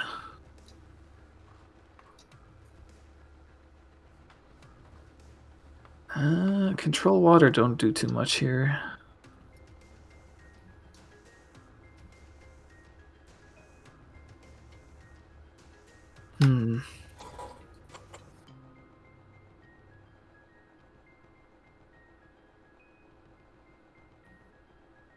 Alright, what?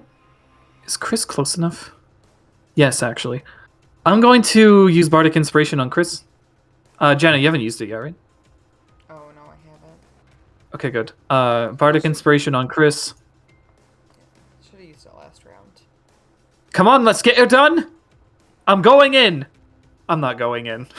I'm sending my mislead clone in. Okay.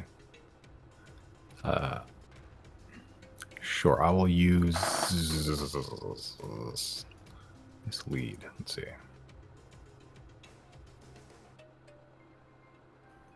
I'll use Claudine for now as your mislead. Sure. Okay. Do you send it? Do you move with an bonus action or? Is that a bonus action to move I it? don't know. I don't know. Hold on, let me check. Can you use your action? I guess.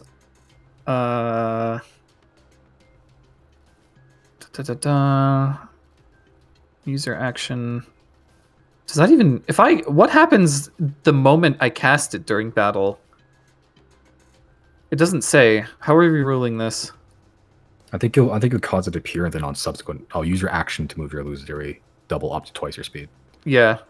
You can use your bonus action to switch senses. So yeah, so on subsequent turns you can start moving it. Okay. So I am 2 Rileys sat in the same spot. All right. Roughly, yeah. I can't do much else. Have fun. Okay, staying there. That's kind of a waste of a turn, actually. I don't know if I want to commit to that.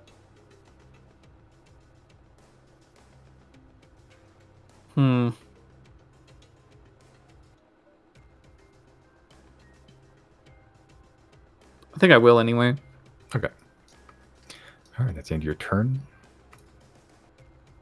Okay. No longer crushed by the deep. You are now underwater again. As you begin to float up, the ones that are blinded and suffocating, this is particularly panicking inducing. As you are now lifted off your feet, you cannot feel anything around you, and you are just suffocating and choking. Okay, this guy's all dead right now. Zero. You can swim, but you are blinded. I have a question. Yes. Isaac also rolled. Did he fail No, you succeed. on the wisdom save? Yep. Okay. Can I still see through Isaac? I think it takes an action to look through a thing, but theoretically, yeah. Okay. Whoops, I just searched his name on my spell thing. That's not the right one. Familiar. I don't know what order I have to do this in, but I don't know what order I should do this in. I want Isaac to move 60 feet down, so he's like right next to the shark thing. I want to look through his eyes, and with that's my action, or is it a bonus action? You said. He has his own initiative. I know, but I'm saying to look through his eyes. Is it an action or bonus? That's an action. Okay. I don't know. I guess I'm asking to see if I can hold my turn again for his turn, because I want him to move down here, next to the shark. I want to look through his eyes, and that'll be my action. And as my bonus action, I want to summon my echo, because now it's in a space I can see technically, right? You'll only be able to use your bonus action on your turn. You won't be able to hold your action and your bonus action. Okay. Fuck. Yeah, so if you're holding your action, you'd be able to hold your action to like look through Isaac's eyes or something, or you can do it now, but he won't be able to move until next turn. And I can't hold my bonus action? No. You said? Fuck. Shouldn't you be... Is it an action to try and break free of this nonsense? That's true, I guess. Actually, that's true. Actually, make another wisdom saving throw. This happens at the beginning of your each turn. Is that my action, though? For the turn? No. Oh.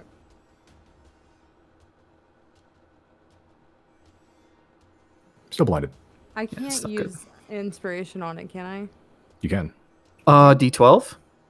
Yeah, I think Riley gave me a second inspiration, right? Yeah, I did. I'm gonna use that real quick. Please, God. Yo? You break free. Yo? Let's go? Riley putting in the work? Oh, shit. Okay. Okay. We can't waste this. Oh jeez. Oh god. Oh fuck. You have your turn. Yeah. Ooh, that's huge. I can get there at the farthest. I'll hop here. Fuck. I can't. There's not. I can't get sneak attack right now. I don't have any allies near me. Unless I hold my attack, right? I get okay. I can hold my action for when Isaac gets up here and he makes an attack on the shark, no? What's Isaac's flying speed? 60 feet. He could get here if he double dashed. Yeah, you're swimming currently. Wait, would he have to double dash? It's 60 feet. Right, and you are underwater now. Oh, okay.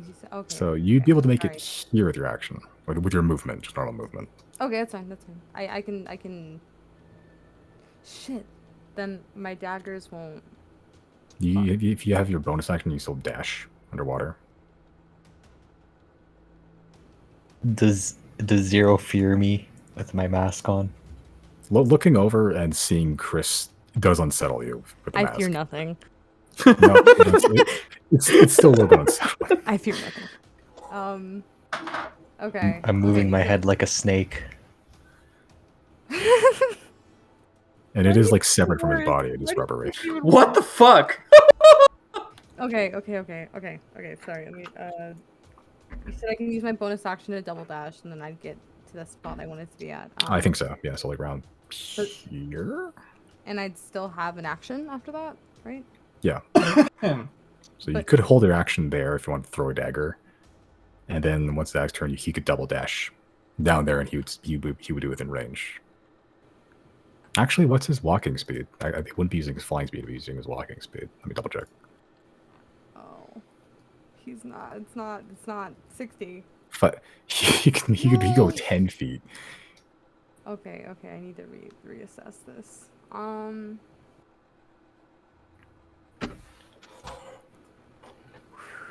Okay. Not a great swimmer, else. Yeah. Okay. I'm sorry. I'm really trying to make this turn count, guys. What would I need to do, action and bonus action wise, to set off a bomb? You're underwater, so it'd be a little bit difficult. Yeah. If you want to try to light it on fire, unless it's like a specific like special bomb you have. It's the bomb I picked up from the doctor. That would be lighting on fire. Yeah. Okay.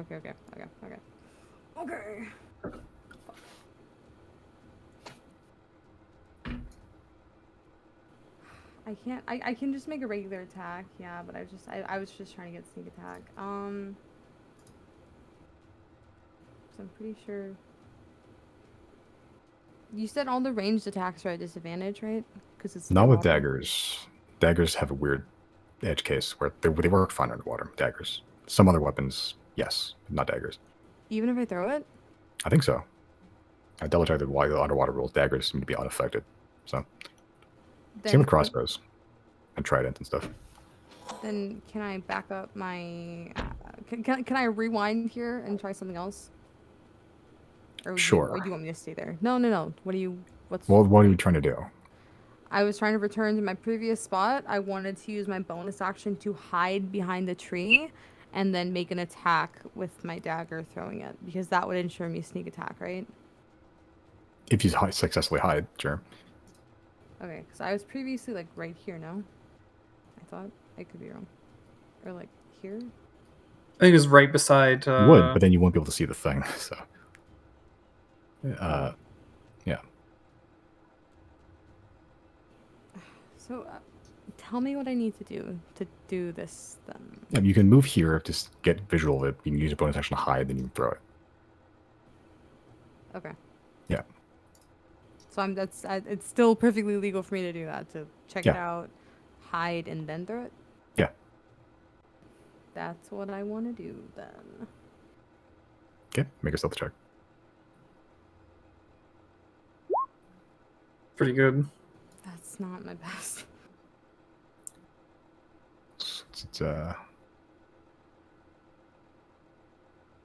Okay. Feel pretty in. Okay.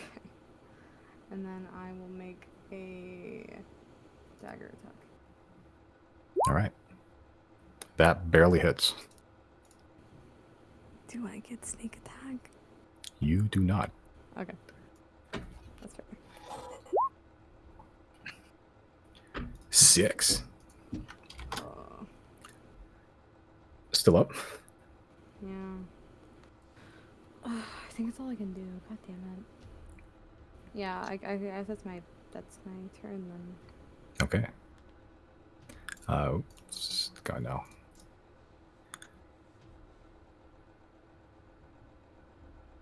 Okay. It's gonna use a legendary action.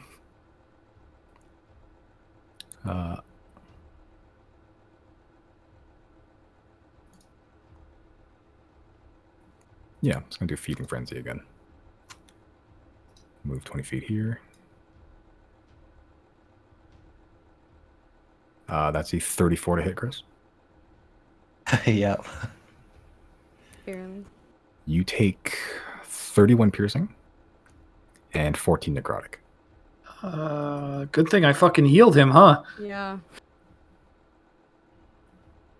So 31 piercing. Yeah, 31 piercing and 14 necrotic. That's 45. 45, okay. Oh, I think just barely lives that thanks to my healing, something like that. Are you still up? I have 1. Dude, oh, that healing was so clutch, actually. Jesus, okay. Because it hit with its other previous bite attack. Let's make it one. It's gonna move. 1, 2. No, that's not a thing.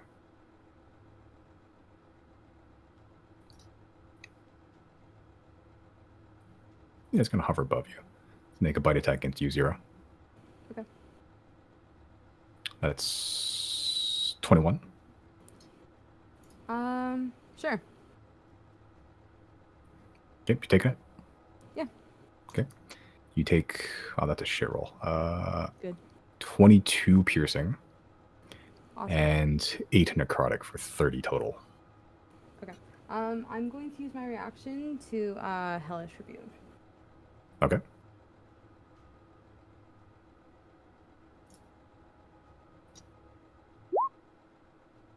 Not bad. Okay, an 18. Stupid bitch fish. That is... Okay. I think fire damage is halved underwater, I think. Let me double check that.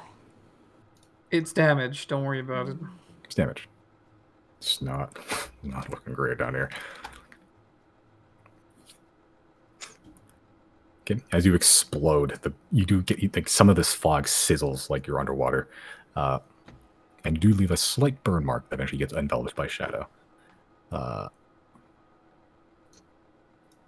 It's going to move 20 feet again, up to here. Do I get an attack of opportunity or no? You used it to do Hellish Rebuke. Oh, I did. I'm sorry. Okay. And Merrick is kind of dead. He's blinded and drowning, but yeah, that's a natural 1. Jesus, against that was Riley. Good. Yeah. Finally. All right, because he missed, the feeding frenzy stops. That's where he stays. Good. Hey, Al, Alec, you want to move him 10 feet with a bonus with a dash action? Would he be able to attack? Would that be No. closer to attack? Yeah. No, just leave him there. Okay. It's fine. Gary's turn. He's make death saves. Oh wait. My berserker gets to make an attack on my turn, no? He's Oh, He's drowning? blinded. He's Yeah. blinded and drowning. He can still do it, but it'll be like a mega disadvantage. Can he roll to get it? Yeah, Like, he can get it? actually. Yeah. Whoops, that fucking sucked. Jesus. Wisdom. He's still blinded. He rolled a 3. Okay. You said he can still make an attack though, right? It'll just be a disadvantage. Yeah. I guess he'd be a disadvantage anyway, but I guess he can make it reckless and just bring it up to normal. Yeah. 12. He still misses. Okay. That's his turn. Gary is making death saves over here. He succeeds on that one. Yeah. Okay. Merrick is blind. He can roll. He's still blind and drowning. Yeah.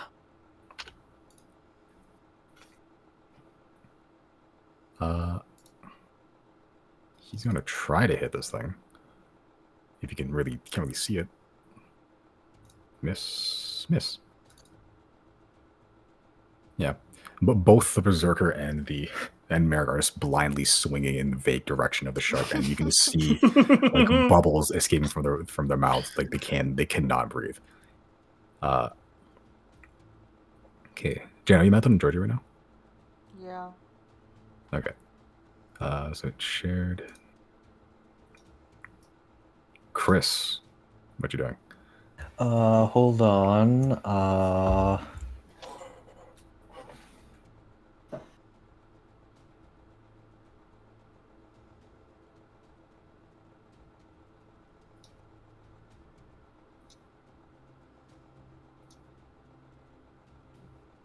Hello.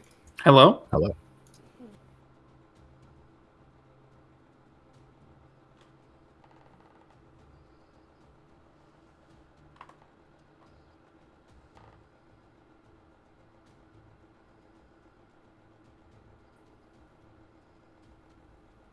Is he thinking or is he having technical problems? Okay.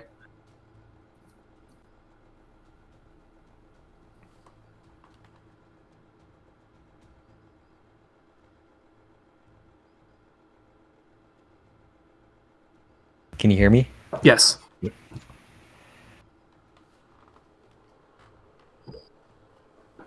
Hey. What you doing, Chris?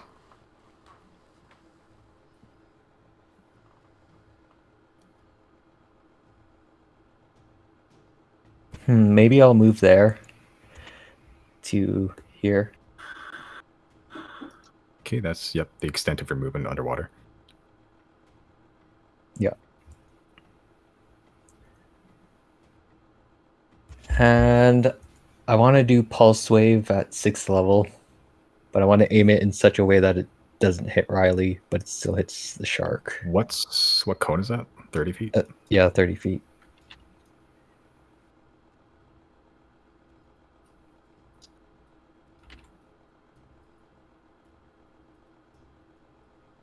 There you go. Okay, it needs to make a what save?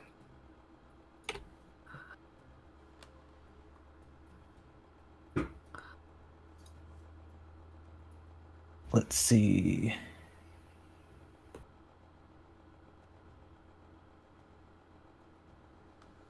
Constitution. Okay. Okay, so just roll for damage. I have inspiration, right? Can I use that for like advantage or something? I think it's only to No. attack. Yeah, it's just attack, for. yeah, attack or saving throws and stuff, but yeah, like it makes a saving throw. There's no, yeah. Okay.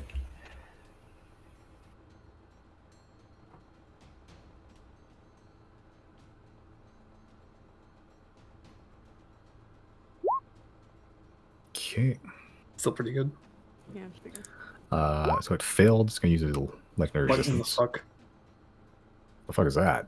I was trying to see if what the spell description was. I clicked the thing, but it didn't show. There it is. Okay, so that's 27 halved to yeah, 15. Does it still get pushed? No, because it succeeded. Technically. Oh, okay. Legendary resistances. Yeah, as you make a concussive blast underwater, it makes this like almost like a vacuum underwater. It looks pretty cool. Okay, that's your turn. Yeah. All right. It's not looking great. Jenna, what you doing? Aboard Giorgio.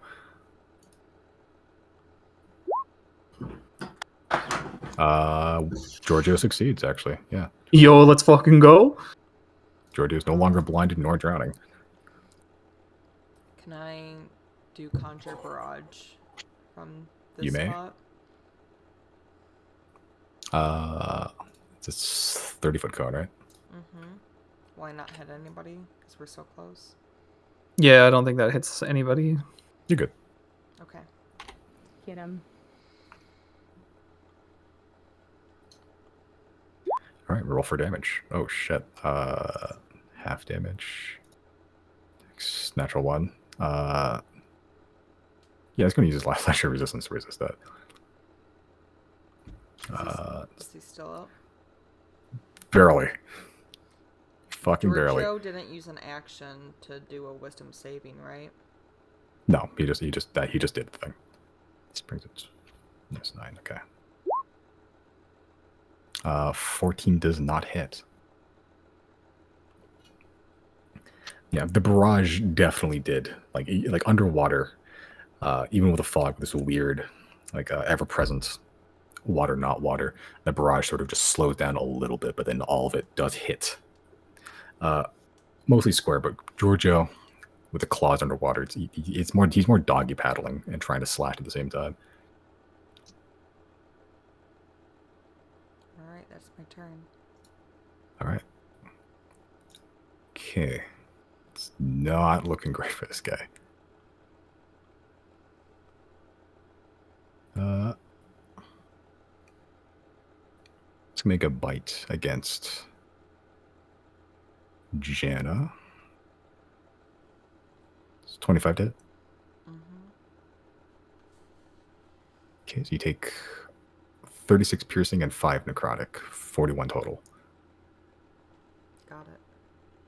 Okay.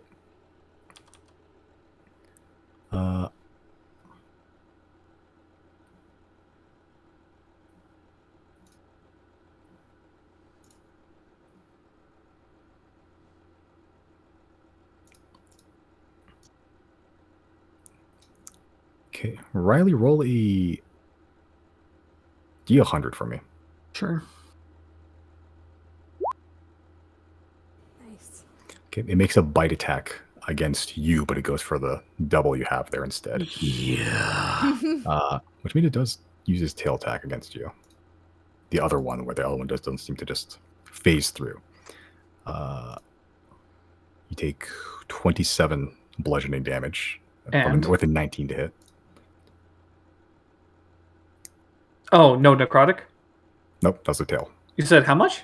27 bludgeoning total. Okay.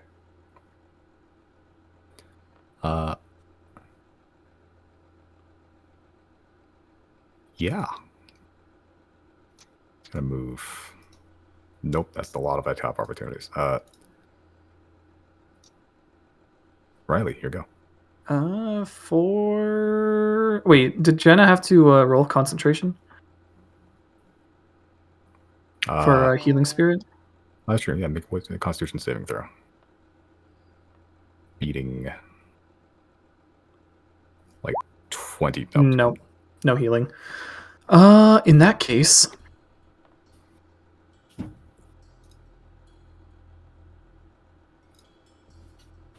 I'll walk over here. What you guys feeling like tonight? Fresh fish? I know I am. Doesn't get more fresh than frozen. Don't let Ramsey hear that. And I'm gonna level 6 Cone of Cold. Okay. Roll for damage. Yep. Jesus. Oh my god, yes. Let me- Fucking finally. No more legendary resistant. Let's go. Rolled a 11 for his Constitution. Let's go. Get fucked. So that is, yeah. Riley, describe your finishing blow for me. Yes. Yay. A massive blizzard forms from Riley's hands. It completely freezes it over, and when it drops to the ground, it shatters into a million pieces. Okay.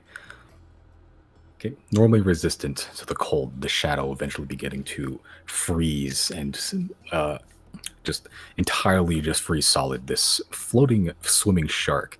Eventually, you do freeze enough of the fog that around it, it doesn't have enough fog to keep itself up. And as all of the small little droplets of condensed moisture collect across the shark and the fog around it, it just hits the ground. It shatters into just like dozens, hundreds, thousands, tiniest pieces of ice. One parasite excised. I think it's very appropriate that Riley was the killing blow. Riley, I think that was really your poetic god? too. No, this was not my god. The Gwina is much more colorful than this abomination. You said it All called right. to you, though. Oh, not this one, no. I have to go to the bathroom. I'll be right back. Aye. Okay. All right. As the shadow shark monster sort of just hits the ground frozen, its body no longer like noticeable as a shark.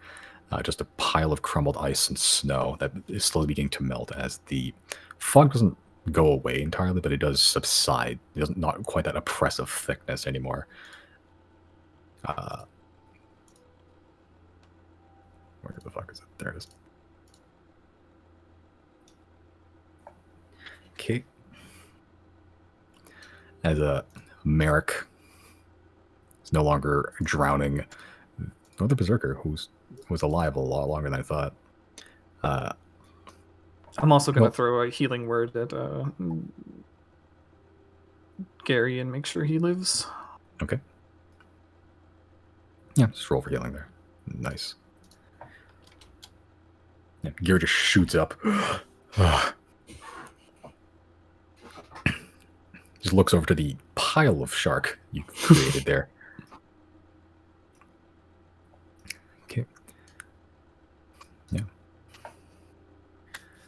Garrison just gets up, walks over. The berserker's still just doing berserker things, axe in the air, still flailing, still hitting the shark.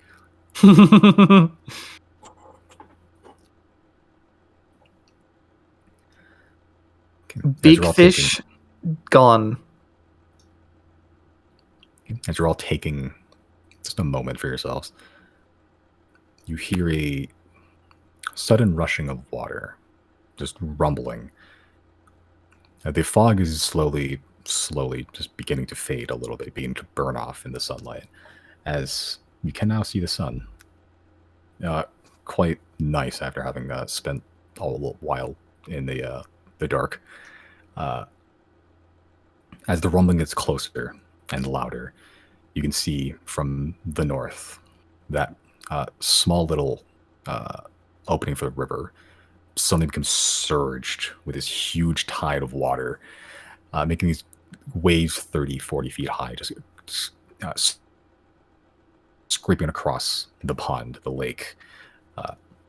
As it does, it creates a large wall of water as it just begins to push away all the fog all the way to the south until eventually it goes out of sight, leaving just across the lake a pristine, crystal clear lake for you to enjoy. All right. And we will pick that up next time. Next week? Yeah. Next week. Sorry, it went a little bit late there, Josie. Sorry. No worries. It was worth it. Glad we killed it.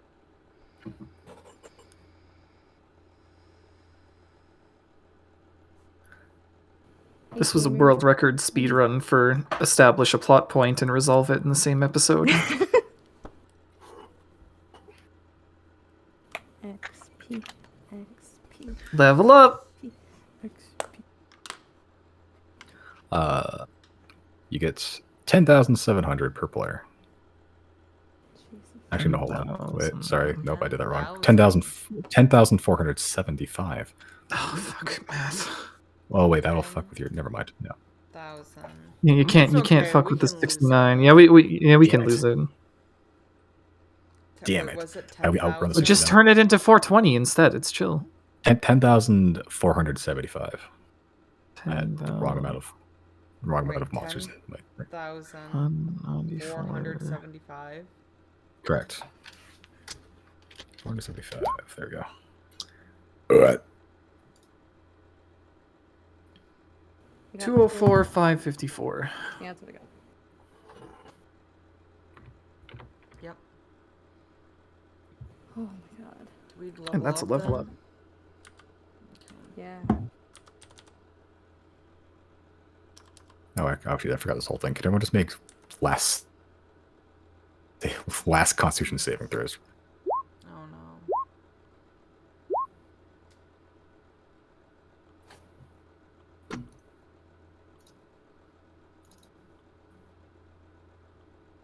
Okay.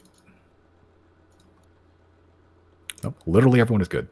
Okay, chill. Literally everyone is good. You're fine. Good. All right.